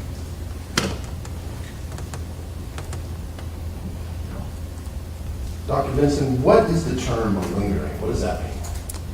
Malingering is when someone is either making up mental health symptoms or exaggerating them for external gain. And that external gain could be money, like in a civil suit, or it could be trying to get out of trouble in a criminal case. In your clinical interview, did you see any evidence of malingering? No. And in fact, Mr. Dominguez has certainly developed more insight over time, it appears, in reading his records. But there are still things that he does not fully grasp about his illness, about its impact on him. So if anything, he underreports rather than overreporting or exaggerating anything. The fact that Mr. Dominguez is on medication and his positive symptoms are under control, does that mean he no longer has schizophrenia? He still has schizophrenia, and schizophrenia is one of the diagnoses that if you meet criteria, most of the time it's a diagnosis that you will carry. It's not like depression, where as long as the symptoms go away, you no longer have it, or it's not on your chart anymore. Because of some of the long-term impacts you see with schizophrenia, it's one that is thought of as a chronic illness. And except for extremely rare cases where a person with schizophrenia is in remission without medication, will Mr. Dominguez have to take medication for the rest of his life? In most cases, you do anticipate that medications will be required for a long, long time. So is medication a cure? It's not curative, it just treats. I'd like to talk about the recordings you observed. Let's start with the recording of the 7-hour interview. Before we get to that, what is suggestibility? What does that term mean to you? Suggestibility is when someone is able to shape your response by how they ask the question, or maybe because of a power dynamic between people. Why is suggestibility important in a setting where someone is being interviewed by police? So it's in an interview, you're trying to get accurate information, but someone who is at a power differential may want to just give information that they think the person in power wants to hear. So if you have somebody who is sick and is struggling, who is at a disadvantage because of age or because these people have a badge and a uniform and I don't, what you can have is that they start answering things in a way that they think the person wants to hear. So it goes from being what is truthfully that person's experience or their perceptions to saying yes to closed-ended questions and things like that. Did you observe evidence of suggestibility in the police interview with Detectives Ramos and Mustardini? Yes. What did you observe? There were multiple times where when they would ask him the question in an open-ended way, he didn't respond, or he would respond saying that he didn't do something. But when they asked the question again in a closed-ended way or repeated the question, then he would say yes or something like that. And from your experience, do people with schizophrenia often find themselves in the criminal justice system for various reasons? So there's absolutely an overrepresentation of people with serious and persistent mental illness like schizophrenia in the criminal justice system. Do you think it's important for police officers and law enforcement to be educated on the symptoms of schizophrenia? Do you think that's important? I think it would certainly be helpful given the overrepresentation. Now, anything else about, in terms of suggestibility, the interview with Detective Muscardini and Detective Ramos that stands out to you? So Mr. Reales Dominguez did not ask for water or food or a bathroom break for a very long time.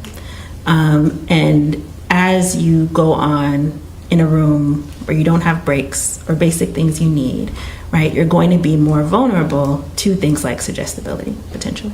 What other symptoms, either positive or negative, did you see watching that more than 7-hour interview? So there was a lack of emotional expression. There was a lack of hand gestures. You did not see his posture move. There were many times when he was asked questions and he seemed as if he was trying to cooperate. So everything they asked him to do, whether it was taking a swab or using his fingers for printing, like, he cooperated. But you could see that there were times when he was asked questions and he just didn't respond. And it seemed as if that was interpreted as, him willfully holding things back. When, as a mental health professional, I observed that as his brain just couldn't really generate the answers, which is why he could say yes or no or okay when somebody kind of spoon-fed him information. But when he was asked to spontaneously come up with answers on his own, he really struggled. And there were a lot of pauses, a lot of silences, a lot of times where he didn't respond to open-ended questions. When you communicated or met with Mr. Reales Dominguez for 3 hours in August of 2024, is that how he verbally communicated? Oh, he was much more able to tell me about things during my interview with him than he was during that interview. Now, was this evidence, in your opinion, of disorganized thoughts, disorganized behavior? It was evidence of that thought disorder that he had and what we call poverty of thought, which is it's just not there. So if he had disorganized thoughts, he couldn't articulate them for me to pick them up. But what I saw was that he really seemed to be trying to cooperate. And when it came to more mechanical things where he could cooperate, he did. But he just had a hard time putting words together. I'd like you to assume some facts about that interview. I'd like to assume that he told the officers his mom's name was Varla and spelled it V-A-R-L-A when her name is Carla. I'd like you to assume that he told the officers he went to Castlemont High School, which he did, but he spelled it Castlement with an E instead of Castlemont. I'd like you to assume that he had given the address of 782 Hawthorne when it was actually he lived at 762 Hawthorne. Also, assume that he gave an email that was either accurate or close to accurate. He may have inversed a couple of letters. It was an email based on the name Carlos Reales Dominguez. Assume that he gave his correct phone number, but he said his phone wasn't active. And assume that he gave birthdays initially of October 10th, 99, then October 10th of 2001, when his actual birthday is October 5th of 2002. Assume that he gave the correct name of one of his roommates, Phil, who was a roommate, but he couldn't remember the other roommates' names and gave one name as Darren, who was not the name of his roommate. Assume that he initially said he did not have siblings, and later said he did have siblings, and those were the people who were closest to him. And you can also assume he used the name John Joas, both at the scene, and during the 7-hour interview. Okay. But you can also assume that on April 10th of 2023, on his first day in his English class, he used a different name on his test. We don't know what the name is, but it was a different name. And you can also assume that about a month prior to this interview, he had a very brief contact with a law enforcement officer in Davis where he used the name John Joas. Assuming all those facts, does the fact that he gave incorrect information, in your opinion, is that clear that he's trying to be deceptive, to conceal who he was, or could there be a different explanation for that? There could definitely be a different explanation for that. What explanation, in your opinion, could there be?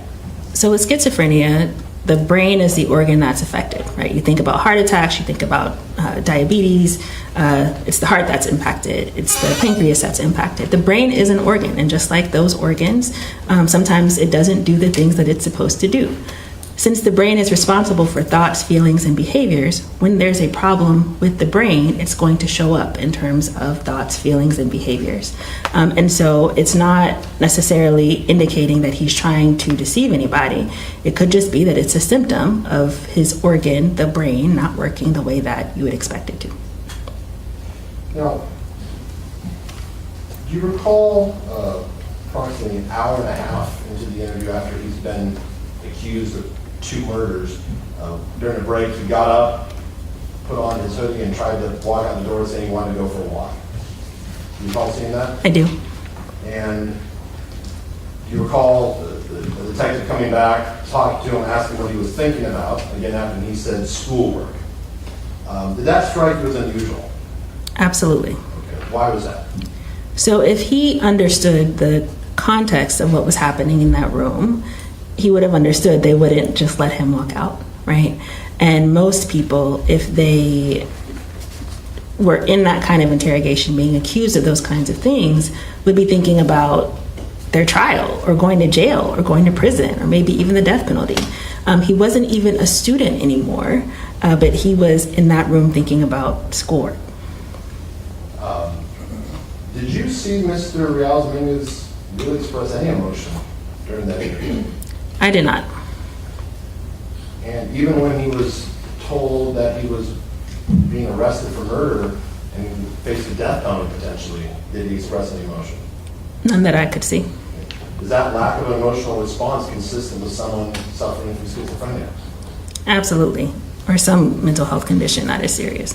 Did you observe that during this interview, except when he was told to move, he sat with a rigid posture without moving at all? Did you observe that? I did. Yes, I did. Is that consistent with someone giving a symptom of schizophrenia? Yes, it is.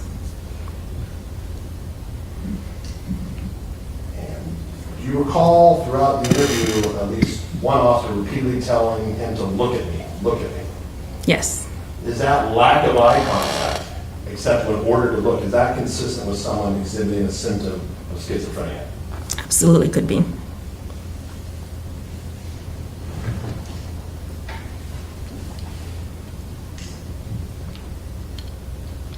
Now, Dr. Vincent, in your report, you indicated that until the onset of his psychotic illness, Mr. Dominguez had displayed remarkable resilience. Do you recall writing that? Yes. What did you mean by that?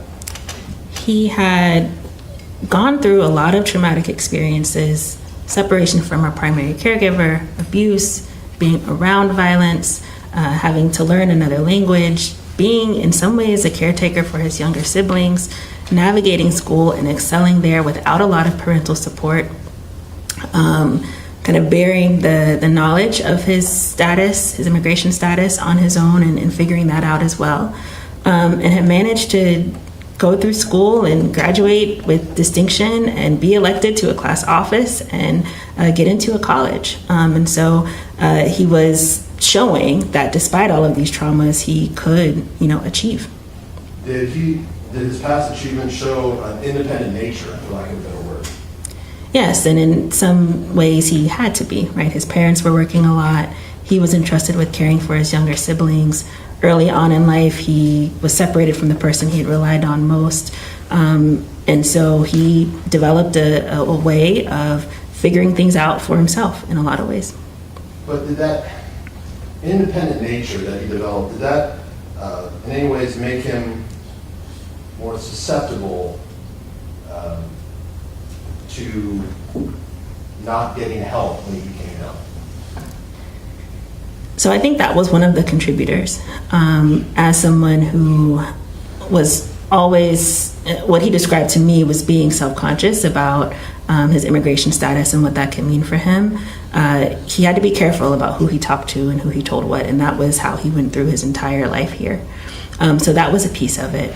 He also was someone who had been pretty successful at figuring things out without a lot of help and on his own. He'd gotten some help from people in high school, but had really navigated quite well a lot of different places and systems. And so he, rightfully so, I think, had confidence in his ability to figure things out. The other element of this is that because the brain is the affected organ, that's the brain that would help you observe, that would help you know that something's wrong, and it was impacted. And so it can be very hard for people, especially with a first break, where this is the first time happening and they haven't been down this road before, to know what's happening in real time. Now, Dr. Vincent, just want to discuss the records you reviewed. You reviewed records from multiple psychiatrists at Atascadero State Hospital? Yes. And you've already testified, you reviewed the testimony and notes from Dr. Patricia Tyler? Yes. You reviewed a report from a neuropsychologist, Dr. Dale Watson? Yes. And you reviewed the report from Dr. Sheila Weiner? Yes. You also reviewed a report from Dr. Serentic Reed, a forensic psychologist? Yes. Just clarify, what is the jury's heard the word used interchangeably yesterday. What is the difference between psychology, psychiatry, a psychiatrist, and a psychologist? So psychologists go the graduate school route, so they have a PhD or a PsyD. So they have a terminal degree, but they did research, they had a thesis, it was coursework based, and they also have clinical experiences. And their licensure process is at the state level, and some of them get board certified, but not as many as psychiatrists do. For psychiatrists, we go through medical school, and so there's 4 years of medical school. That's the same whether you're a surgeon, a psychiatrist, an OBGYN, a pediatrician, but your specialty training occurs during residency. So after medical school, you choose which specialty you're going to go into, and then you do psychiatric residency training. So I did, in my case, 6 years of training in psychiatry specifically after medical school, and that entailed clinical care, psychotherapy, psychopharmacology, coursework, and getting supervised by people who are more senior than I am. And do psychologists often do some testing that psychiatrists may not do as frequently? Yes. So is it valuable to read reports from both psychiatrists and psychologists who have evaluated Mr. Dominguez? It is helpful, and I would also add social workers and people who are just treating people in a facility. So the social workers at the jail, their reports and observations were really important as well. Having reviewed all those reports, all the people who examined Mr. Dominguez, does anything stand out to you? Yes. What is that? The convergence of opinions about what was going on with this young man, that people consistently saw that he had a psychotic disorder, that he was severely ill, and especially early on, that he didn't understand what was going on and needed medication. I have, I'd say this is probably my 6th or 7th NGRI case, and I have never seen this kind of convergence on a case before, where everyone agrees that we are looking at someone who is in an active state of psychosis. And by convergence, you mean you have multiple experts and they all agree? And not just experts, right? Because sometimes people can undermine or look sideways at experts because they are getting paid, right? The people in the jail who weren't on one side or the other, the people in the state hospital who weren't on one side or the other, all saw that this young man had schizophrenia or a schizophrenia type disorder. And how many NGRI cases have you worked on in your career? I'd estimate at least 6 or 7. And of all those cases, you have not seen as much convergence as you have in this case. Not like this case. Dr. Vincent, I want to ask you a few final questions. In your expert opinion, based on everything you've reviewed, was Mr. Dominguez in a state of floored psychosis at the time of the charged offenses in this case? Yes, he was. In your opinion, was he, at the time of the charged offenses, experiencing hallucinations, delusions, and disorganized thoughts and behavior? Yes, he was. And in your opinion, did these hallucinations, delusions, and disorganized thoughts and behavior substantially impact his perception of reality and his thought processes at the time of the charged offenses? Yes, it did. I have nothing further. Thank you. Okay, thank you, Mr. Hutchinson. That was direct examination. Mr. Vanderhook, Cross.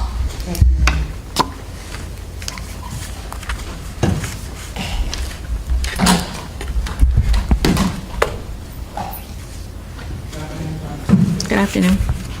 You mentioned a medication that Mr. Dominguez is taking during the rec.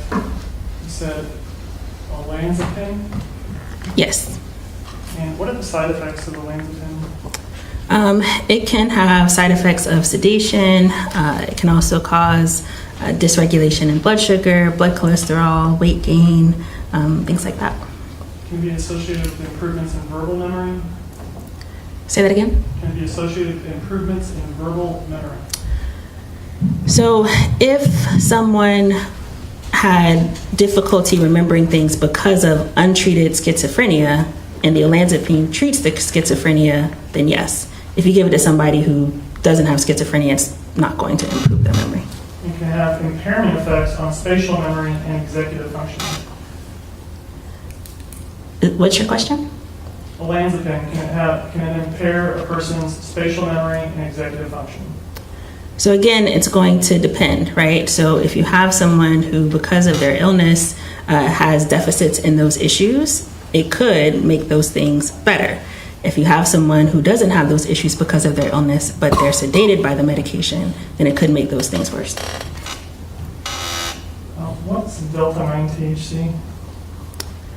Delta-9 THC? Yes. So marijuana, is that what you're asking about?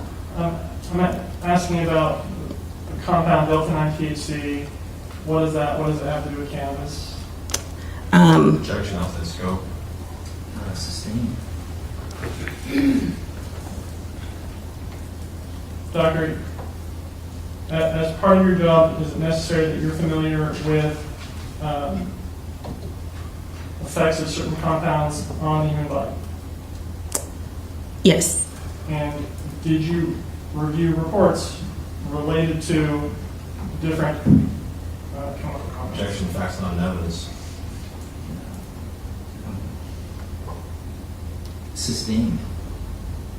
Doctor, you wrote in your report the different things that you reviewed as part of your evaluation, correct? Yes. And on the list, as number 24, you reviewed a toxicology report, correct? Let me just refresh my memory. Yes. All right, and it discusses delta-9 THC, right? I don't remember. If it did, is that important? If it was relevant to my opinion, I would have included it in the report. Okay. So then you don't believe that that report is relevant to your opinion? If it was relevant to my opinion, I would have included it in the report. Is it included in your report? No.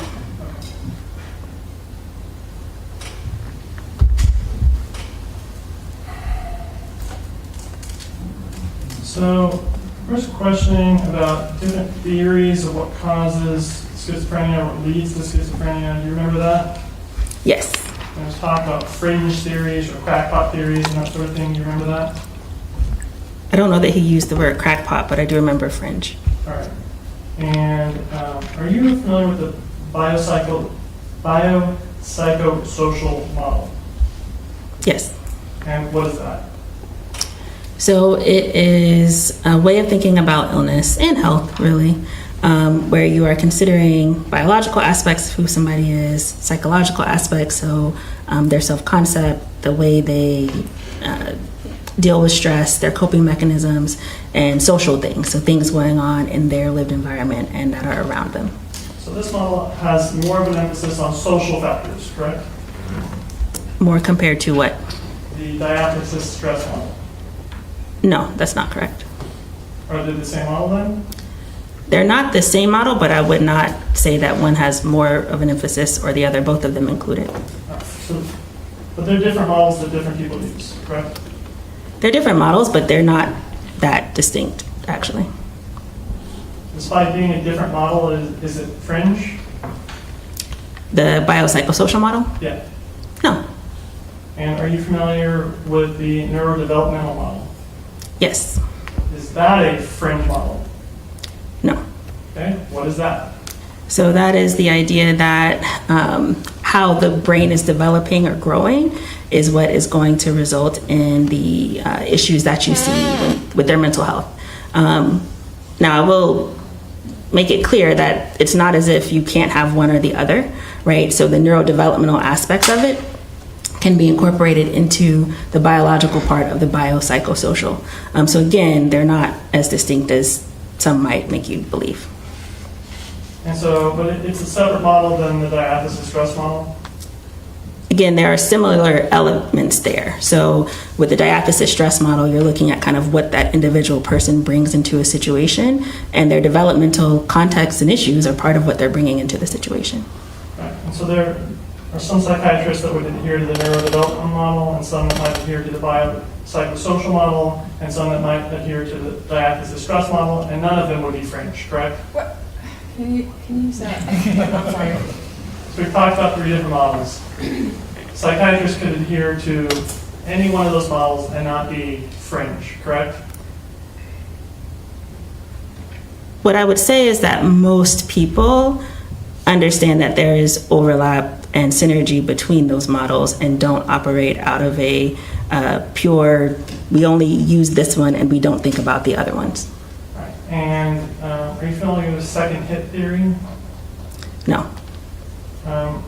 Are you familiar with the theory that talks about having early developmental trauma and late developmental trauma, and that having both early and later developmental trauma can lead to increased risk for schizophrenia?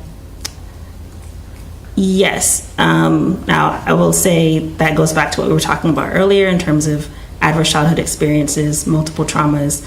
Again, sometimes people call things different things, but it's basically the same concept. All right. And so if someone adopted that, would they be fringe? Again, I don't know who this someone is or what else they're putting with it, but the element of the more traumas you have, the higher your risk is something that is generally accepted. Right. And under the diathesis stress model, it talks about factors that are believed to contribute to causing schizophrenia, correct? So again, we are not in a place where we can say this one thing is the cause. What we can say is when people have these things happen to them or these things are part of their life, their risk goes up. But it's not as if everyone who has this one experience ends up developing schizophrenia. Right, so diathesis stress talks about a genetic predisposition combined with stressors as being something that creates risk for developing schizophrenia. Or other conditions, yes. And there are some people that have both the genetic predisposition and stress and never develop schizophrenia, correct? Well, again, it's increased risk. So it's not, you're absolutely going to have it, but the risk goes up. So we understand that there aren't just risk factors, there are also protective factors. And so some people may have a lot of risk factors, but may also have protective factors that mitigate the risk from those factors. And there are some people that have no risk factors that do ultimately develop schizophrenia, correct? It's hard to say no risk factors, but I will say there are some people who have fewer identified risk factors who end up developing it. All right, and so all of these are models that people use to talk about schizophrenia, but we don't truly know with certainty what causes schizophrenia, correct? We cannot pinpoint an exact cause, correct?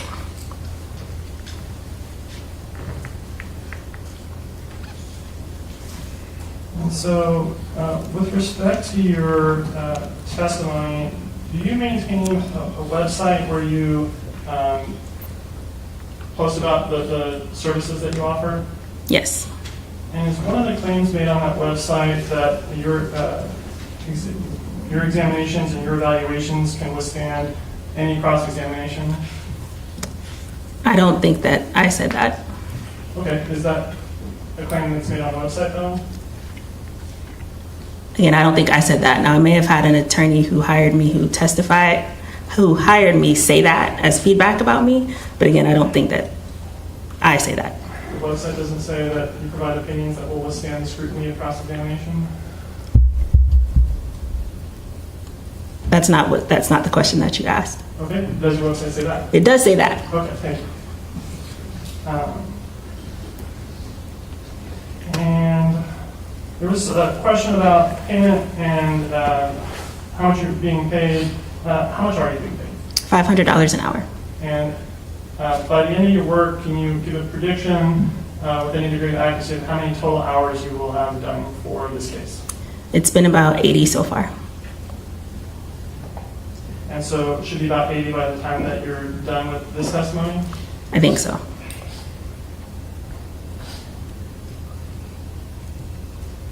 Okay, so I'd like to talk to you about the things that you relied on in forming your opinion. And you have a bibliography of the different things that you referenced, correct? So I included the materials that I received for this case, but I also make it a point to say, and it's in my report, that I rely on 6 years of training after medical school, being in this field for 12 years at this point, all of my CME, all of my courses, all of my professional development, and my clinical experience treating people with significant and genuine illness when I'm coming to my opinions. But as far as where you're getting the facts of the case, you have that bibliography, correct? Where I'm getting the facts of the case, yes, with the exception of the things that Mr. Hutchinson mentioned that I received after the report was drafted. Understood. And so you discussed during your direct examination viewing the video of the police interrogation with Mr. Dominguez. Do you remember that? Yes. And then on page 3 of 45 of your report on item 13, you list that you reviewed a transcript of the client interrogation. Do you see that? Yes.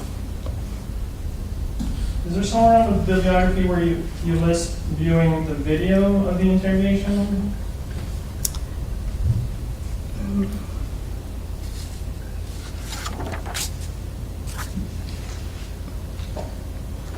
There are a lot of documents. I'm just refreshing my memory.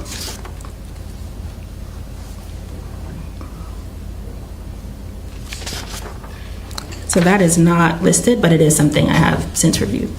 Understood. Did you review it before or after drafting your report? I don't remember. But that's not something that I provided to you, correct? No. And if you had reviewed it before preparing your report, would it be listed in the bibliography for your report? Well, sometimes you make omissions. There's 29 things listed there, so I may have just left it out, but I did review the video. Fair.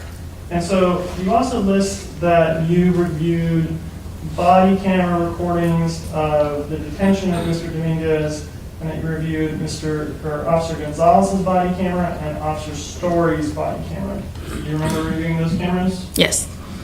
And did you review the body camera of Detective Muscadini, who was with Detective Yu, and their detention, or continuation of that detention and their contact with Mr. Dominguez?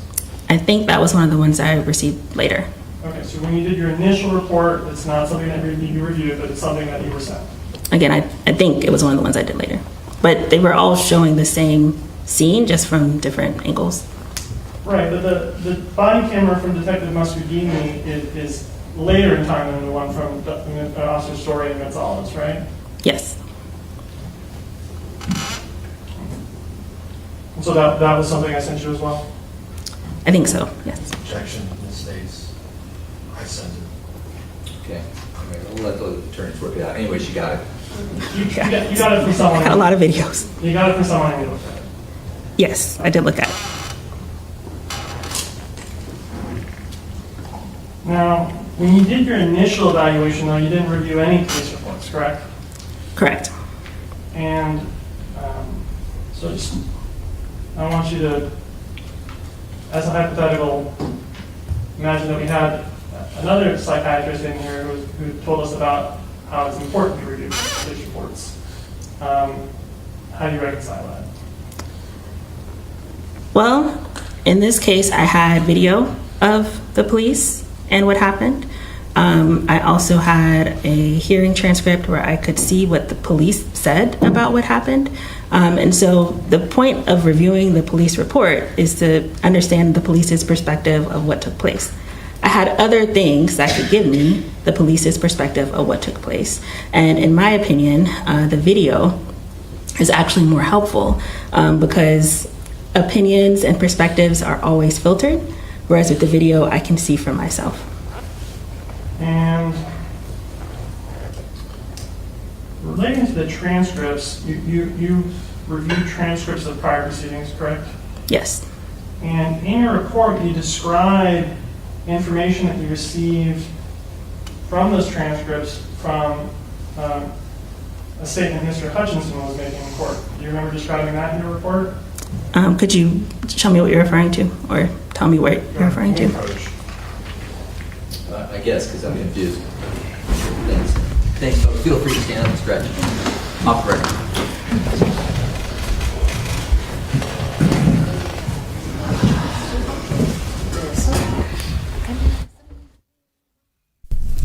That's funny. The judge is confused too. The judge is confused as well. Is that what that comes out to? She's making $500 an hour.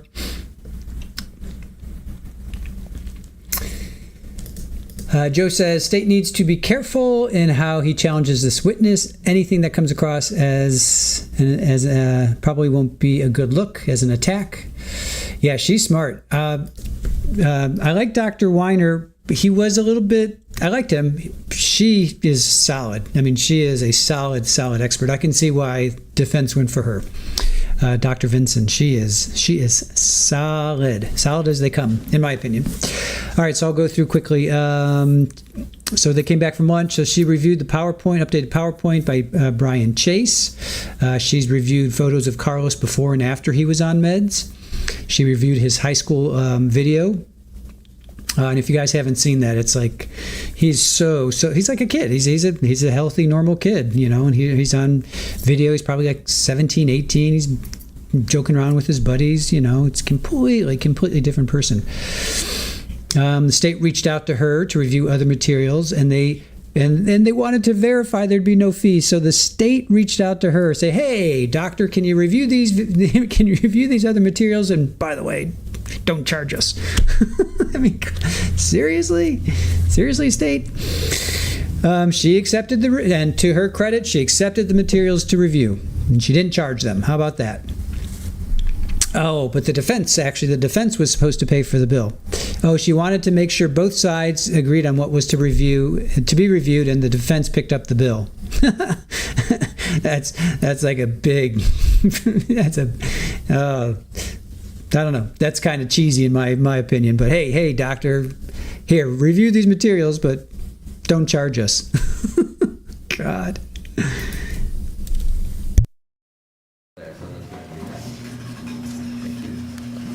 Okay, back on the record. Thank you, counsel, for walking me through something that I wasn't really clear on, and so I appreciate that. I think we have an understanding. And you wanted to ask Mr. Vanderhook about something in Dr. Vincent's report, right? And you're going to tell Mr. Hutchinson specifically where that is, and then feel free to ask about it. Starting on page 8 of her report. And we're talking about the first paragraph only on that report. And so maybe the witness wants to read that paragraph then into focus.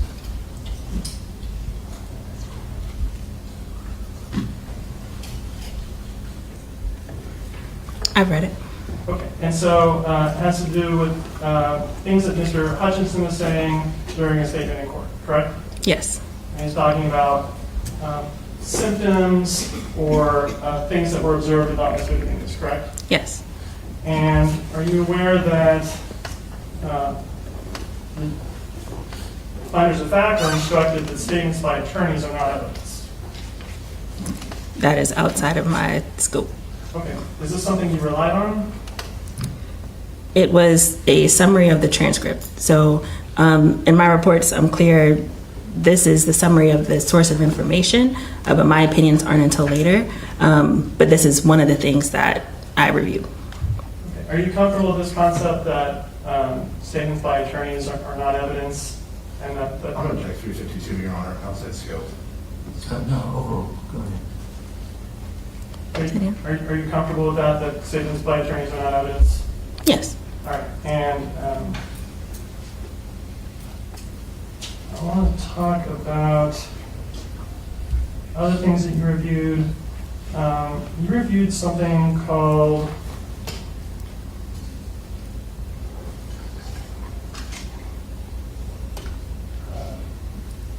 it's got a long title. It starts with an appellate defender's guide. On item 14.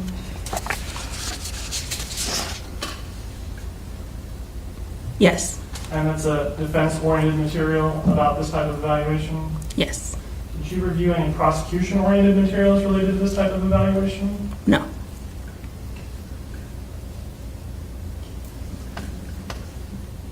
In your role at your work, are you an advocate? Which work? Your work as an author and similar type roles. Not necessarily this case, but in your other work. As an author in similar type roles. I would say definitely as a chair of a department, I am an advocate. As a child psychiatrist, I am one. As someone who cares for marginalized populations, absolutely. What, can you say that again? As someone who takes care of marginalized populations. And so you've written extensively about your role as an advocate, correct? I don't think I've written extensively about my role as an advocate. Okay. Did you write some chapters for a book titled Social Injustice and Mental Health? Yes, I did. And one of those chapters was titled Social Injustice and the Carceral System? Yes. And another chapter was titled Social Justice and Advocacy? Yes. You authored an article titled The Collaborative Advocate, Psychiatrist's Role in Addressing Criminal Legal Involvement. Yes. And in that, the opening statement to that, you wrote, the punitive involvement of individuals with serious mental health illnesses in the legal system remains a disturbing reality. Is that correct? Yes. So do you believe that people with serious mental illness should not be in the criminal justice system? So what that is referring to is the over-criminalization of mental illness and the fact that people with mental illness often end up in the system. That does not say that people who have committed crimes should not be punished or should not be in the system, but all of those writings that are being referred to talk about how this is a group that is vulnerable, that is marginalized, and that ends up in the system disproportionately. All right. And that's something that you advocate for, correct? I don't advocate for them to be in the system disproportionately. I advocate for them to be able to get care and treatment and hopefully stay out of the system. I understood that. That's a cause that you, a topic that you have advocacy in, correct? Yes. And when it comes to materials that you relied on, did you conduct tests such as an MFAST or an SRS-2? No, however, I did see that other people had conducted those, and after you do a test, you shouldn't keep doing it. So I'm going to pause you there. I want to ask you, you did do an interview with Mr. Dominguez, correct? A clinical interview, yes. And what's a clinical interview in general terms?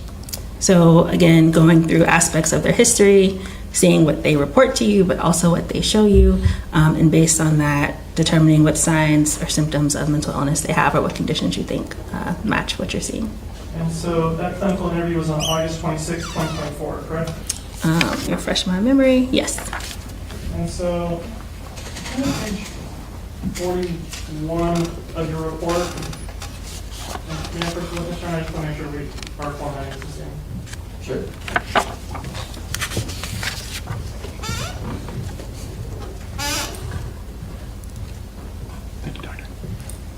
So paragraph 2 there, which starts with the words on the, do you see that? Yes. So is this describing statements that you got from Mr. Dominguez during that August 26, 2024 interview? Yes, so this whole section.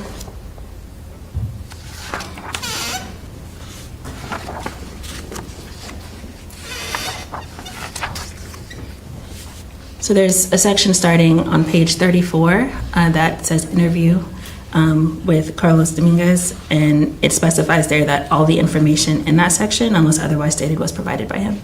Right, and I just want to nail down the date. That's the August 26, 2024 interview, correct? Yes. And so you said it starts on page 34? The section that summarizes my interview with him, yes. Perfect. And then on what page does the summary of the August 26, 2024 interview stop?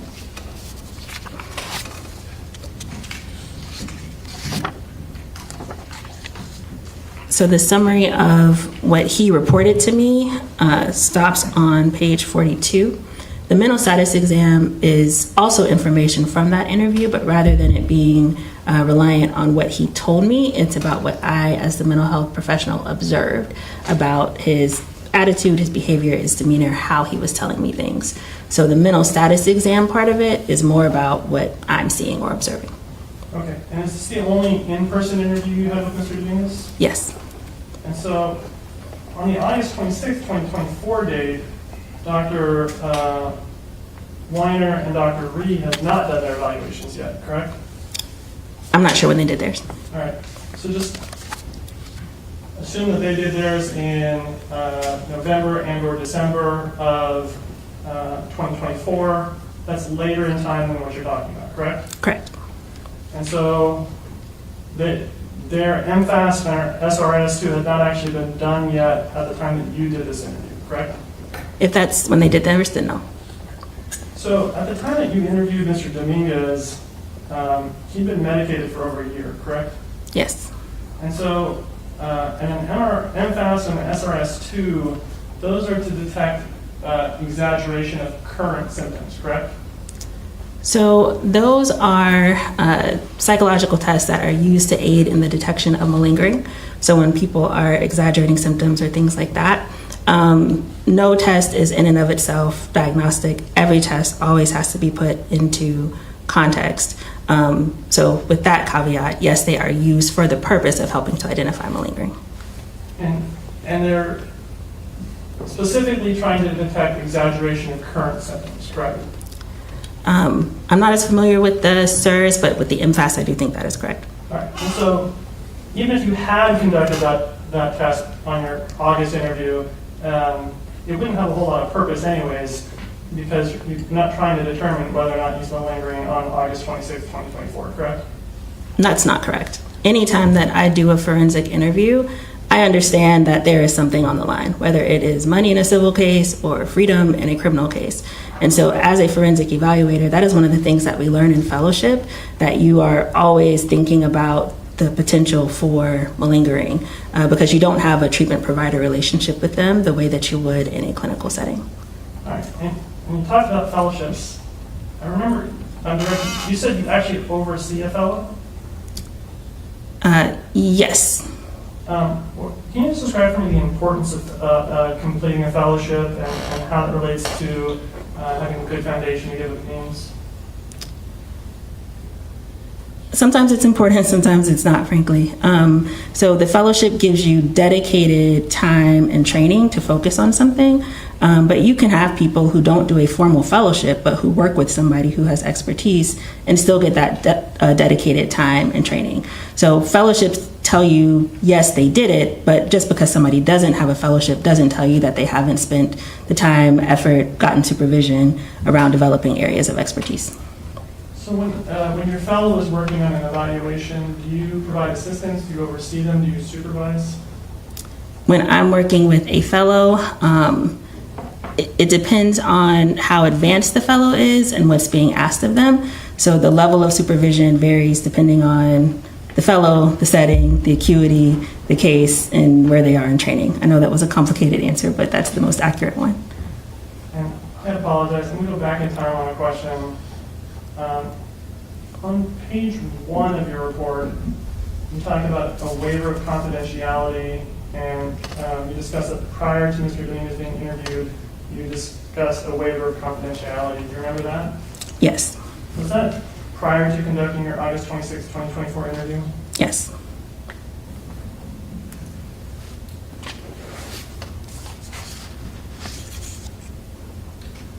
Okay, and so you did that interview with Mr. Dominguez in August of last year, and then your report is dated March 18th of this year. Why the delay between doing the report, or doing the interview, and drafting a report?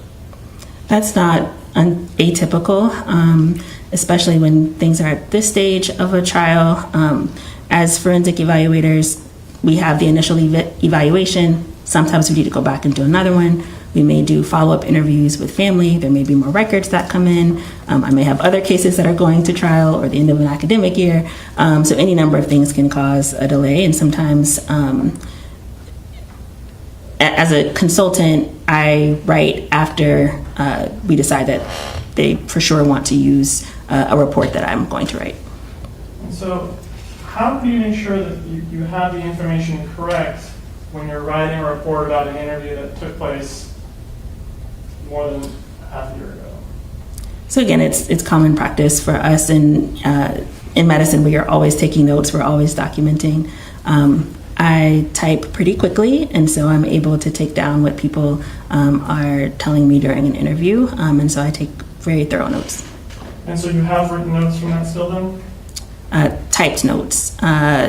Sometimes when I'm writing the report, I will actually overwrite those notes in the process. I can't remember if I overwrote those notes or not. So you're not sure if you still have notes for this case now?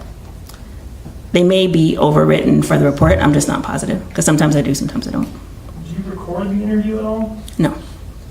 And would recording be kind of the best way to preserve the information? Objection. You cannot record an interview in the Yolo County Jail. It's a misstatement of the law. Did you ask anyone if you could record an interview? No. Were you aware of what was just said until it was just said? No.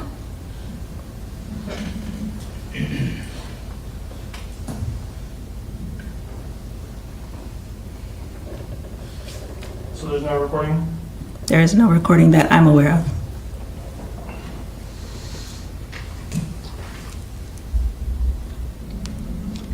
So when you drafted your report, you had the reports from Dr. Weiner and Dr. Ree to look at and examine before you made your report, correct? So when I first started, I'm not sure if I had both of those actually when I first started drafting. So it's a 45-page report. So you start it, you draft it, you come back to it. And I'm just not positive when in the process of doing that I received those. So I definitely had them by the time I finished the report, but I don't know that I had them when I first started drafting. Okay. And so there were definitely things that were considered in your final report? Yes. And they're listed in your bibliography? Yes. And so I just want you to imagine for a moment that we had another psychiatrist in court who talked about the importance of siloing yourself off from other people's opinions before giving your opinion. Can you reconcile that with what's going on here? Sure. So just because I considered it in my opinion does not mean that it was necessary for me to form my opinion. And any opinion that I give is within a degree of medical certainty, and that is based on all of the information that I have. So even prior to drafting the report, I had formed an opinion as to what I thought was going on with him, if I thought he was floridly psychotic at the time, and if I thought he had genuine illness. I had opinions about those things before I received those reports. What those reports did is say, hey, we're all seeing the same thing, but they didn't change what I thought, and they certainly weren't necessary for me to come to the opinions that I did. So On direct, you talked about different symptoms that you observed, or what different symptoms might mean. Do you remember talking about what staring off into space might mean? Yes. And you discussed then that it may mean that the person is hallucinating. Do you remember that testimony? Yes. Could be other things that are related to mental illness or schizophrenia? It could, yes. And so staring off into space doesn't necessarily mean hallucinations, though. As I said at the time, it could be. And so when you're forming your opinion, and we talked about factual information, is one of the sources of factual information that you rely on in your interview with the person you're writing the report about. One of them, yes. And it's fairly important. Is the interview important? Yes. Yes. Now, I will say in some cases, depending on what the question is, interviewing the subject may or may not be. But in this case, it is important to interview him. And so what controls do you put in place to make sure that you're receiving truthful information during these interviews? So as a psychiatrist, I am not a lie detector. What my role is to see what symptoms they give me. And as someone who has seen a lot of mental illness, treated a lot of mental illness, diagnosed a lot of it, seen schizophrenia in people who have no motivation to lie to me whatsoever, I am mapping what they're telling me, what they're showing me, what I'm seeing from them against what I've seen and known and treated as a practicing psychiatrist.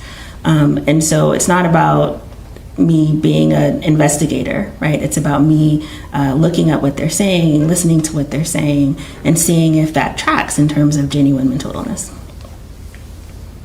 And so if someone is telling you information that appears to be in contrast or contradicted by other evidence in the case, do you confront them on inconsistency between what they're telling you and what the evidence is? Sometimes I will, but sometimes I do not. It just depends on the situation. How do you determine who has motivation to lie and who has no motivation to lie?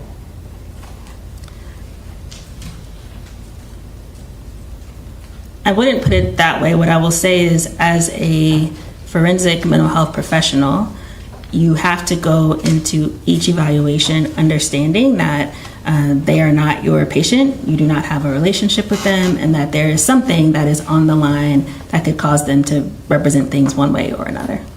Would you agree that someone who is facing murder charges would have serious motivation to lie? I would agree that they could, yes. And so that's something that you need to be aware of and cognizant of during your interview? Yes. Now, when someone is pending criminal charges, the very effect of having pending criminal charges can affect someone's mental state, correct? Sure. And so facing something like multiple murder charges is very stressful. Yes. And so just the stress of having pending charges can have an effect on how someone presents during the course of an interview, correct?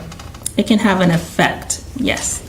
Right. What measures do you take to control for you seeing effects of stress or issues with ongoing cases, and how do you read that out from other things? So that is why those collateral interviews, reviewing those other sources of information are so important, right? Because those other sources of information are going to tell me things about how he was doing before he was facing those charges. So when people have noticed that his weight is going down, that his hygiene is going down, that his academic function is going down, even before the charges, what that tells me is that this is bigger than just the stress from a criminal case.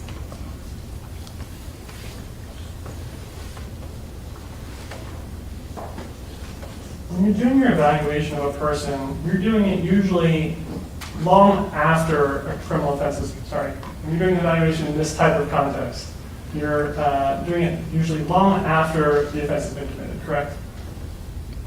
What do you mean by long after? It's not like the next day, here it was a year. Is that something that's fairly typical for this type of evaluation? It's usually not going to be the next day. It depends. people have to understand the risks of talking to someone like me about what has happened. And if they don't understand those risks, then I can't see them until they do. If a person is exposed to information about a case, provided facts or witness statements or videos, can seeing other sources of information then influence their own memory of those events? Yes. And you talked earlier about suggestibility. Is that a type of suggestibility? It is one way that suggestibility can end up manifesting. And so sometimes people can learn information from other sources, weave it into their own memory, and then end up believing that they actually remember that, correct? It can happen. And so if you're doing an evaluation long after an event, and you're evaluating someone who would have access to things like police reports describing the events, how do you control for that factor when you're doing your interview? Well, it's not something that you can control for, right? But it's something you just have to consider. In a case like this, you have to balance the fact that he couldn't tell you a coherent story before. So he had to get treatment. He had to have time to get treatment. He'd been untreated for a long time. And me trying to interview him shortly after the events had happened would have been very low yield. And so you're trying to get the best situation you can, taking into account all of those things. So you can't control for access to the police reports? I'm not sure what you mean by control for access to police reports, but my answer is that you have to think about the benefits of trying to do it when somebody really can't tell you a coherent story versus after time when they may have had access to more things. But when they've had access to more things, that could also have an effect on the story that they tell you, correct? It could. And so when they've had, what about having access to things like video recordings, recordings of interviews, video recordings of scenes and that sort of thing, that similarly have an effect on what they think they remember about what happened? It could. How do you control for someone who has some training or knowledge in the field of psychology or psychiatry? So again, you can't control for things. These are people, not lab rats. But you take it into consideration, right? And so if someone has taken undergraduate courses, there may be some concepts that they're familiar with. I'm much more worried about somebody who is a clinical psychologist and able to administer tests, or someone who's gone through residency, than I am in someone who's taken a few undergrad classes. Right. And are you familiar with what classes Mr. Dominguez has taken? I don't know his exact courses from memory, but I do know that he was interested in psychology and biology. And he took psychology courses? I do think he took some psychology courses. Are you aware that he wrote a paper on the classification, or the facts, not in evidence. Are you aware that he wrote a paper that addresses the classification system used by the DSM-5? No. Did you know that he, in the same paper, talked about an article discussing the frequency of stressful life events and associations with mental health? You're asking about the paper I wasn't aware of? Yeah. Are you aware that he has talked about that before in a college paper? Object again, facts, not in evidence. My understanding is a good faith belief that this will come into evidence, so I'll allow the question. I think she said she's not aware of the paper, so that answered it. Okay. And so during your testimony, you talked about how stressful events can have a big impact on a person's psychological health, correct? Yes. And so someone who's writing about that and aware of that has some knowledge that the average person you're interviewing doesn't have, correct? Yes. And so in addition to interviewing a person and getting information from them, do you also consider the other sources that you're provided, like the transcripts, like the camera recordings, that sort of thing? The transcripts, the camera recordings, the observations of people who were working at the jail. So while I couldn't see them immediately afterward, they did. The observations of people who were at the state hospital, again, people who are neutral, and who know what to look for and who know what genuine illness looks like. those were all things that were considered. And then in addition to that, have you considered testimony of people who have testified during the course of the trial? Of this trial? Yes. No. And have you considered statements by Kimberlee Guillory about the defendant reacting violently to other people? What source are you referring to? Kimberlee Guillory? In what context? And Mr. Dominguez attempting to attack a man that Mr. Dominguez believed had said something about him? Was that during this trial? Have you been given any information about that? I can refresh my memory and see if that's in my report, but I don't. If that would refresh your memory? Yeah. With the court's permission? Okay.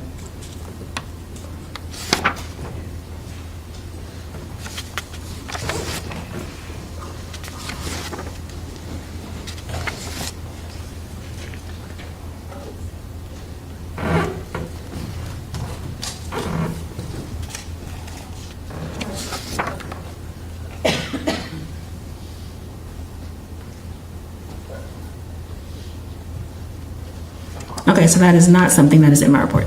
Okay, and so if that was testimony, that would be different than what you considered, correct? It's not in my report. I don't remember if it was in something that I reviewed or not, or if it's in something you're referring to that I don't have access to. Were you aware that on April 19th of 2003, about 1 week before the killing started, Mr. Dominguez attempted to contact Kimberlee Guillory and meet up with her? I'm aware of that now, yes. What do you mean by now? Like right now, or? So I think that was one of the things that was in the police report. Okay, so so you weren't aware when you drafted your original report that you've been made aware of it prior to testifying today? Of your specific statement, I think that I became aware of that with the police report. That there had been a breakup with a girlfriend I was aware of before. Were you aware that he was trying to meet up with her again 1 week before the killings began? No.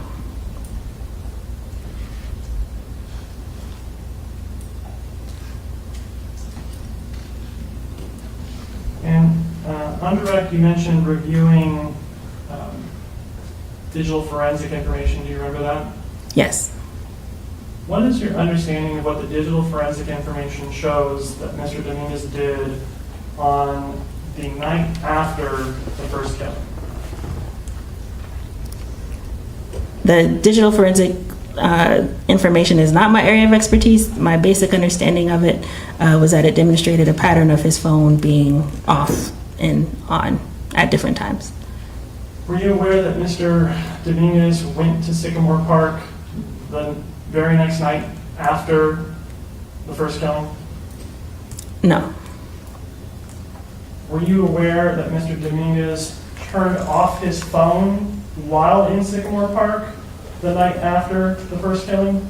Again, I had a very basic understanding that is beyond my area of expertise. My basic understanding of it was that there were multiple instances of his phone dying or going off.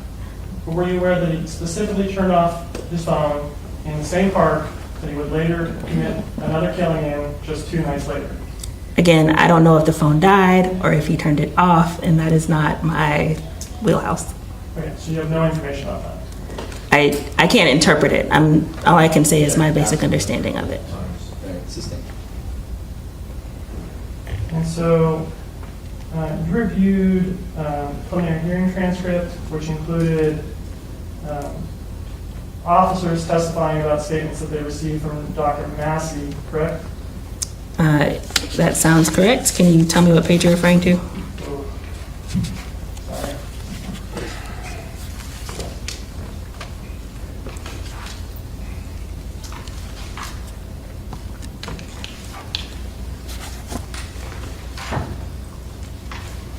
Well, let me ask you this. Are you familiar with the circumstances of the second killing?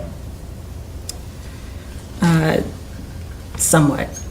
Are you familiar with the civilian who heard the commotion and came out to the park and saw Mr. Dominguez with the victim of the second killing. I don't know what you mean by am I familiar with it. I mean, have you, sitting here today, do you remember that information? Do you remember reviewing something that has to do with that? Yes. And what is your understanding of the interaction that took place between that civilian and Mr. Dominguez? That Mr. Dominguez made some strange statements and fled. And are you aware that testimony in court is that Mr. Dominguez fled and then made statements to that civilian? I'm not sure what happened when or what happened in court versus what I had, but Okay, but if that was the case, that would be different than the impression that you had when you formulated this report. it wouldn't change my opinion in any substantive way. Would it be different than the information that you had when you formulated your report? I think that, well, actually, let me refresh my memory because I think what the testimony was that it was statements and then running. I want to see if I can find a page.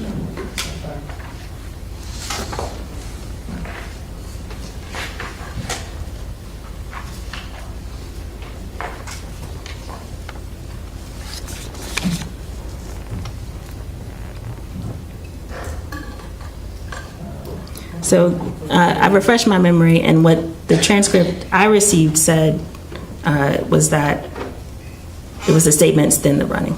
Okay, so running and then the statements is different than what you were understanding, correct? Yes, but again, it's not something that would make or break my opinion.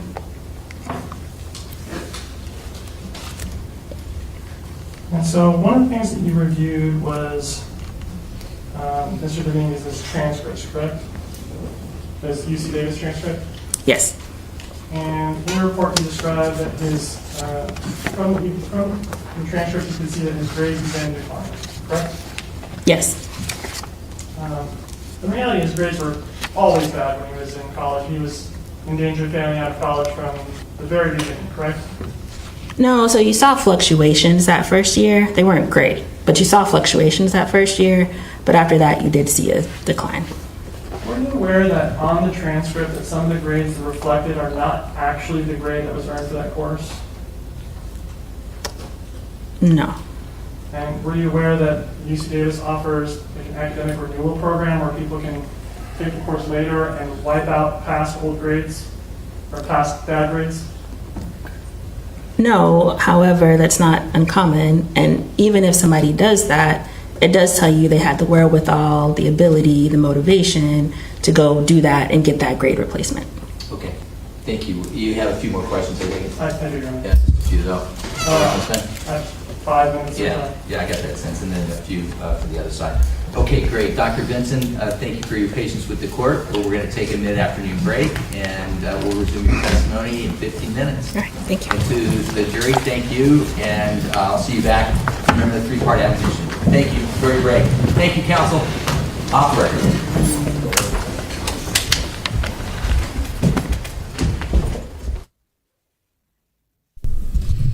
Okay, let's review what has happened from lunch. There was a lot that happened.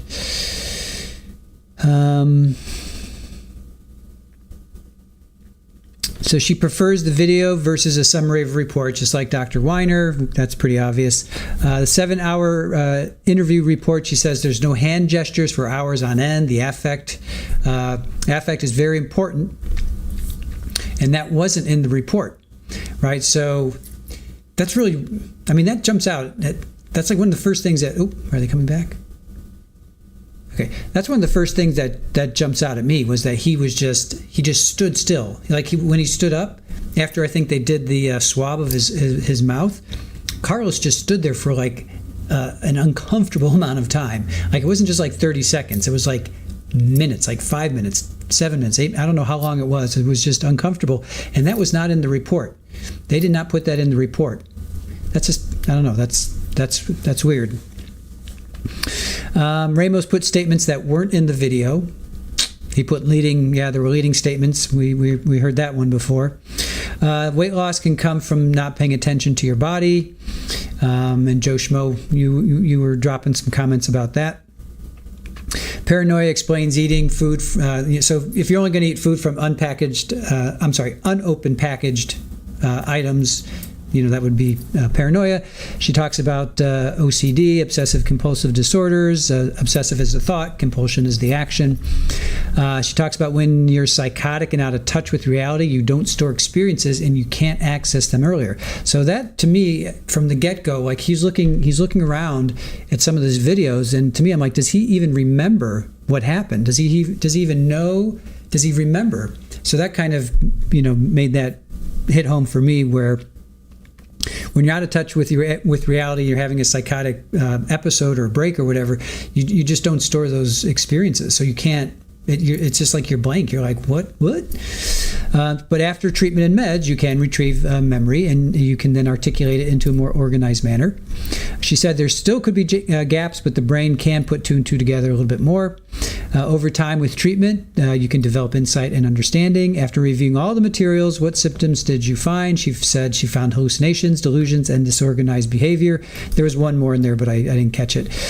Carlos was exhibiting multiple symptoms. She talks about malingering, making up or exaggerating for personal gain.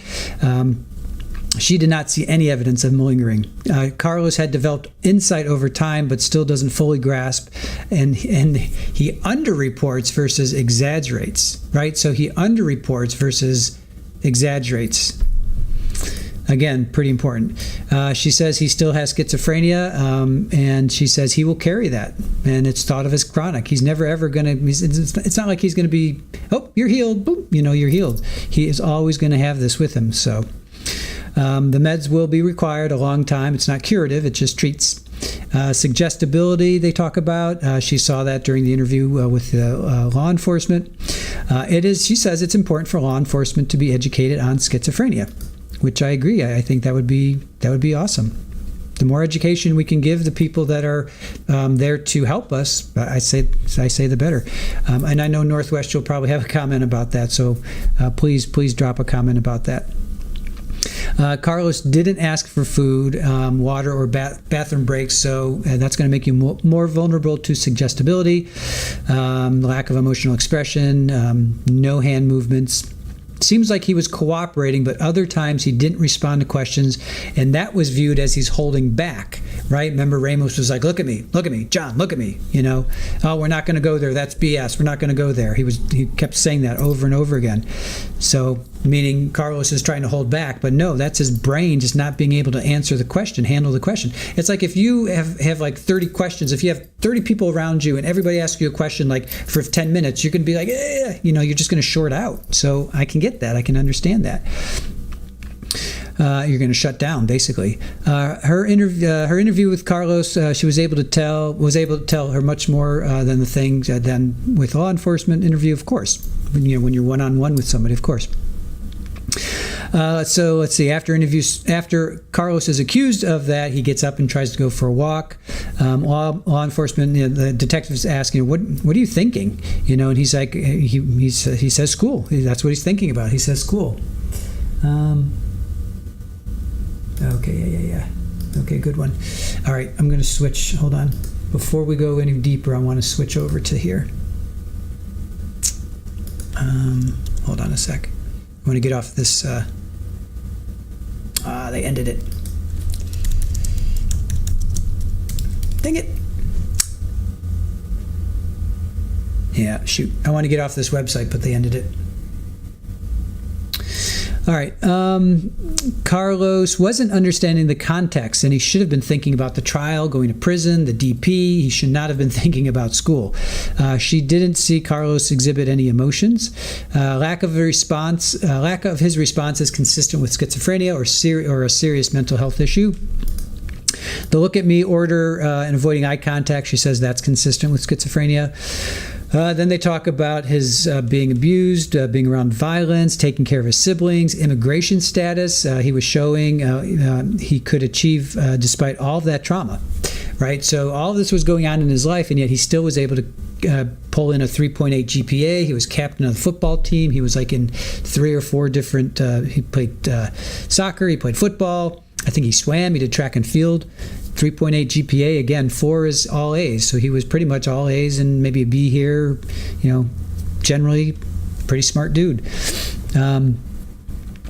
Immigration status made him more cautious of who to talk to. Never even thought about that, right? That would make you paranoid.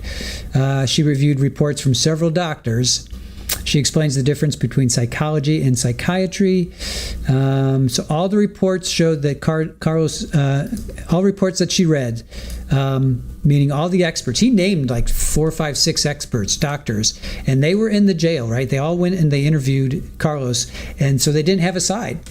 Why pick a side, right? These guys are as neutral as it comes. Doctors, I should say, are neutral as it come. And they all agreed. There was and she's done 6 or 7 NGRI cases, and she's never seen a convergence like this before.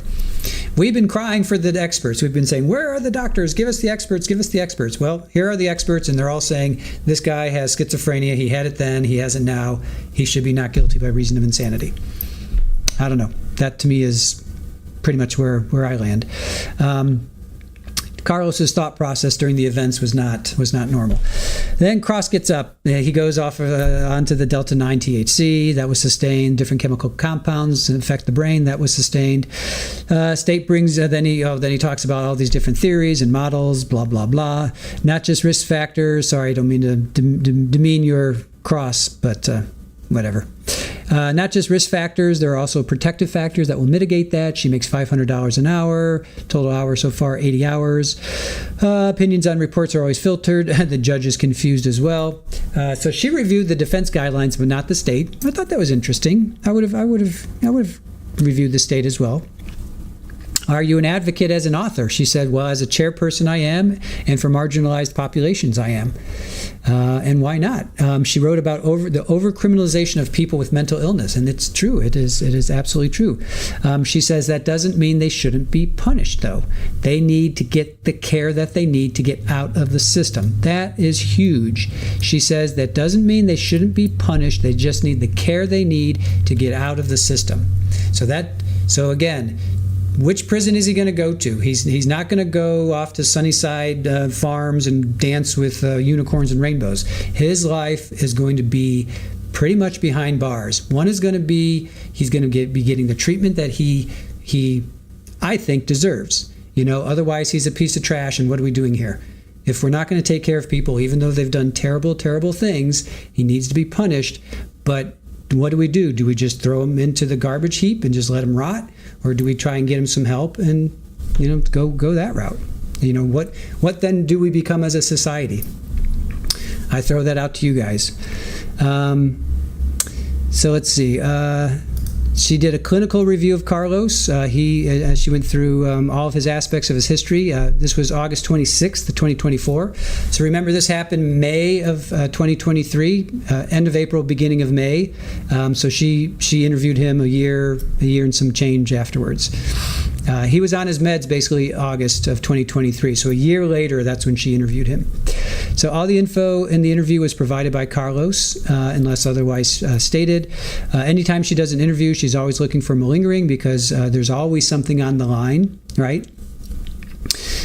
She oversees a fellow. Then they talk about the level of supervision, depends on their training, education, difficulty of tasks. Not sure if she still has her notes. She doesn't record the interview, and that was objected to, and Mr. Hutchinson says you cannot record in Yolo County Jail.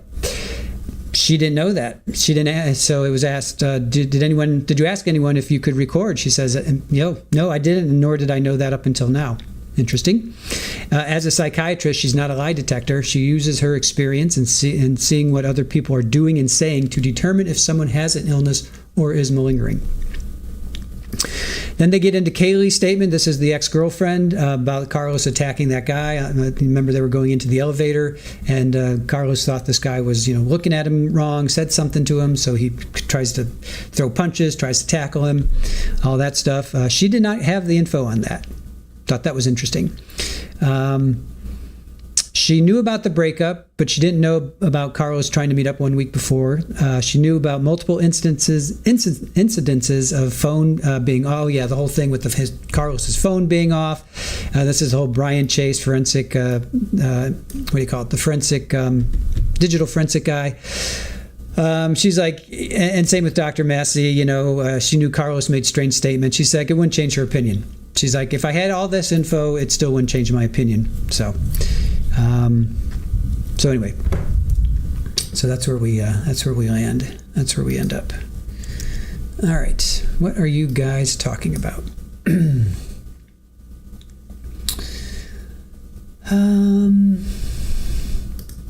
He had the presence of mind to attempt it 3 times. Oh no, what happened to my... Oh, don't tell me I don't have featured chat. Are you kidding me? My featured chat went away. Why? Okay, there it is there. There it is there. Okay, there it is. All right, Baca says he had the presence of mind to attempt it 3 times. I'm not... Oh, my featured chat's acting up, you guys. Shoot. Oh, no. I can't bring up... I don't think I can bring it up now. Huh. All right.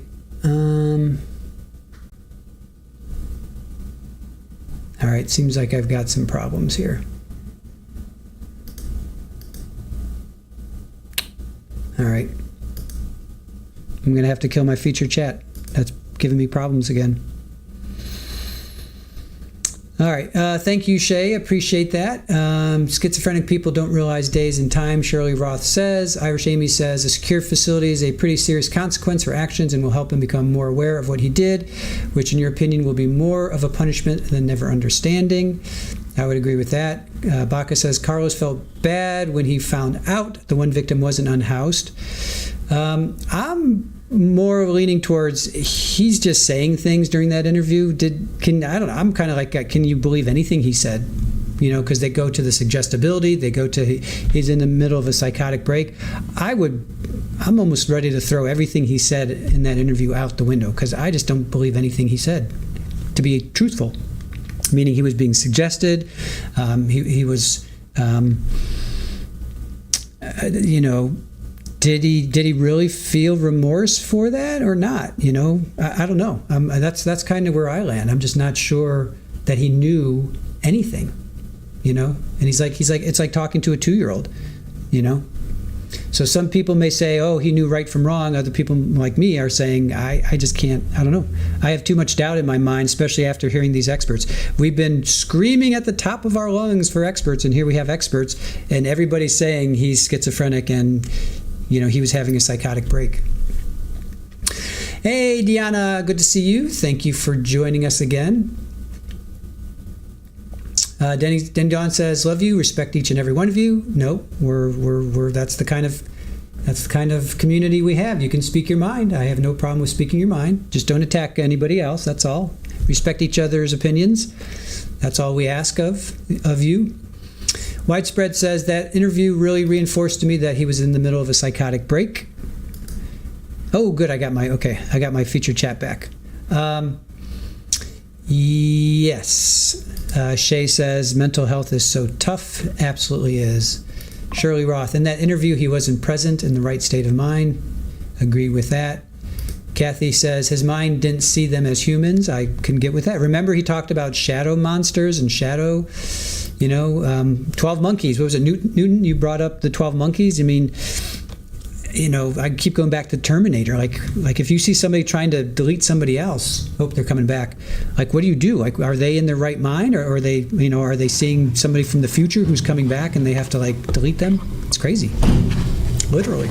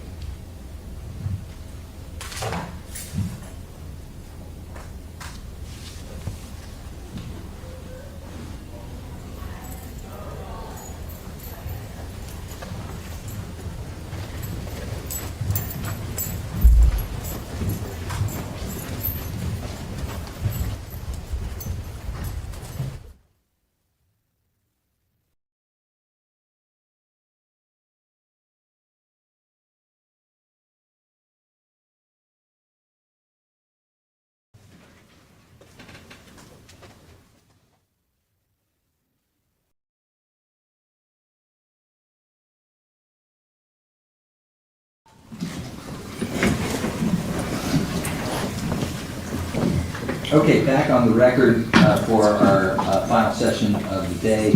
We're on cross-examination of Dr. Vincent and Mr. Van Hook, your witness. Thank you, Your Honor. Doctor, we were talking about your understanding of different pieces of evidence in the case.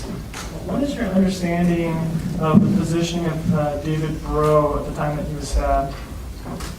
That he was on a bench. Do you know what his positioning on the bench was? I think he was laying down. And do you know what items he had with him or anything like that? No. Mr. Karim Abou Najm, do you know how far into Sycamore Park he was when he was stabbed? I do not. Do you know if Mr. Abou Najm had a beard or hair or anything else that may cause someone to mistake him for being an unhoused person? I do not. Do you know where on Kimberlee Guillory's body she was stabbed? I don't remember. Talked about reviewing the interviews with Mr. Dominguez, the initial stop, the interview with Mr. Muscardini, or Officer Muscardini at the scene, and then back at the police station. Do you remember those? Yes.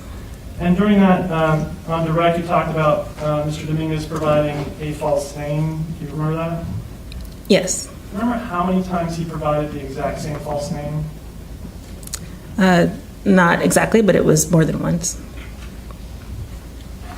And do you remember how many times when he gave that false date of birth, how many times he gave the same date of birth? I do not. And with regards to the false address, do you know how many times he gave the same false address? No. And in your reviews, did you review any of the body-worn cameras from any of the crime scenes? From the crime scenes, no.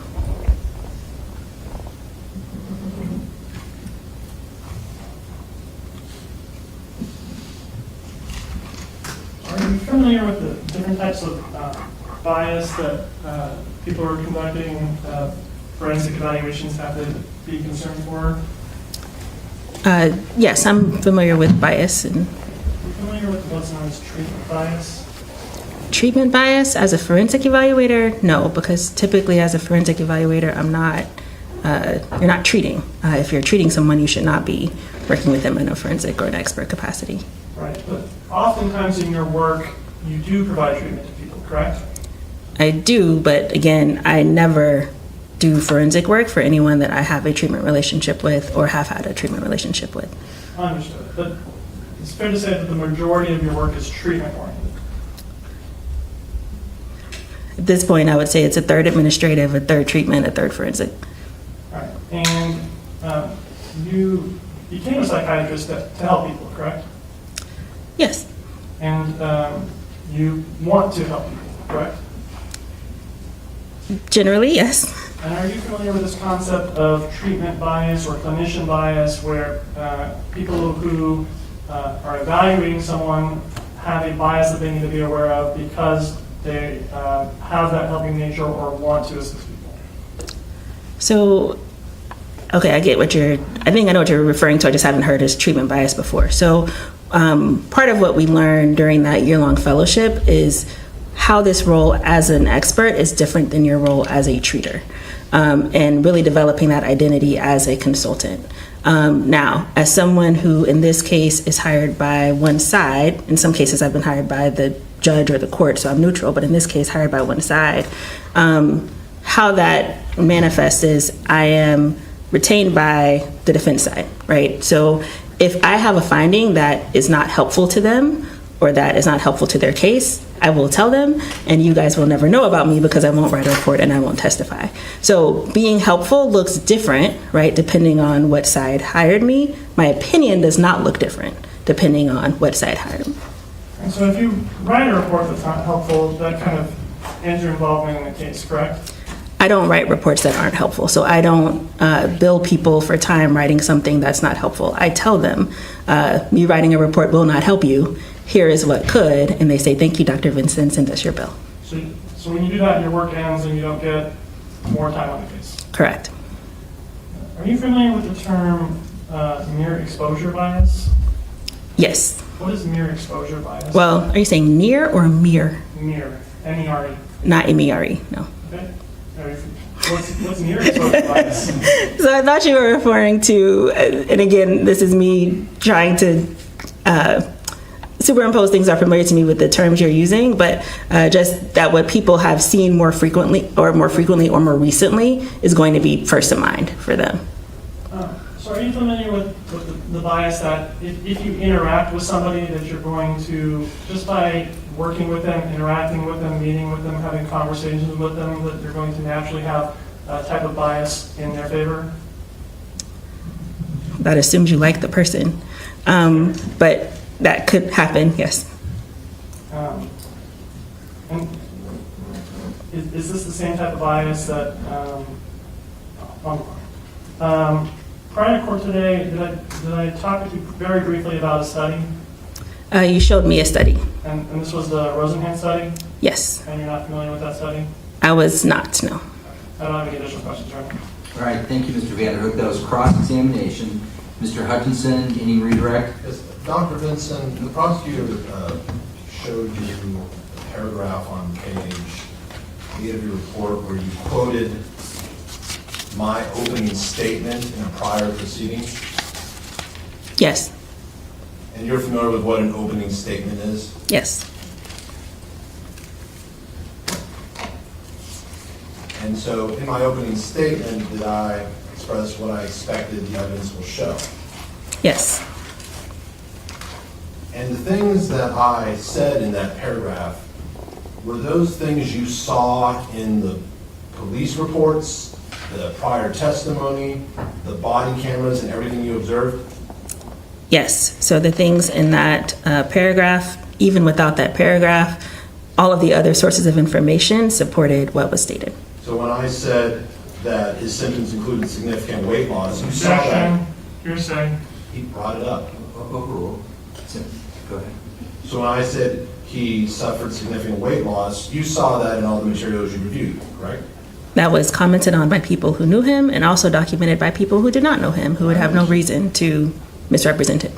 When I mentioned he had decreased appetite, you saw that did you see that in the materials you reviewed?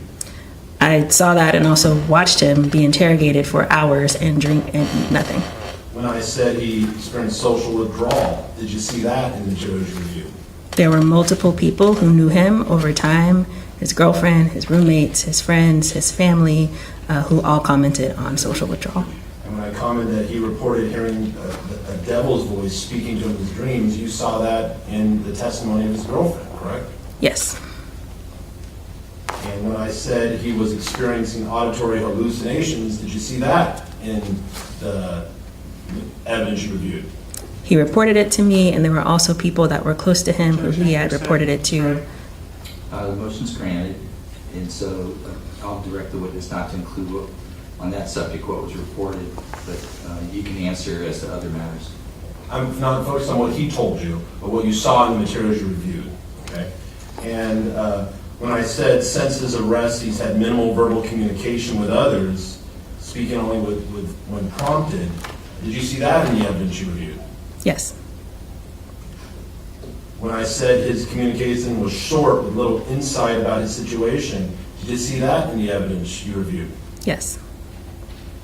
So when I said he had flat affect, minimal eye contact, rigid and unusual posture, did you see that in the evidence you reviewed? Yes, I did. And when I said he believed he was still a student at UC Davis after his arrest, did you see that in the evidence you reviewed? Yes. And when I said his overall well-being had deteriorated significantly since his arrest, did you see that in the evidence? In multiple medical records. So were you relying on what I said, or were you just quoting something I said that you saw in all the evidence? Just quoting something I said that was documented over and over again by different people in different settings over time. Because you know that what I say, that's not evidence, correct? Right. And you understand what Mr. Vanderhook says, that's not evidence as well, correct? Correct. But ma'am, you said you've been involved in multiple cases as an expert beyond the 40 you've testified in, correct? Oh, absolutely. Most cases don't end up going to trial, and actually my last NGRI case, they used it to negotiate a plea. Even that one didn't go. And you mentioned this case was unusual as a convergence, that all the experts agree. Have you had cases where experts disagree? Yes. Have you had experts where a prosecutor's office has hired their own expert who has a disagreement with the expert hired by the defense? Absolutely. Is that fairly common? Yes. So, are there psychiatrists out there who a prosecutor can hire and pay to review evidence and come into court and offer an opinion? Objection exceeds the scope. Yes. Have you, in times you've been an expert, have you had many cases where the prosecution has hired their own expert to give an opinion? Yes, and in some I've been hired by them. You've been hired by the prosecution as well? Yes. But ma'am, as a psychiatrist, you have ethical obligations that affect, you have ethical obligations when you testify as an expert. Objection, improper bolstering. Overruled. Yes. No matter, even if I were to pay you $1,000 or $2,000 an hour, ethically, can you give an opinion you don't believe in? I cannot. Is that true for every psychiatrist? That is the ethical standard. So, is that true for every psychologist, that they cannot give an opinion that they don't believe in? Objection, foundation, lacks personal knowledge. What was hold on just a second. Right. The question pertains to psychologists, so sustain. To your knowledge, do psychologists, experts, they have similar ethical obligations? Yes. So, if the prosecutor could find anyone who would say the things he's asking about, is there anything that would prevent him from paying that expert to come into court and testify before this jury? Not to my knowledge. But it would have to be an expert who actually believed in the opinion, correct? Correct. Because otherwise, they could not ethically testify. Would that be correct? That would be correct. I have nothing further. Okay. All right. Anything on that, Mr. Vanderhook? Very briefly, Your Honor. No.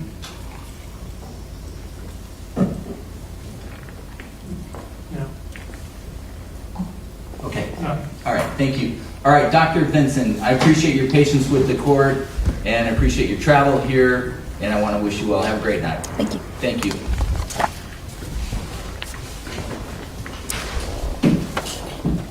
Okay, Mr. Hutchinson, do we need a conference? I have another witness. Oh, you do? I'm taking witnesses. Okay. Defense calls Alberto Osorio.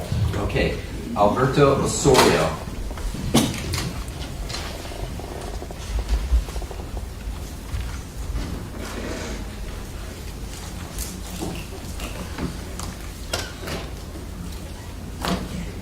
Okay, Mr. Osorio, good afternoon. Come on in and stand at the podium here.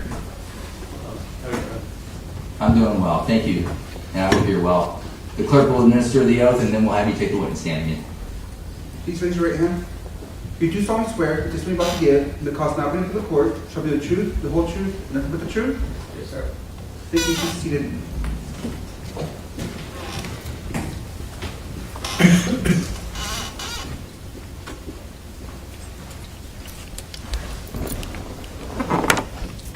Take your first and last name for the record, and spell them both. Alberto, Alberto, Osorio, Osorio. Okay, thank you. All right, Mr. Hutchinson, direct exam. Mr. Osorio, welcome back. I'm going to ask you some questions, and I'm interested in what you personally observed and what you personally heard, not what others told you. Okay? Yes, sir. If I'm interested in what others told you, I will specify. Okay. Understand? Yes, sir. And that's also when the prosecution asks you questions. Yes, sir. I'd like to direct your attention to the night of May 1st when Kimberlee was stabbed. And I want to focus on the moment you first became aware that something had happened to Kimberlee. How did you become aware? What did you hear that caused you to believe something had happened to Kimberlee? Commotion. Where were you when you heard this commotion? Inside my tent. And which direction was your tent facing, if you recall? Towards her tent. So what would that be? What direction would that be, using north and south, if you remember? Towards north. Would it be facing toward the railroad tracks or away from the railroad tracks? Towards the railroad tracks. Okay. And who was in your tent with you? John, I forgot his last name, but John. John? And was John another unhoused individual? No, it was just a guess. Yes. Was your zipper door to your tent, describe, was it open, was it closed? It was open.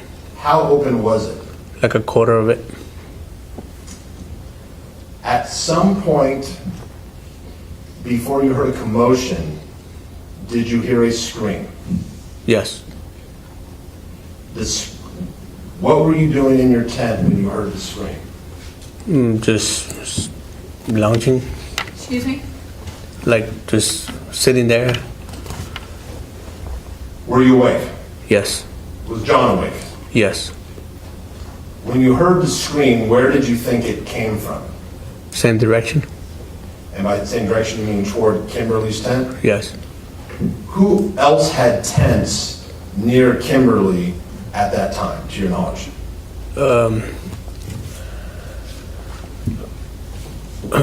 Christina and her husband and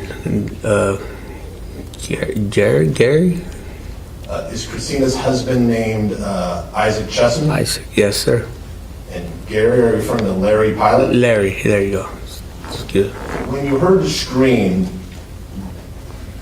if you know, were you able to determine at the initial moment whether it was a male scream or a female scream? Female. So at that point, did you know whether it was Kimberlee or Christine? No. For sure? After the scream, you said you heard commotion. What commotion did you hear? Everybody's screaming and yelling. Let me just describe the commotion. So you hear the scream. What's the next thing you can hear while you're still in your tent? Is it voices? Is it rustling? What do you hear? Voices. Do you get out of your tent? Yes. Before you get out of your tent, had you heard anyone run past you? Like the sound of feet going past you? No. And was your tent right near the sidewalk? Yes. So if you're facing south, my question is, did you hear anyone else? Let's assume you're facing south toward the railroad tracks. Did you hear anyone running north on the sidewalk next to you, like the sound of feet? No, sir. When you got out, who got out of the tent first? You? Or who got out of the tent first? Me. What did you do then? Run towards south. And where did you go? Towards the tent where Isaac, Christine, and Gary were. And when you first got there, what did you observe? A rip on the tent, and Isaac and his wife talking to Kim. Then they got on the phone. Let me stop you there. Was Christine the Arrows already out of the tent by the time you got there? Yes. Did you, okay, you said you saw someone on the phone. Don't guess, but initially who did you see on the phone? Christine. At some point, did you see Kimberlee? After the move from the side, I was with Kimberlee on the tent. And what did you observe? She complained about a wound on her head, that she got hit in the head, but she kind of stand up, and that's when I saw the wound on her back, and I kind of covered her wound, told her to lay back down, and she got on the phone and called 911 herself. We're gonna get to that. On how much, give an estimate, from the moment you heard the scream until the moment you got to the tent, approximately how much time passed? Minute, less than a minute.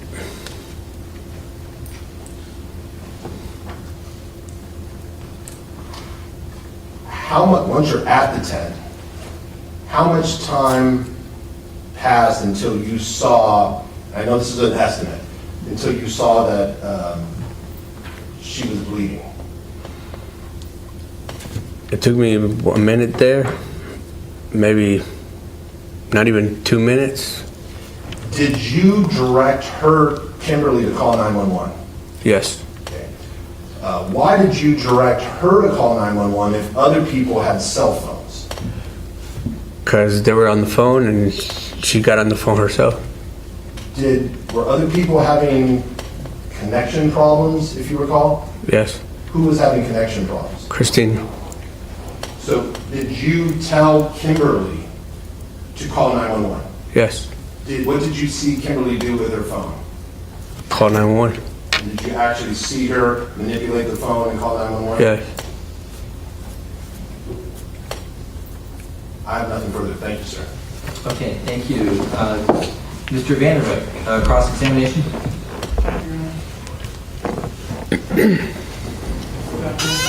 Hello.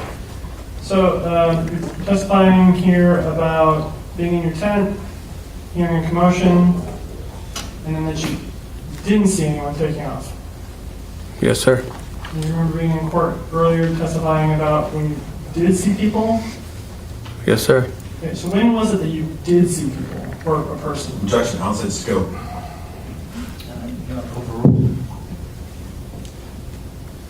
You can answer. Well, we were camping together, so we were there together, heard the commotion, and the same people that were there is the ones that voices and what was going on. Your testimony now is that you didn't see anyone that you thought to be involved in the stabbing, correct? Yes. And earlier you were testifying about seeing someone you did think was involved in the stabbing, right? Objection, outside scope, earlier time. It's confusing. I'll allow counsel to probe, so go ahead. So, overruled. For the stabbing, I know that somebody went by and I said called it out. So we were aware of what was going on and what the stabbing was going around in Davis. So that's why we were camping together. And when somebody walked by, I said called it out. It was similar to the guy that was stabbing around Davis. So that's when John went by. I told him to stay in my tent with me, to be aware that I didn't want to be alone. And then a few minutes later, that's when the commotion came up around. So, I want to understand the timing a little better. The person that you did see, how soon was that before the commotion where you didn't see anyone? Objection, foundation, personal knowledge. He's referencing what Isaac told him. Yeah, I'm very concerned about the foundation, so I'll clean it up. Thank you. Okay. So you're talking about shortly before the commotion, you did personally see someone, correct? Two-person by the railroad tracks. When he said he saw somebody, we saw somebody walk by and I chased somebody. Okay. And so you personally saw someone walk by? No. Okay.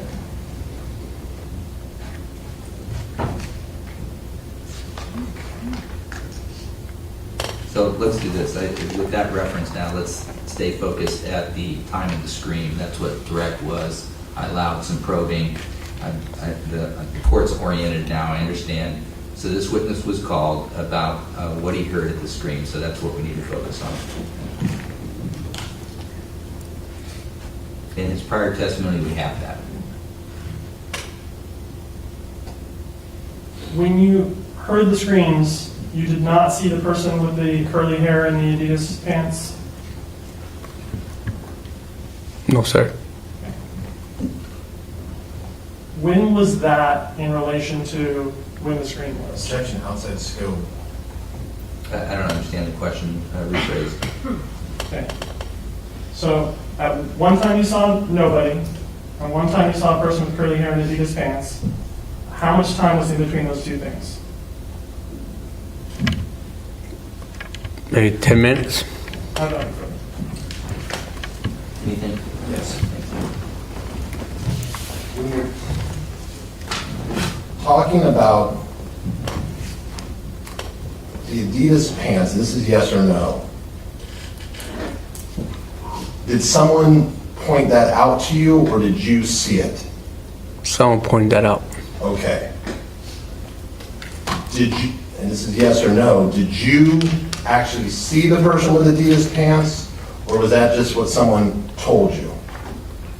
That's what we were told. Okay. So you, No, I didn't. so you never saw the person with Adidas pants? No. Got it.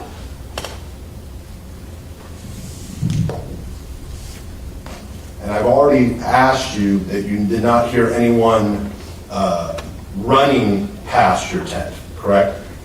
When you got out, did you see anyone run past you? No, sir. Did you look behind and see anybody run past you? No, sir. I have nothing further. Thank you. All right, thank you. Okay, briefly, I think I understand. So, sir, your testimony right now is that you did not personally see someone with Adidas pants. No, sir. And were you interviewed by police officers at the time of the event when this happened? Yes, sir. And you remember telling the officers that you did see someone with Adidas pants? Yes, sir. And you described him as wearing that he was olive complected or light complected dude, brown curly hair. Yes, sir. So that's something you saw yourself. No. And so were you being truthful with the officer when you said that? That was a statement that we gathered together when we were there. Okay, so when you told the officer that you saw him wearing a blue sweatshirt and like black Adidas track pants, and you're saying that you saw that, that's not something you actually saw? No, that's what they saw. So I was part of that, what we saw. But specific me, no. When you told the officer specifically he had Adidas sweats on and I think a black sweater. Objection asked and answered. Sustained. Did you tell the officer multiple times about seeing this person with the pants and the sweater? Objection asked and answered. Sustained.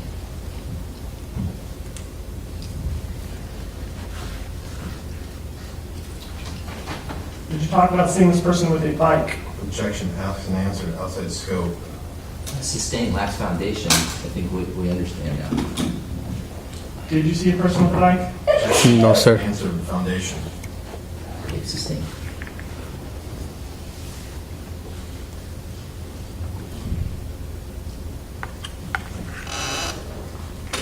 Okay, so when Mr. Hutchinson was asking questions, he was asking about whether or not you personally saw somebody at the prior time. Do you remember that? Objection outside scope. Misstates my questions.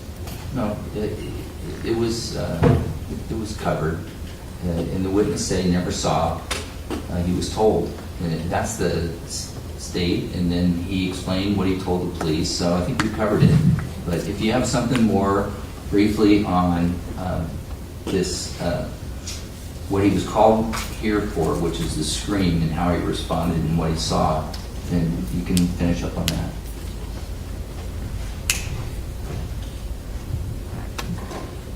So in regards to what Mr. Hutchinson was talking about you not personally seeing this person and that you're hearing it from other people, this information about a bike, is that something you saw personally or is that something that you heard from other people? Saw somebody with a bike behind the PG&E building. You personally saw them? Yes. When I chased the wrong person, somebody was on the right side behind the building on a bike. When was that? Before the stabbing. How long before the stabbing? Like I said, between maybe 10 minutes before the stabbing. And what did that person look like? Dark clothing. Do they have Adidas pants on? Couldn't recall it. Okay. And if you told the officer, if you gave the officer a statement about what you saw earlier, were your prior statements to the officers truthful? Yes, sir. Mr. Hutchinson. Mr. Osorio, did the officer at the time ask you to only tell him what you specifically saw, not what people told you? Did he clarify that for you?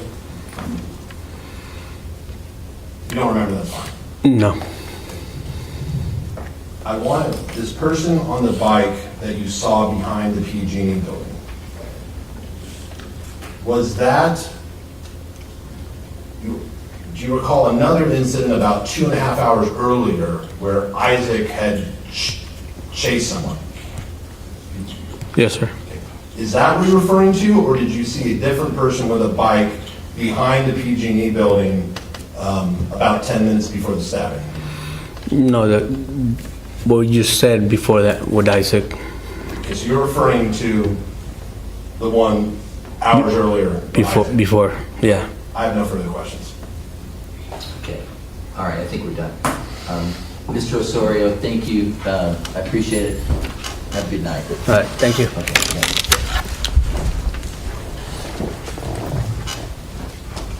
Okay, Mr. Hutchinson. Your Honor, I apologize. I didn't think we would run out, and so I don't have a witness available until tomorrow morning at 9 o'clock. I apologize. Okay, I want to conference, before I let the jury go, I want to meet with the attorneys in the hallway. Okay, thanks. Off the record.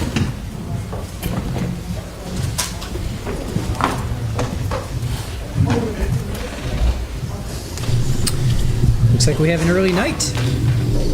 Mr. Hutchinson doesn't have any other witnesses.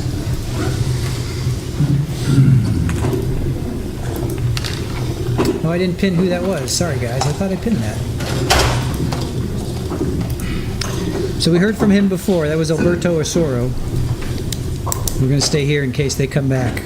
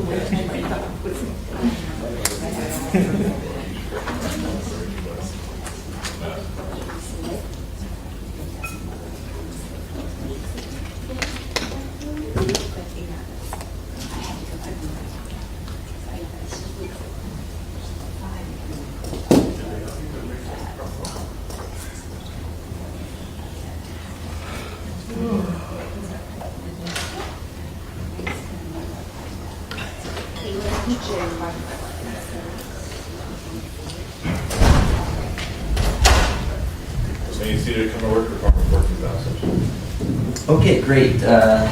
Thank you, counsel. We're back on the record. Thank you. And I was just conferring about witnesses and schedules and so forth. And I do expect to hand this case to you next week. Okay? And so we're getting towards the end. We still have more witnesses.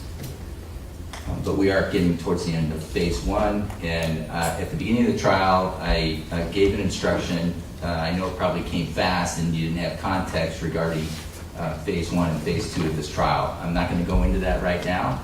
But when I read legal instructions, I'll give you all the law that you need to know at that time. And legal instructions are done right before closing arguments, so after the close of evidence. the important thing for you to know is just to keep doing your work and listening to the evidence, keeping an open mind. And so tomorrow we have a full day of testimony and witnesses. And then I expect that Monday and Tuesday we'll have testimony as well. And then Wednesday is a half day. And then at some point we'll do legal instructions, closing arguments, and then hand the case to you. So that's really kind of the schedule that we're looking at right now. I think that's as much as I want to go into. So anyway, we're working again tomorrow. And that's where we're at. And I am thankful for your diligence in paying attention and working so hard to understand this evidence and keeping an open mind at all times. So with that, I'll see everyone tomorrow at 9:30. And remember the three-part admonition: don't discuss, don't research, don't form any opinions until you're deliberating with your fellow jurors. Okay, thank you, folks. 9:30 tomorrow. Off the record.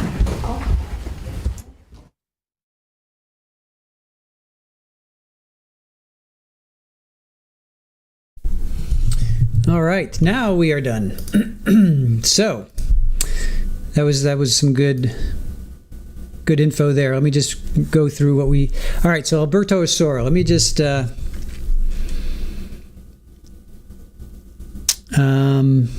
Osorio. Okay, so Osorio. So he heard a commotion. He was looking towards the railroad tracks. John was with him as a guest. His tent was open a quarter or so. Heard a scream before the commotion.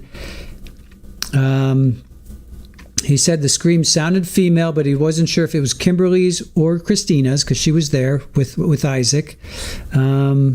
Everyone was yelling and screaming. He ran towards the tent. He saw a rip on the tent. He saw Isaac and his wife Christine talking to. Oh, are you kidding? They're back?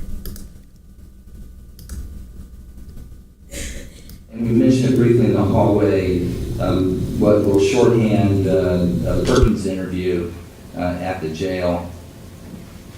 And then a second is the rebuttal case. I think I received a memorandum from the people regarding that. And I think that's it. Those are the two matters. Is that right, Mr. DeMora? Correct. Okay, and then Mr. Hutchinson, do you have any submissions that I need to make sure to keep track of? No, Your Honor. I'm familiar with the Perkins issue. I have not read the rebuttal brief. I assume it was served, but I've obviously been here. Well, before I get into it, I want to get your response to both of these matters. I'm not trying to create work for you, but I do need the defense to review the rebuttal and the Perkins. So this is an interview, I don't know if it's an interview, it's a conversation between an undercover officer in the jail with the defendant.